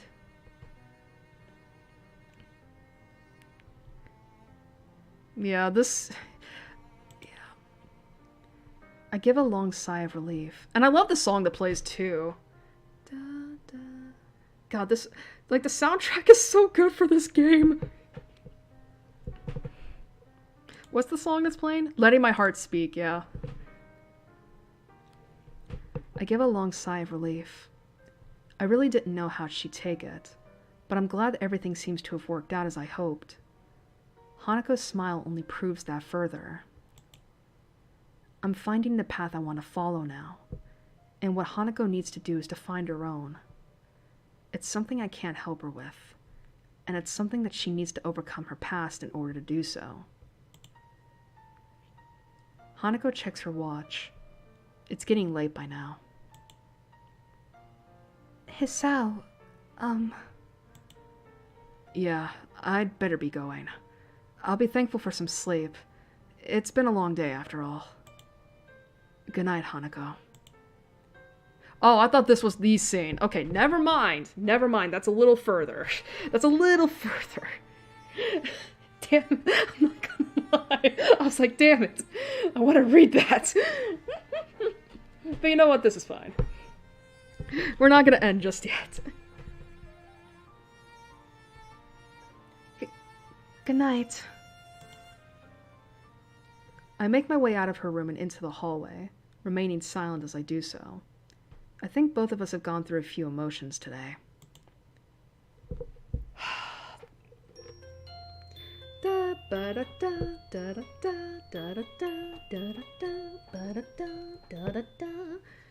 Yay! God.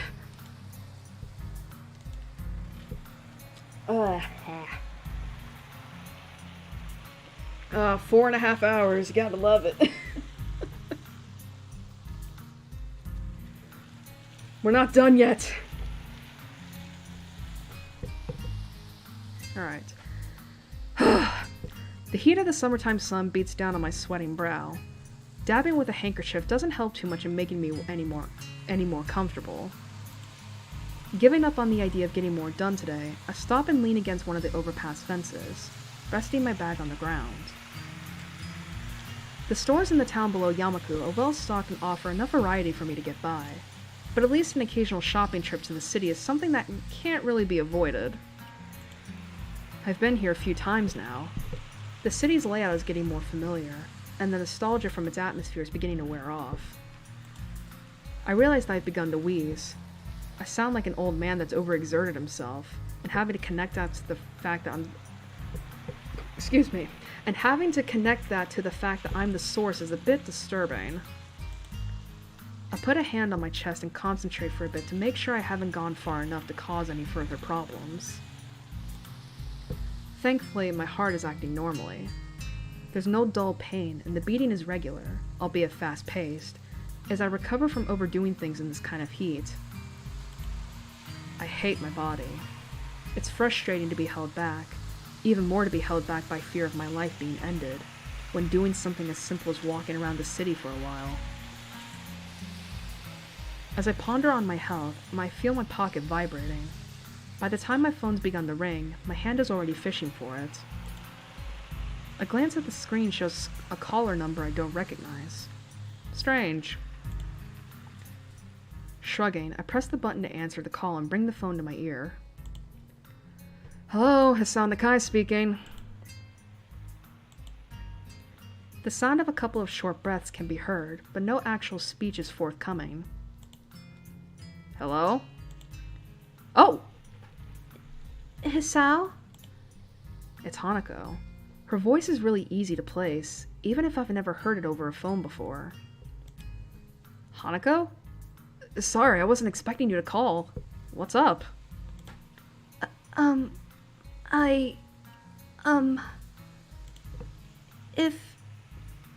If you're not busy, I was wondering if you would like to...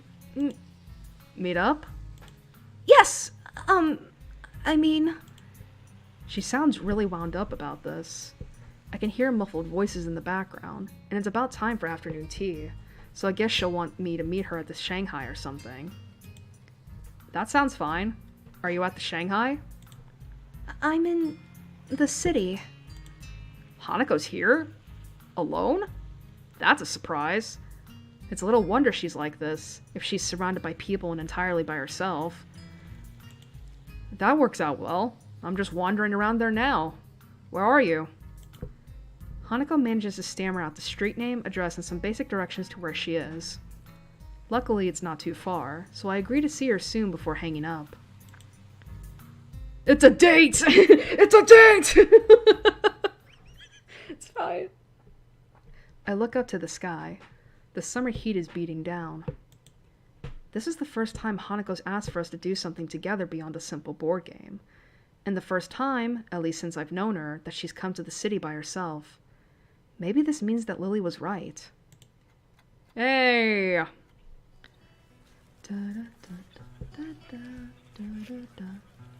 By the time I manage to stagger up to the cafe where Hanako is, I've started to wheeze again. I'm sweating so much that I feel like a melting popsicle and can barely hold the bag in my hand. This is why you need to exercise more. You need to build up your stamina. I need to sit down badly. I mean, to be fair, depending on how long I will walk, I will be the same way because my legs will die if I walk around for 2 hours straight. The tables outside are all occupied by busily chatting couples and girls gossiping between themselves. The contrast between the different age groups and fashions of the people here and this people from the town near Yamaku are striking. But yeah. I scan over the people sitting at the tables, but I can't see Hanako. She did say she was sitting outside, so I must just be missing her. Not difficult given how small she usually tries to make her presence. I look around again, more slowly this time, taking particular care to see if I can find Hanako's hat. It's pretty distinctive, and I'd be very surprised if she wasn't wearing it. There she is. Sure enough, her head is kept low and the table she's sitting at is right beside the building in an inconspicuous corner. I walk up to where she is and make sure that I have her attention before I sit, lest I give her a scare. She notices me and gives a small wave as I arrive at her table. Are you feeling okay? No! I try my best to laugh it off, but doing so just makes me more out of breath. Not very fit these days. Don't mind me. It just coughs up a lung. Hanako nods, but still looks a bit put off. Now that I can get a good look at her face, something about her seems a bit different. I'm not sure if my eyes are playing tricks on me, but she looks kind of nice. Her eyes move upwards to look at me, before quickly flicking down again. I begin to think this is going to be a rather quiet meeting, but a waitress thankfully arrives and sets down a cup of tea in front of Hanako. Hanako almost automatically turns slightly away and lowers the side of her head. It's an amazingly practiced motion, and does a good job of its intended purpose, hiding her scarf from someone who's leaning in close. Her right arm is still laying on the table, though, with a scarring on the back of her hand quite visible. It catches the waitress's eye, and I move to quickly distract her. Excuse me, may I place an order? The waitress nods and gives me a couple of seconds to look at the menu. Could I have a mango smoothie, please? She gives a nod before almost enthusiastically bouncing inside. Everything is so different in this city, in more ways than one. Hanako looks back up towards me and adjusts her hat a little. If she noticed the waitress staring at her scars, she doesn't show it. Not coffee? I think I'd die from this heat if I had something like coffee right now. Yeah, caffeine's not a good... Oh my god. Here lies Hassan Nakai, died from caffeine and heat stroke.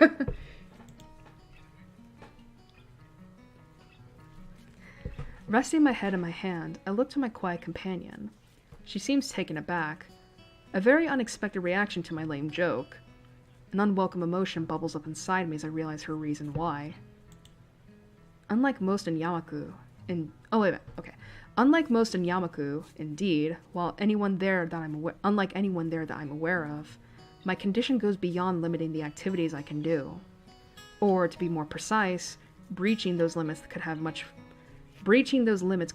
more grave consequences. Thankfully, it's something that's very rarely come up since I entered Yamaku. I thought that it was so rare that Hanako and Lily might not think of it at all. It turns out that I was wrong. Hanako silently drinks her tea while I wait for my drink, confirming that it's the right temperature with a small sip before she begins in earnest. I feel guilty for being the cause of an uncomfortable silence, since in the past I've been kind of hard on Hanako for those. Eventually, the same waitress as before bounces up, handing me my drink. I gather change from my pocket and drop it into her waiting hand, before she goes off to attend to another customer. My eyes linger on her as she walks away. Oh dear. Do you think that she looks pretty? Hanako is following my gaze, her eyes taking in the waitress that served us. I can feel my blood slowly going to my cheeks as I rest my smoothie back on the table. Nah, I can't really say that I'm really into that look. She just looked a lot like an old friend I knew before my heart attack. Did you have many friends? I had a few at my previous school, though I wouldn't say a lot. The four of us just hung around together after school and stuff. Do you still talk to them? I shake my head. No, we gradually lost contact while I was stuck in the hospital. You're not saddened by that? Or angry? Hanako looks genuinely surprised. I guess it's the right reaction. Well, life did move on for them while I was stuck in the ward. I was pretty sore about it at the time, but now it's just a bunch of nice memories. Besides, once I came to Yamaku, I found new friends as well. That's quite a whitewash of what my feelings were back then. I went through some dark times during my stay at the hospital, and I really am glad that Hanako and Lily were around to help me after I left it. Aww. Hanako blushes as we both get down to enjoying our drinks. She seems to have calmed down since I arrived, and I've started to feel a little better now that I've had the chance to rest a bit. So this is getting to be a nice outing already. This is a nice date! Even if she's calmer than before, though, she's still fidgeting a bit. She runs her hand down one of her bangs as I try to think of something to say. That's right, I was going to ask. Hanako tilts her head quizzically. I didn't know you had a mobile phone. How'd you get my number? Lily gave it to me. I should have guessed. You know, you could have just asked. I'd have given it to you. Want to exchange email addresses? You want to go online? For those who don't know, Line is like a messaging service that's really popular in Japan. It's kind of like the WhatsApp in America. Actually, did Line exist back then? Back when this game was out in 2012?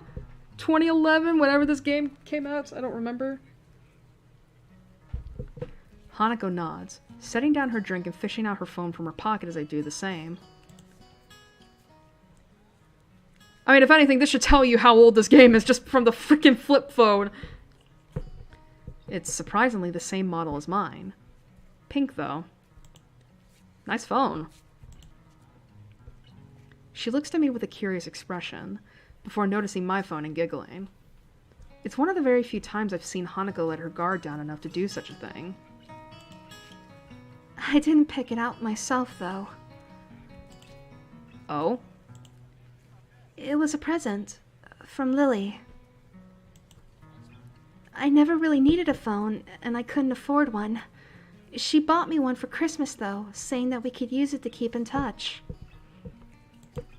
They see each other basically every day anyway, both in and out of school. Then again, Lily does have her class representative duties and other friends that she talks with. It'd probably help for situations like this, too, when she's gone away for a while. Lily's a very special person to you, isn't she?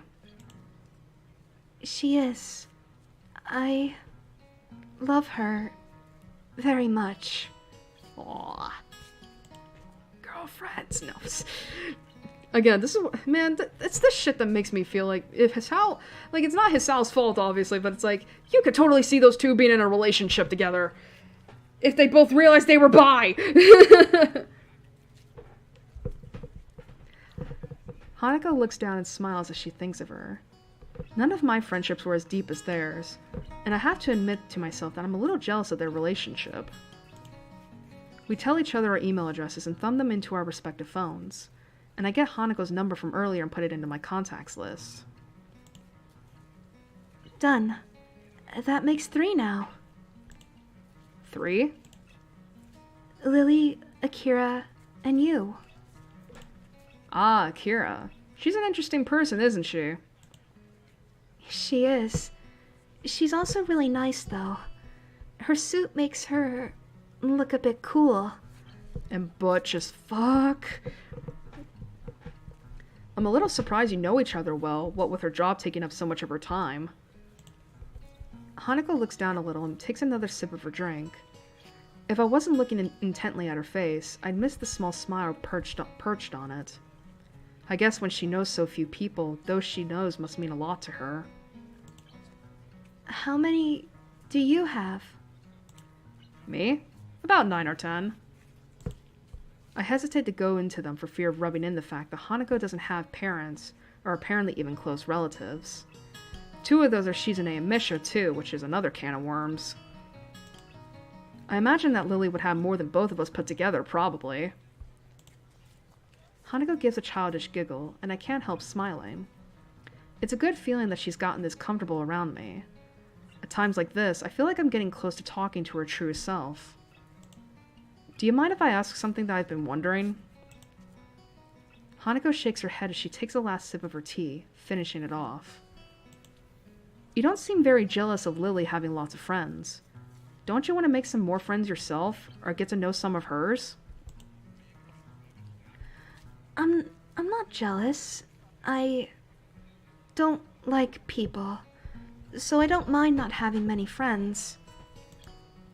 That's really not the answer that I was expecting. She doesn't look fearful or sad as she says this, but rather quite serious.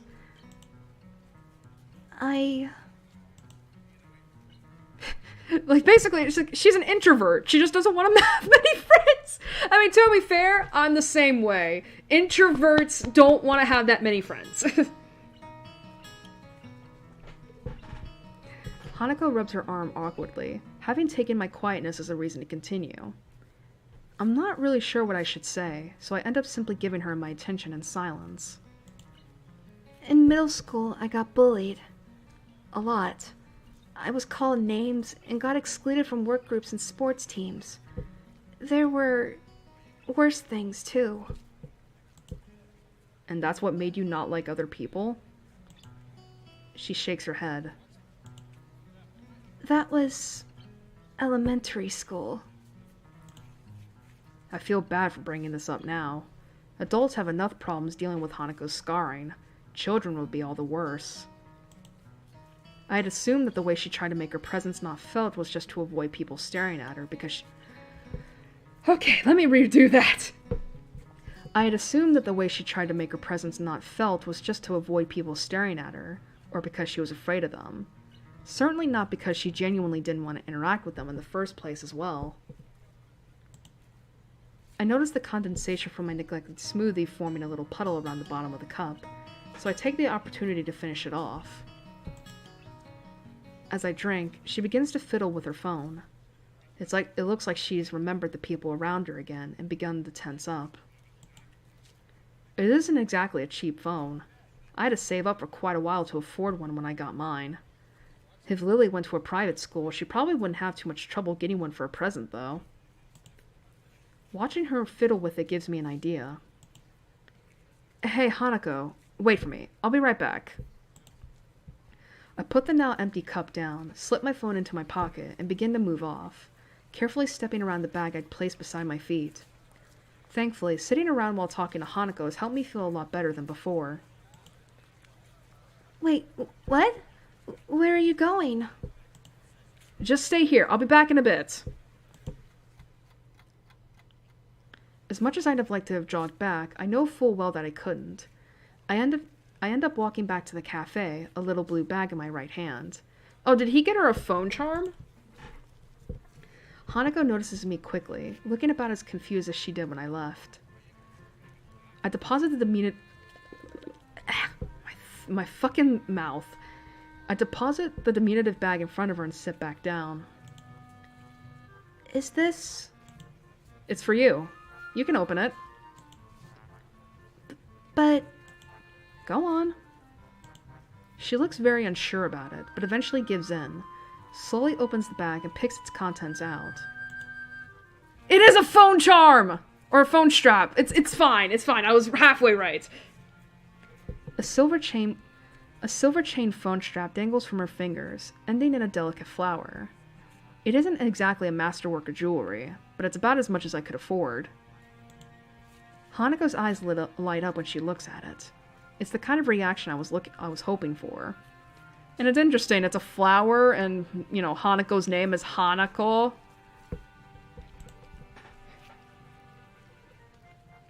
Hana means flower in Japanese, by the way.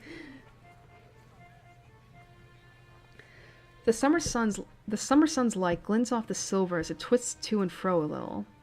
It's not too ostentatious, but still looks a little charming. I think it suits her well. Hanako lowers the phone strap to the table and looks to me once more.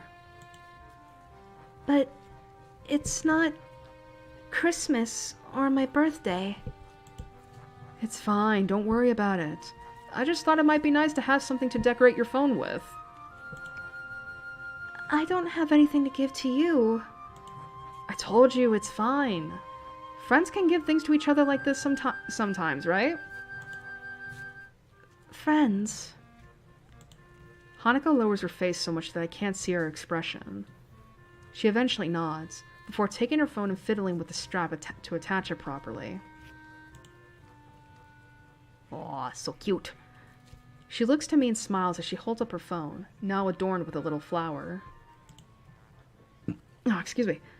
Thank you, Hisao. Her smile proves infectious.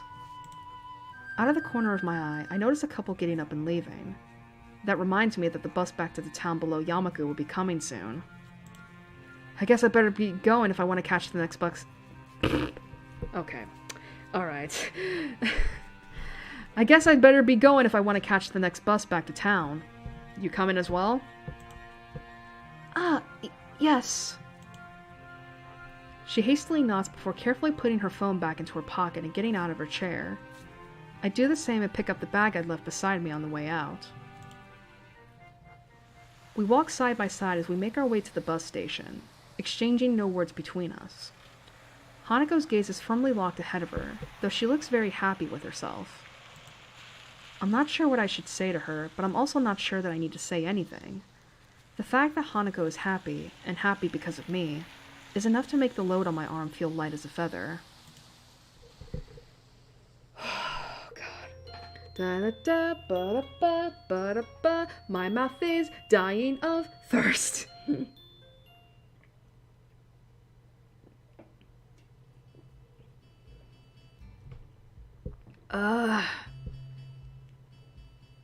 Whoops, that's not what I want to do.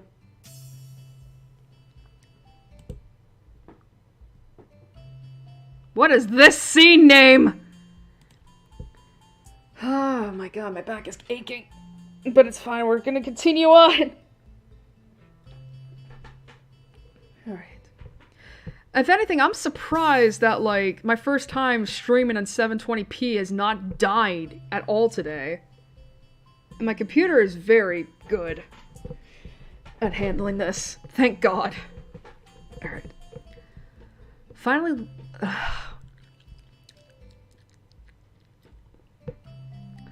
Finally reaching the classroom after the usual walk from the dormitories, I step inside. My eyes immediately turn to the third seat from the left in the back row. Hanako's seat. It's empty, and after glancing around the classroom, it looks like she isn't here yet. The two girls from the newspaper club are here in the two seats to the left of Hanako's, as are Shizune and Misha, but that's about it. We exchange morning greetings before I take my seat. I have to admit that this is a bit of a relief. This gives me at least a few more minutes to think. Not that I haven't been doing so previously. Ever since our trip to town, Hanako's been on my mind. I still don't know what to make of my relationship to Hanako. I like her. I can admit that much to myself. I want to protect and shield her from the pain she feels. I really don't think my feelings are just those of friendship anymore. But that said, I feel like I don't even know her. If I made a move on her, how would she take it? Is she in an emotional state that allows her to make a reasonable decision about a relationship? How would she cope with anything that might happen afterwards? There's also the possibility that I'm just completely misinterpreting Hanako. Not a difficult thing to do with someone whose social skills seem to be so underdeveloped. Oh, the autistic experience. The sound of footsteps comes up to the door, making me perk up. Oh, hey. It ends up just being Miki. She barely acknowledges my existence when I accidentally make eye contact with her. I'm about to look away, but another person comes in not long after she takes her seat. There she is! I feel myself freeze as I see Hanako enter. This is an irrational reaction, but I have no idea about how I should act or what I should say to her. For a moment, our eyes meet. And then, just as quickly, she looks away and moves to her seat without saying a single word.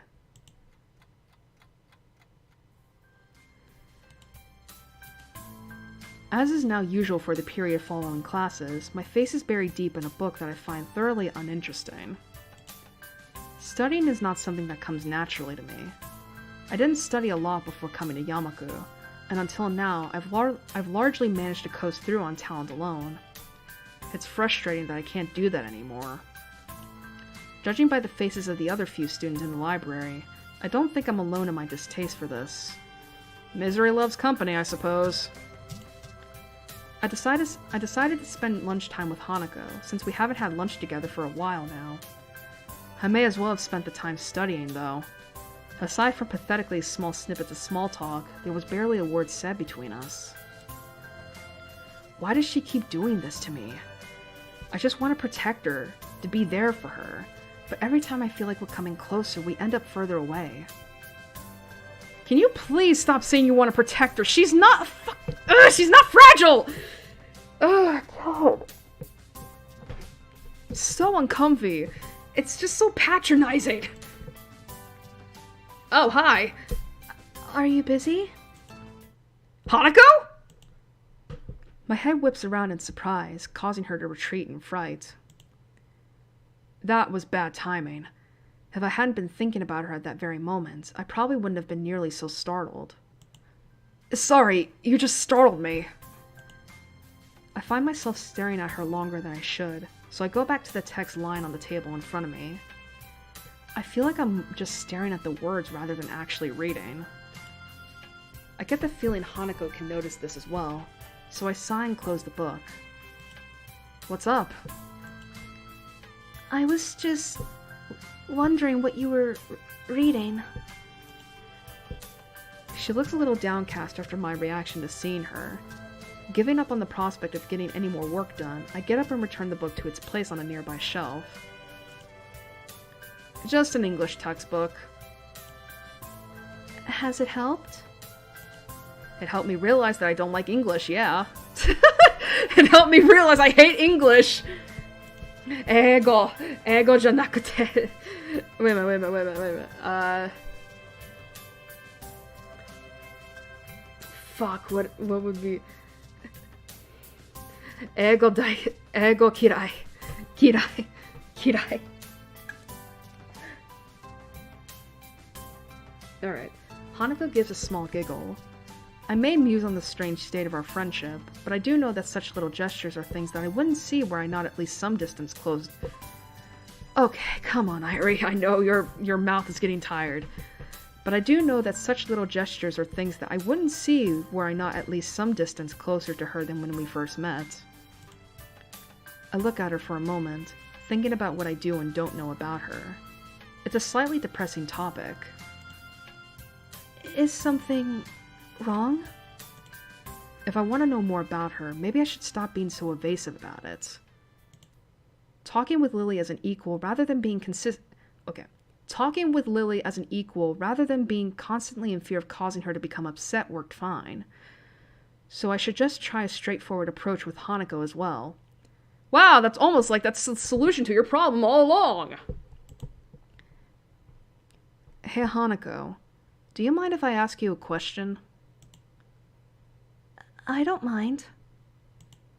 I want to know what your life was like. Your life before coming to Yamaku. She hesitates. I briefly considered backing off, but she seems to be taking the question quite seriously. I sit and watch her, silently letting her take her time. She's not making eye contact with me, and looks almost as if she's arguing with herself into letting herself open up to me more. Her answer finally comes in a stiff, almost reluctant nod. She looks far more tense than she did before I'd asked. Okay. But in return, you have to tell me about your life as well. I nod, and follow her as she begins to walk out the library so we can talk. By now, most of the students have already left the main building, so apart from a few people hovering around club rooms, the hallways are largely empty.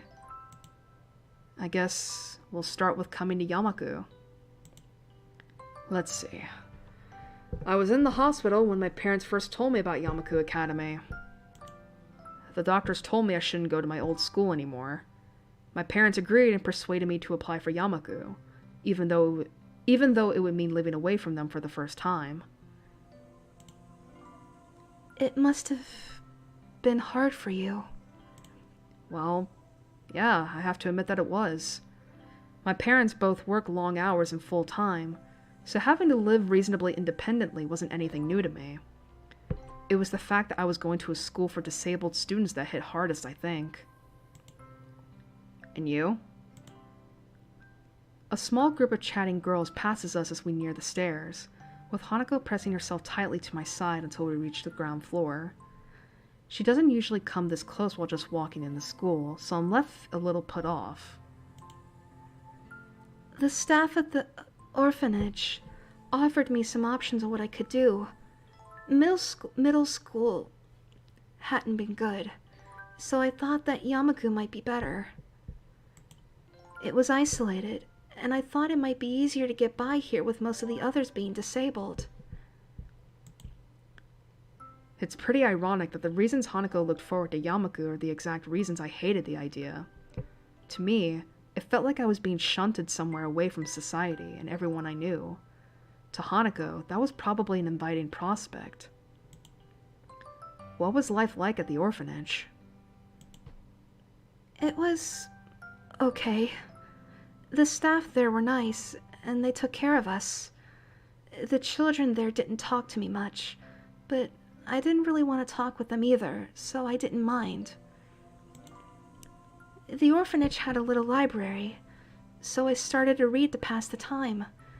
The staff didn't mind it, because it made me easier to handle than many of the other children. You didn't make any friends there? No, I think my life was on hold during that time. I knew that, but I didn't mind. To think her life was on hold for all that time, though. Depending on when the fire happened, that was a huge chunk of her life. No parents, no friends, apparently no relatives. We walk through the door into the courtyard.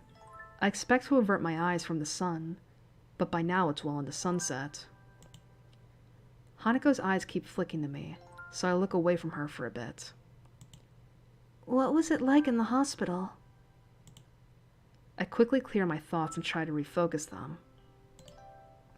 I hesitate for a bit, but I know that I have to tell her. We're close enough for her to feel comfortable telling me this, so it's only fair that I reciprocate. It was okay at times, but at others it was pretty bad. At the beginning, everyone sent their sympathies and came to visit often. It was just like breaking an arm or something.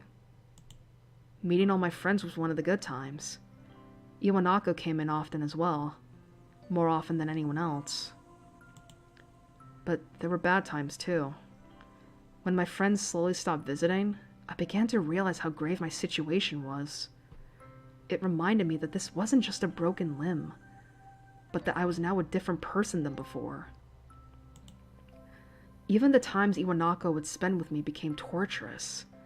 By the end, we were reduced to silence, whereas before, she'd be talking constantly. But that's how Iwanako always was. She may have been a fragile person, but she would talk constantly to try and hide that fact. Not about anything in particular, just talk. I think the 3 lowest points would have been when my parents told me I wouldn't be going to my old school anymore, my birthday passing while in the hospital, and when Iwanako left for the last time. We leave the school buildings behind us as we begin to follow the main path through the gardens. There may have been the odd bystander in the school buildings, but outside we're practically alone. What was your middle school like? I liked it. I grew up in a really metropolitan area, and the middle school was nearby, so it was pretty crowded. I didn't mind it, probably because I'm used to being in crowds and around lots of other people. I got good grades, and I played soccer with my friends. I spent a fair bit of time hanging out with them after school as well. Did get teased a bit over my hair, though. Your hair? I grimaced a little as I put a hand over my hair to cover it. I'd keep getting tufts and strands that refused to flatten or stay where I wanted them, and my mother just wouldn't let me just get my hair shaved. It had a habit of popping out, no matter how much I tried to brush it down. Ah, the ahoge! It still does, a little. I was worried I'd get that reply. Sorry, I didn't mean to. I give a mild laugh and wave it off. It's fine. I know it still does. It feels strange to have someone act so interested in my past. If it were anyone else, I'd think they were just acting polite. But that's something I really don't think Hanako would do. Or if she did, she'd do it so badly that it would be obvious. There are a number of girls in the common room on the ground floor, and Hanako presses herself to my side once more as we pass them. I expect her to break off, but instead she continues to cling on to me as we walk towards the stairway. Something about the way she's holding on to me feels different from the usual. Oh, this is the scene. Uh-oh. I'm left deep in thought as we walk up the stairs and down the hallway. It's only when we stop that I look up and realize that I've been following her without question. Why did we come to your dormitory room? She looks straight at the door, without so much as a glance in my direction. Hanako? She moves to answer, but stops herself. Instead, she silently breaks from my side, opens her door, and steps inside. I look up and down the hallway, a bit lost as to exactly what I should do. Shrugging, I decide to follow her since I don't have any reason to do otherwise. Hanako stands in the middle of her room and looks straight at me. It's unnerving when she does this, as it's such an unusual action for her. I open my mouth to speak, but she preempts me. Could you close and lock the door? Hanako's hand reaches for her chest, grabbing her blouse at her heart. I turn and lock the door shut, then freeze. The atmosphere is beginning to feel quite strange. This feeling is only made more profound when I hear the curtains being pulled behind me. It's going to be night soon. We're a guy and a girl in a bedroom. She's closing the curtains and I'm shutting and locking the door. She can't really have that in mind, can she? I gulp and turn around very, very slowly. Hanako is in the center of the room, but hasn't turned back to face me. Oh boy. Alright, this is that scene. Okay. Oh boy, alright. You told me about your past, so I have to tell you mine. She takes a deep, shuddering breath and pauses for a number of seconds. Her hands move to her ribbon and begin to tug, all but confirming my thoughts. Hanako, Please, don't say anything. I obediently stay hushed as she slips off her ribbon and continues to unbutton her blouse before working the clip on her bra. The process is slow. Perhaps it just feels slow because of what she's doing. I'm not sure. Oh boy. Alright, alright, I know what's coming up next. I've read about this. I need to look up some censor images so you guys have something to look at that isn't,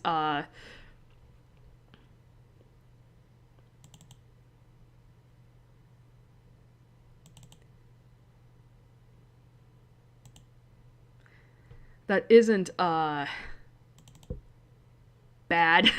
I don't know how else to put it. Fuck me, I don't have anything.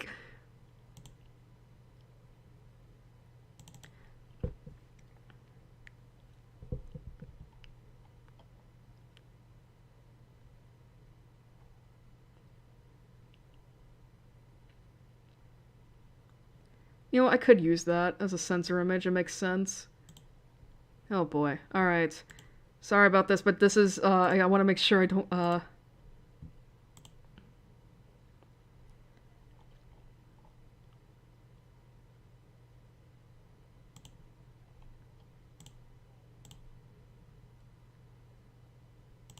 Alright.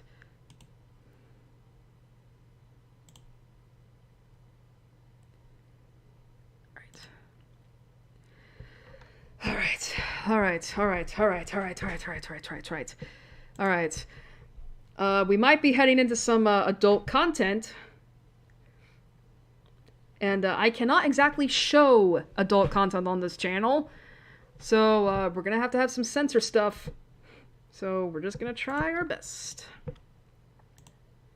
Alright. Oh dear, okay. Okay.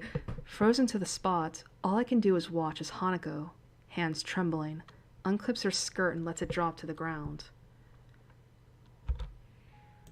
Alright. Alright, okay, maybe can I show this?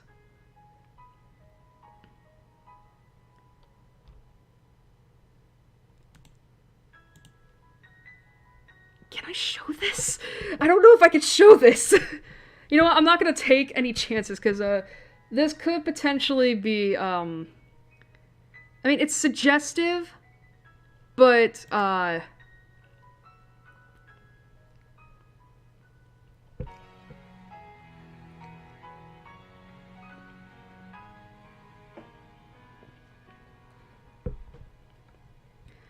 mean, it's suggestive. I don't know, I don't, I mean, there's nothing, like, you know, showing, but I don't think I can show this. So I think we're just gonna have to, just deal with my narration for now, and of course with the beautiful censor image. So, I'm gonna put this in chat right now.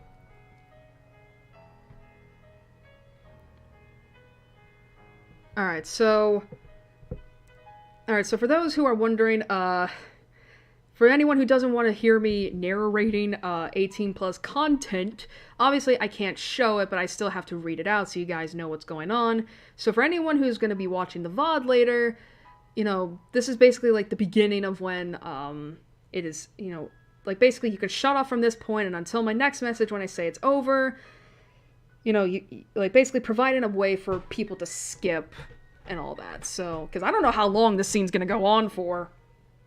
So, yeah. Alright, so basically what is happening is, Hanako is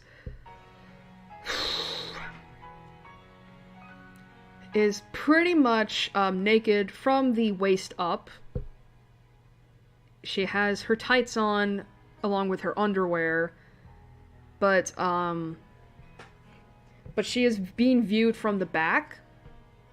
So you're not seeing her chest, but her skin is of course heavily scarred and her hair is falling, around. So yeah. So let's get started, guys. All right. Finally, she takes her blouse in her hands and draws it off, her bra falling from her shoulders. And so Hanako stands in the middle of the room, all but bared, save for her stockings and underwear. This is me. All of me. My eyes are immediately drawn to the scarring on her back. The skin on her right side is of a similar texture to that of her face, but it's also stretched taut and covering a much larger area. The scarring is by far the worst on the shoulder, buttock, and thigh. Just as my heart attack redefined my life, this is the event that redefined Hanako's. If I'd seen this when I first met her, I'd have been shocked. Not only at the sight, but also at the idea that something like this was survivable. Oh, for fuck's sake, fuck off, phone. But after having had time to get used to the idea, and after seeing the scars on her face, hands, and collar, my reaction is more measured. My reaction right now is not due to her scarring, but to her body. The fire happened when I was 8 years old. It was night, and we were sleeping when it started. Hanako's voice trembles, the shaking of her blouse giving away the fact that her hands are doing just the same. I curled up into a ball when the fire swept over me. My mother tried to shield me. That's the only reason I lived. Hanako's eyes begin to moisten, her voice cracking under the combined pressure of exposing herself to me like this, and reliving those painful memories from so long ago. I want to say something, anything, to make her feel better. Alright, I think I can show this at least. I can show this part at least. I can't though. I feel completely useless when faced with a situation like this. She's forcing herself to come so close, yet it's at times like this that I feel most distant to her. I'm sorry for making you see this. There's no point in denying the obvious. I think what I should say now, and what Hanako wants me to say now, is the truth. What I genuinely, honestly, believe. It doesn't matter. You're a wonderful person, Hanako. Your body doesn't change that. She looks at me for a long time, her breathing uneven as she tries to remain steady amidst the emotions we're both feeling. It feels less like she's looking at me than she's looking through me. I slowly walk towards her and gently place my hands on her shoulders as she lets go of her blouse. She gasps a little, not in fright, but in simple startlement. Being so close to her causes my mind to become a jumble of feelings. The scarring on her shoulder, plain to see and leather-like to the touch, conflicts strangely with her otherwise soft skin and silky dark hair. Hanako is a girl, with all that entails. She's taller than usual for a woman, but still has curves in all the right places. The nape of her neck, just visible thanks to her hair slung over her shoulder, is alluring. I know that I'm not pretty, like Lily. I just wanted you to see me. The real me. I've already seen the real you, though. You didn't need to take off your clothes for that. Oh, shit! Okay, did not expect that. Hopefully I was quick enough. Alright, so I absolutely cannot show that. I absolutely cannot show that. That was her. If you were just quick enough on the draw, you saw her tits. But all right. Oh boy. All right. Her lips are open, just a little. She lets out a sharp breath as, without thinking, I breathlessly lean forwards and press my lips to hers. The kiss only lasts for a fleeting moment before our faces part, our breathing quick and nervous. The feeling of Hanako's mouth lingers, and her eyes remain locked to mine. Trembling a little myself, I remove my tie and begin undoing the buttons of my shirt. Hanako remains standing where she is, looking at the ground in front of her rather than watching me undress. On the one hand, I'm thankful for that. I've always been somewhat self-conscious of my body, but my scarring has made that quite a lot worse. On the other, though, this atmosphere feels very strange. My shirt falls to the floor in a heap, as untidy and crumpled as Hanako's blouse and skirt. Hanako's entire body visibly flinches at the sound of the zipper on my trousers being pulled down. Oh god.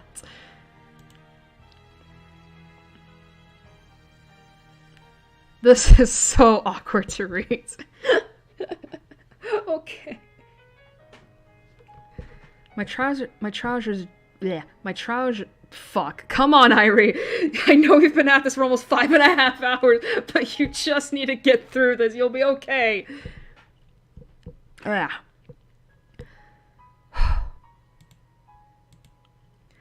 My trousers join my shirt on Hanako's floor next to the bed, as do my socks in short measure. I hesitate before taking off my boxers, and end up leaving them on. They represent one last hurdle I don't think I can overcome quite yet. Sheer embarrassment stops me, along with not wanting Hanako getting even more worked up. My unease about the situation has also left me needing my own stimulation. Oh, Jesus Christ. Okay. Oh god, I have to do this.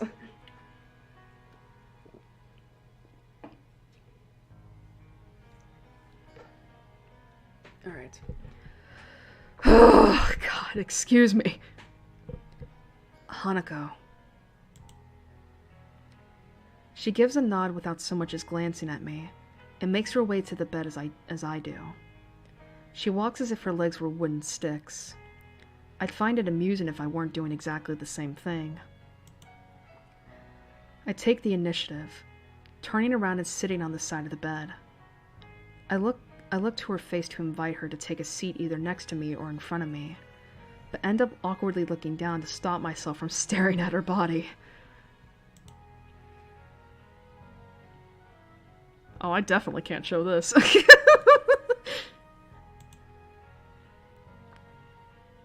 I mean, I will admit, it's very tame. It is very tame. But there's a CG happening right now where, the two of them are on the bed, presumably.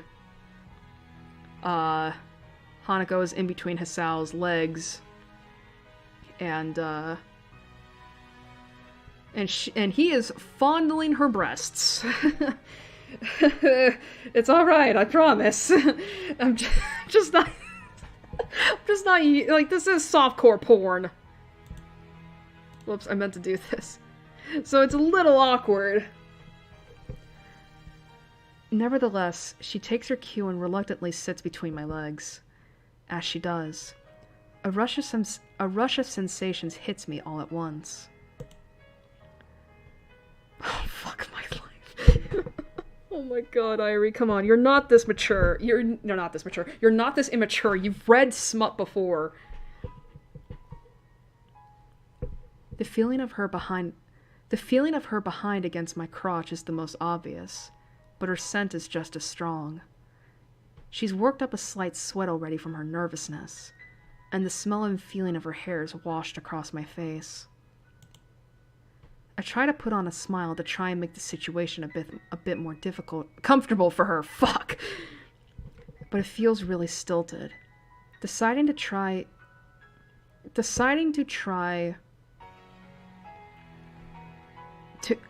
and move things along, one hand finds itself on her breast as the other rests on her leg. Her lips pursed tightly together, she tries, unsuccessfully, to suppress a squeal of surprise at the action. Sorry, I didn't mean to startle you. Hanako takes a breath and shakes her head as her only reply. I mean, it's probably because, like, it feels... She's probably never really been touched in a long time in that area. So she's probably super sensitive.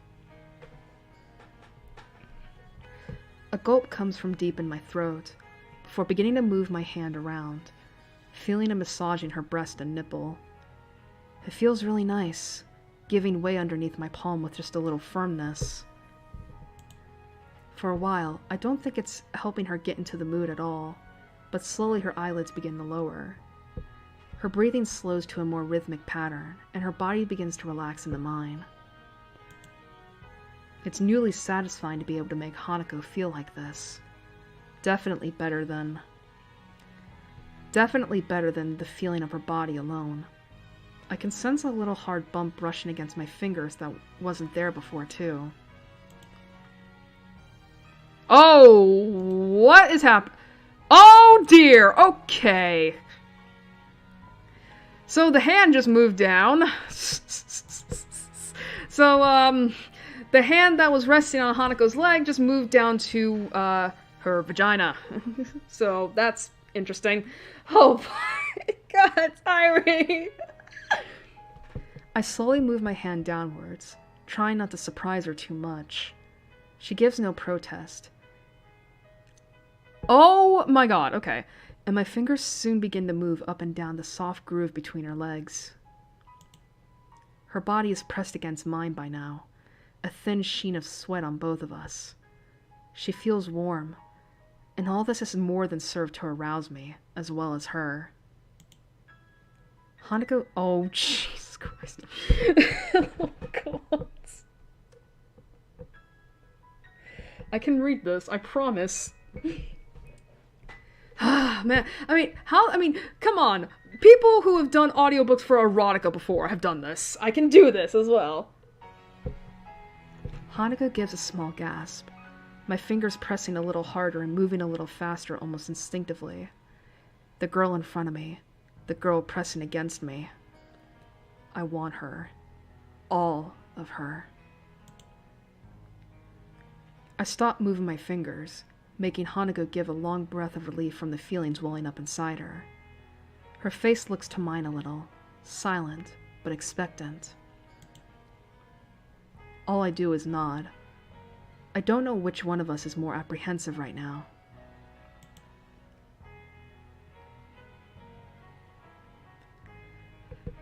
Okay, the CG is gone. That makes it a little more easier.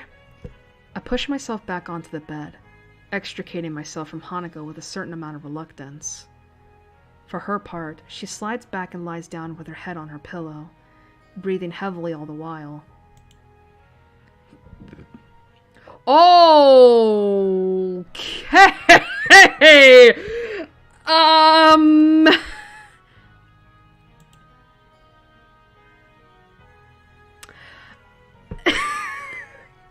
So there's another new CG. She is on the bed. And,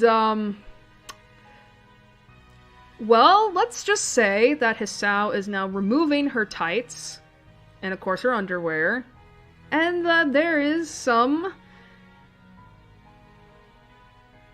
of the female genitalia showing. That's all I'm gonna give you, because this is really fucking awkward. It's fine, it's fine, it's fine.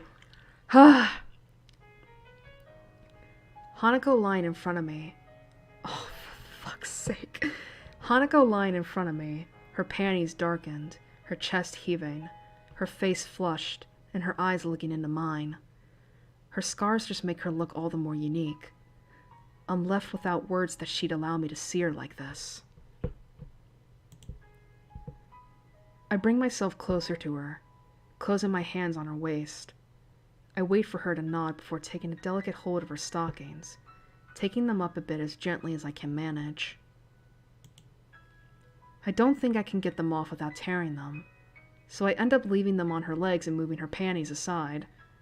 This is really freaking awkward. I mean, to be fair, like, the awkwardness of their first time is meant to be there.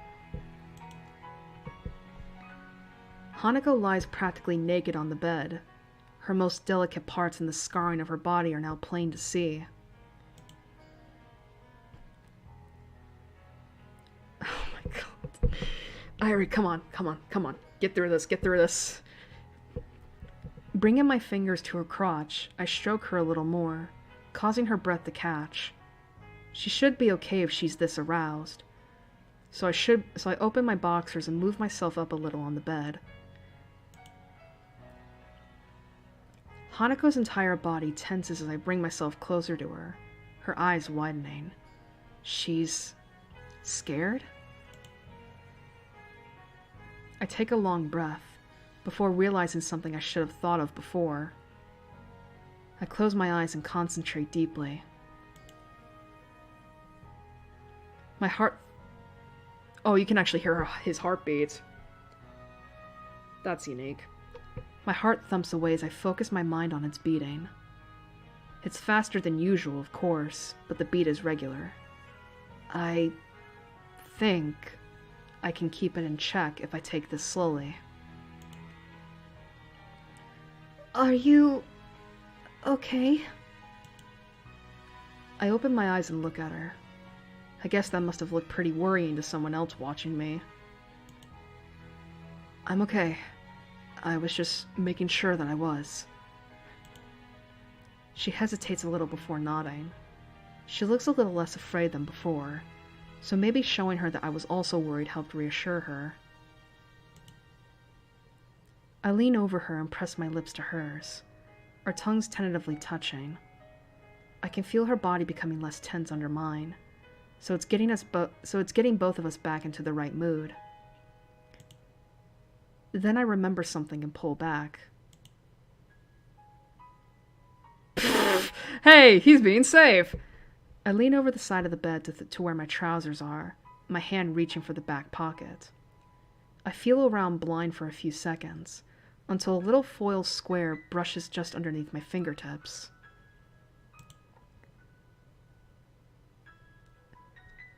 I quickly pull it out and right myself on the bed, sitting back from Hanako a little and fiddling with the packet.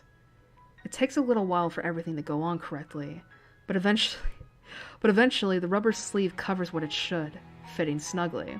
Hey! He actually did the responsible thing and put on a condom. That's good. That is good. Please do that from now on. My slight confusion at my first time trying to work a condom seems to have amused her a little, and as I position myself over her, we share a small nervous laugh. Now, though, I need to try and concentrate. I look down and try to... Oh no! Okay! I need to read this. I look down and try to get to my... Wait. I look down and try to get my knees and waist in what I think are the right places. And take my penis in my slightly shaking hand. Hanako's face is looking down at mine, but her eyes are pointed down at where her crotches meet.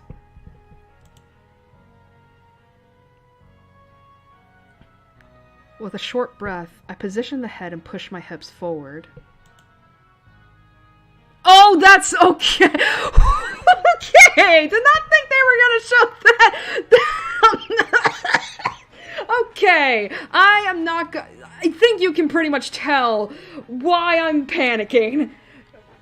Yeah, so that, I mean, to be fair, that I'm not voicing that. That is a moan. I'm not doing that.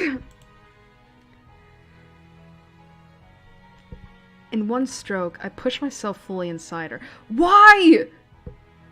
Why did you not go slow? This is your first time! I don't care if the condom's on! You go slow! I push myself fully inside of her. The rush of sensations and emotions fills my head, and Hanako yelps in pain.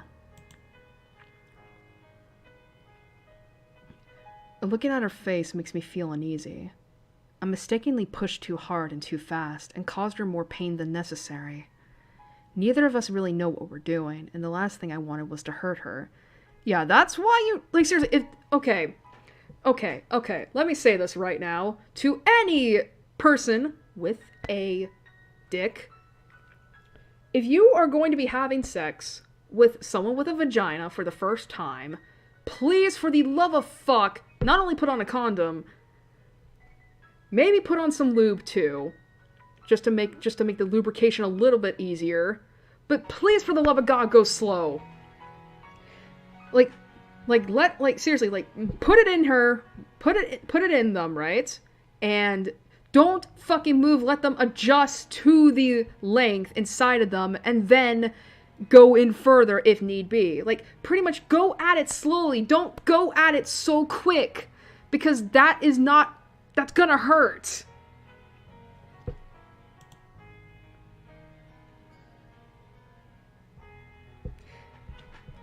Oh my god. Hanako opens her eyes again and looks towards me. She must have seen how troubled I look, as she tries her best to put on a happy face. It's not very convincing at all. I look down and begin, slowly, to move my hips again after giving her a few moments to recover. I would actually fucking ask her if she's doing alright. It's like, hey, you doing okay, babe? The movement feels really unnatural, and I can feel muscles moving all over my lower body that I haven't felt moving in this way before. I know I'm putting stress on my heart that I probably shouldn't, and with every movement I keep track of my heart's beat.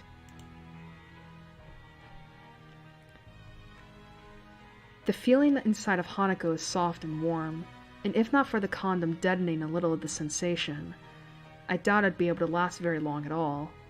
Her soft gasps and constant movements don't help at all either. For Hanako's part, the look of pain doesn't really seem to be dissipating as I'd hoped.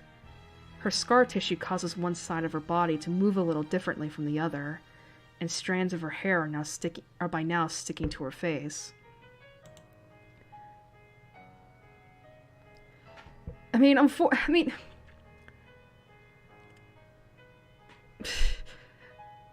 Man, this is why, it's like, it's probably partly due to the fact that you didn't really lube up your cock before you stuck it in her.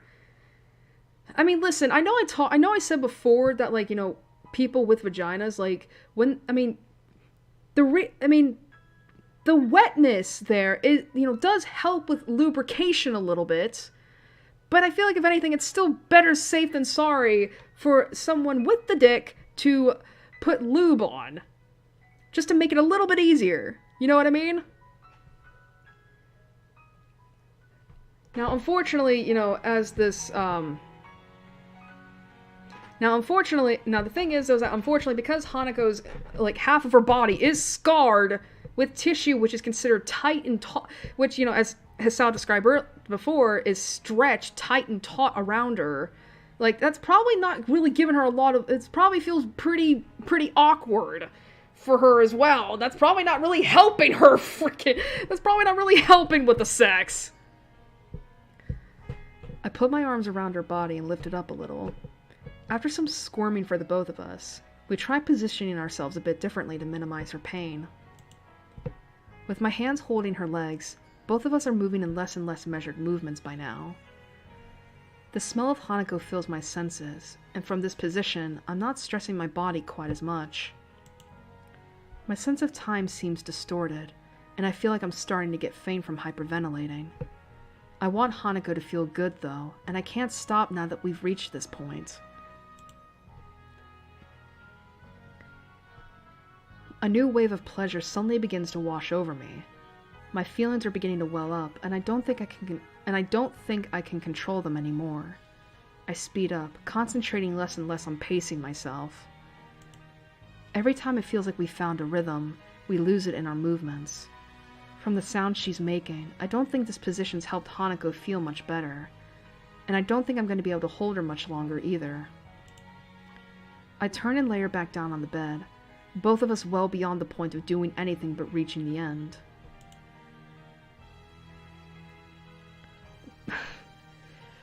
One thrust after another, I begin to feel that point coming, frantically tensing myself to try and stave it off for as long as I can. Not gonna say that.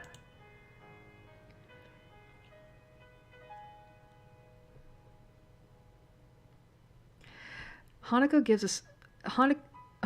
a small shriek as my mind blanks. My waist hits hers with a fair amount of force as I hit the point of climax, and I can feel myself twitching inside of her. Her body twists and turns under mine, only heightening the feelings of euphoria.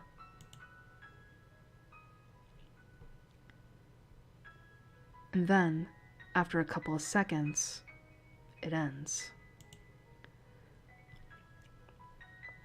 The sound of Hanako's breathing on my own rings in my ears, almost painfully loudly. Hanako holds an arm over her face, her mouth open and gulping in air. As I hold myself over her, suddenly my arms almost give way and my vision distorts, as if someone's grabbed it and pulled sideways. I let myself fall sideways onto the bed beside the panting Hanako, for fear of falling onto her instead.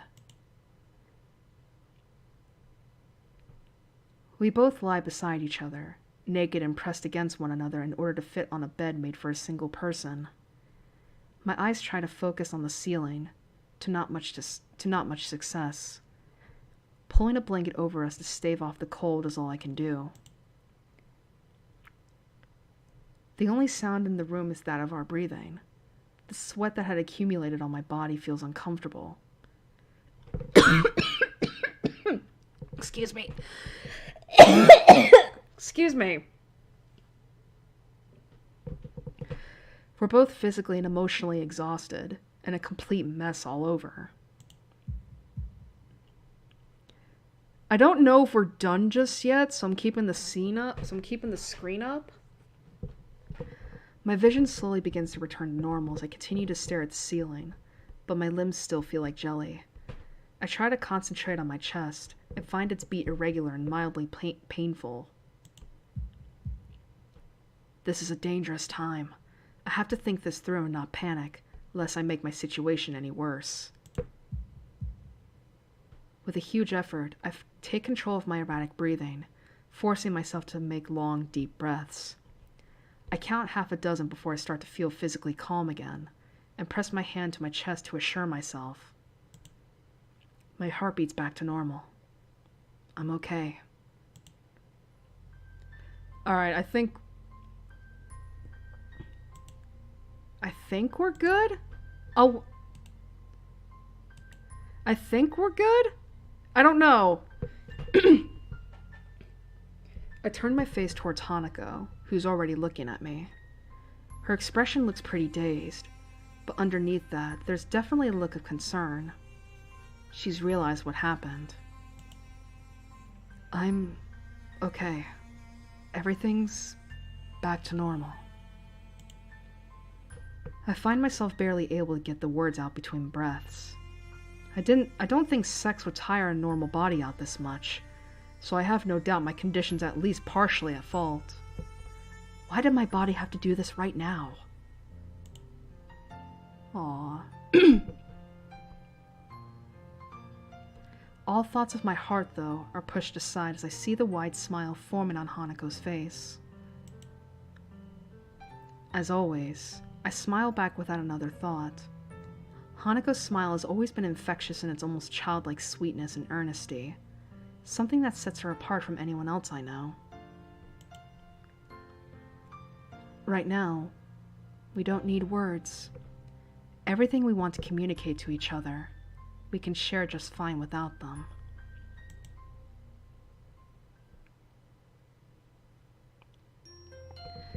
All right.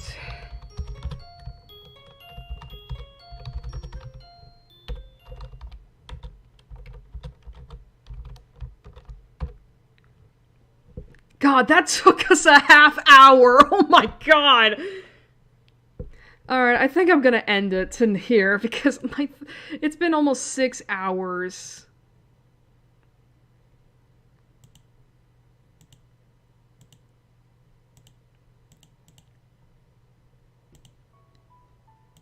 That's the wrong thing I wanted to do. 27%. Ah, fuck me, there's 2 more scenes.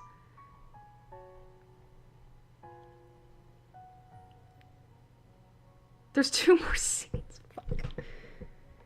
Oh, God. So, yeah, as I said before, like, we're almost near the end of Hanako's route. Like, this scene right here is the sex scene. So then we have this, and then, of course, you know, the final. Maybe I should do a separate stream next week and just finish off Hanako's route so we can be like, hey, we did it! Yay! I think that'll be fine. I'll do it sometime next week. But yeah, I cannot... Okay. Alright, so... Oh my god. I had, like... Like, here's the thing, right? Like... That was... Like, here's the thing, right? Like, here's the thing.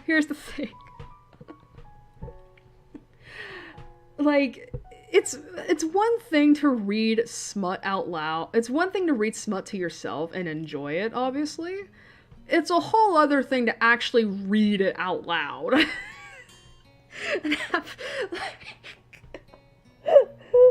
I'm very, like, seriously, I'm sorry if, like, I'm sorry if my laughing kind of, like, you know, kind of ruined the immersion a little. It's just, it is hard. Again, it's like, it's just really hard, because I'm not, like, again, it's one thing to read it and enjoy it, but it's a whole other thing to, like, say it aloud, and it's like, oh, okay. And then, of course, having to actually see it. It's like...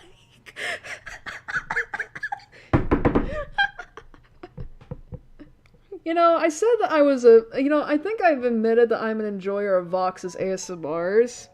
And he's been doing a lot of 18+ ones lately. I have to admire the guy for being able to act out some of that shit, because I don't think I could without turning into a giggly mess. Oh, God. But still, I tried my best. There were just some things I was not willing to do. Like, there was a moment where Hanako moaned, and then Hisao cried Hanako's name as he came, and I was like, nope, no, I'm not gonna even entertain the idea.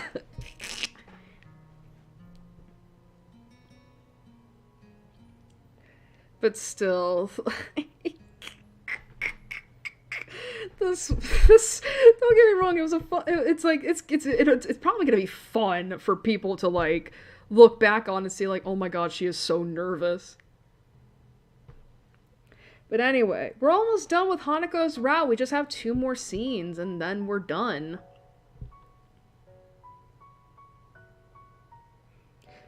And as I said before, I'm probably gonna be doing a separate stream maybe next week, just to finish off this route, so we can end the year off, you know, cleanly. So with that.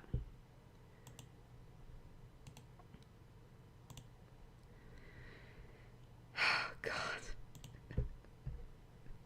My poor... Man, I gotta talk to my friend after this, too. I'm probably mentioned to him, like, yeah, I had to voice out a sex scene. And it fucking sucks, though, too, because Hanako's the only one with only one scene like that.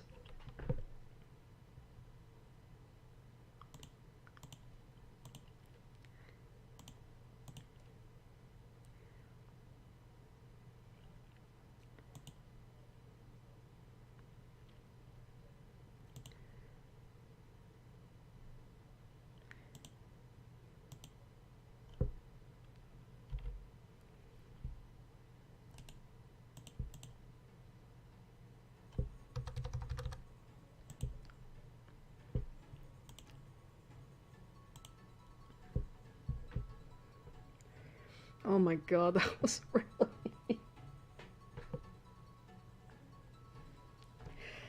Oh, Jesus. Alright. But yeah, we got through a lot of, today. We got through a lot of Hanako's route today. We just, again, as I said before, we just have 2 more scenes, and as I said before, we're gonna be finishing off her route, like, in next week in a separate stream. It's gonna be shorter than usual, but it's fine. Like, let's see.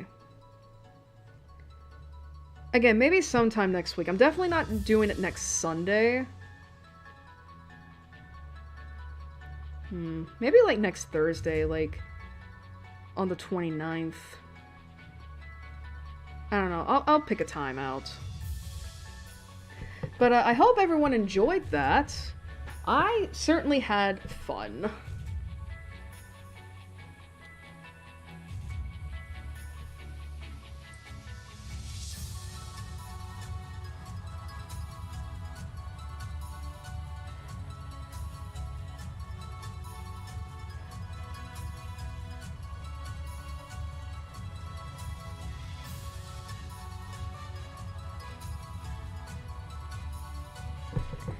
But yeah, I hope everyone enjoyed that. I certainly did.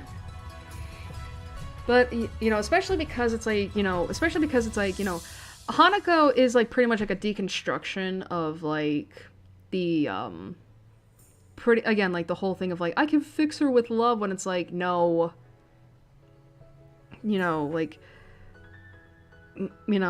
because yeah, you could tell throughout the route that, like, yeah, Hisao had some pretty intense white knight tendencies, and it's like, I mean, and obviously, right, it's not that, and the thing is, though, is that, like, of course this was coming from a good place and all of that, because clearly he cares about Hanako, and, you know, and it's like, I think anyone who cares about someone, of course, wants to,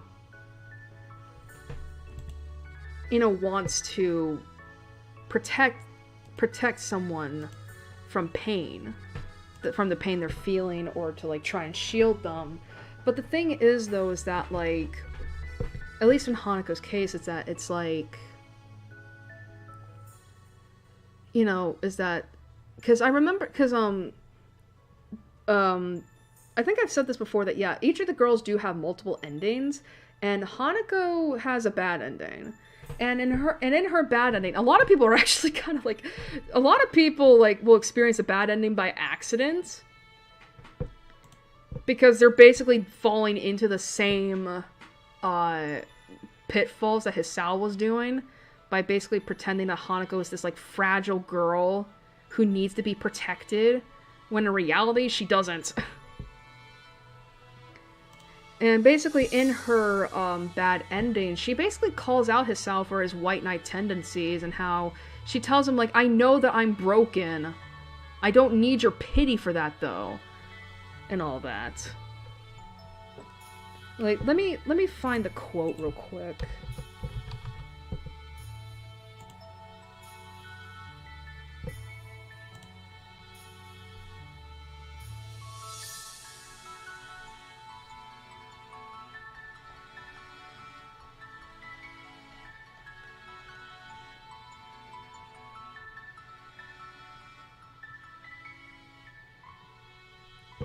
Here we go.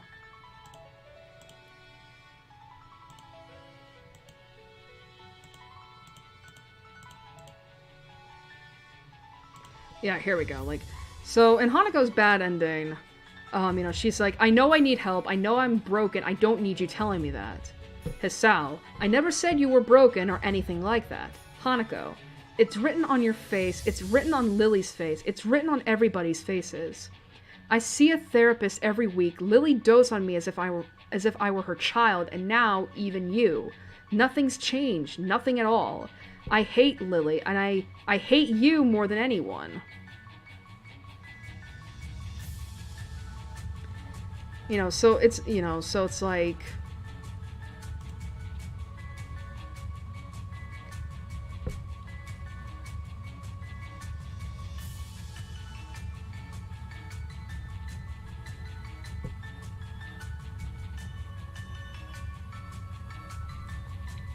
You know, so it's like, you know...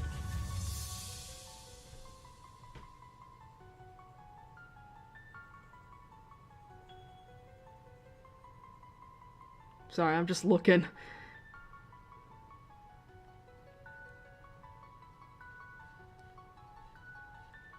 But yeah, I mean, basically it's like, you know, she shouldn't be, you know... But yeah, it's like, you know, Hisao shouldn't be trying to frickin' treat her like, you know, she's something to be pitied. I mean, that's part of the reason why the scene where, you know, Hisao shows Hanako his scar hits all the more, because finally, in some way, it's them being equals. You know, because whether you're aware of it or not, like, at that point, Hisao had basically kind of been looking down at Hanako, seeing her, again, as something to be protected and to be coddled, when it's like, no, she wants to be treated like you know, she wants to be treated like a person, like a woman, like an equal. And Hisao finally showing his scar to her was a sign that, you know, was pretty much a good step in that direction. You know? And... You know, and it is kind of interesting how, like, how a lot of people tend to get Hanako's bad ending, like, by accident. And a lot of that, I think, is just because of the fact that it's, like, it's pretty natural to want to protect someone like her. To, you know, shield her from any pain that comes her way, but... You know, she likes it more when you don't do that. Like, she knows, like, basically, as is said in the bad ending, she knows she's broken. She doesn't need anyone to tell her that. I think, if, you know, a good way to put it is that Hanako just wants to be treated like a person. Like, don't look down on me, don't pity me. I know I am the way I am.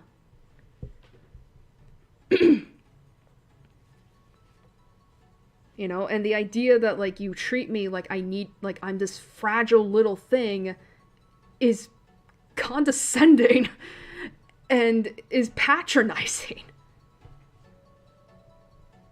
So, you know, and of course, you know, the sex scene, like, that was pretty much Hanako showing Hisao, you know, like, I mean, one, to make it even between them, showing him her scars, much like how he did with her. You know, and the sex, well, I think in a way that, I mean, it's pretty much like the consummation of their feelings for each other. I don't know. It's just... God, I love Katawa Shoujo. And it's gonna be sad having to, like, move on from Hanako after this.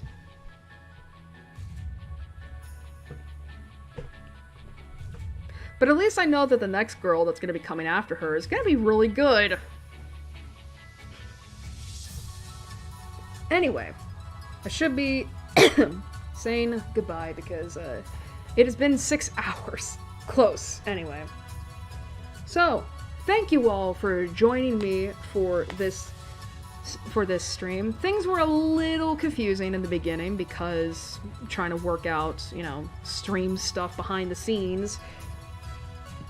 But I hope you all enjoyed it. Sometime next week I'll be finishing off Hanako's route.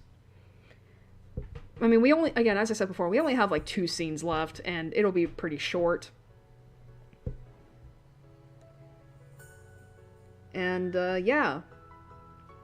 And then that stream next week will be my final stream for the year. Anyway.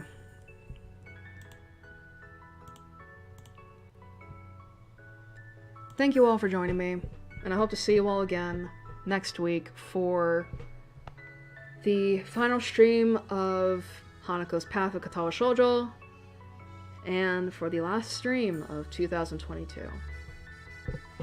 Have a good night, a good week, a good Christmas, and I'll see you all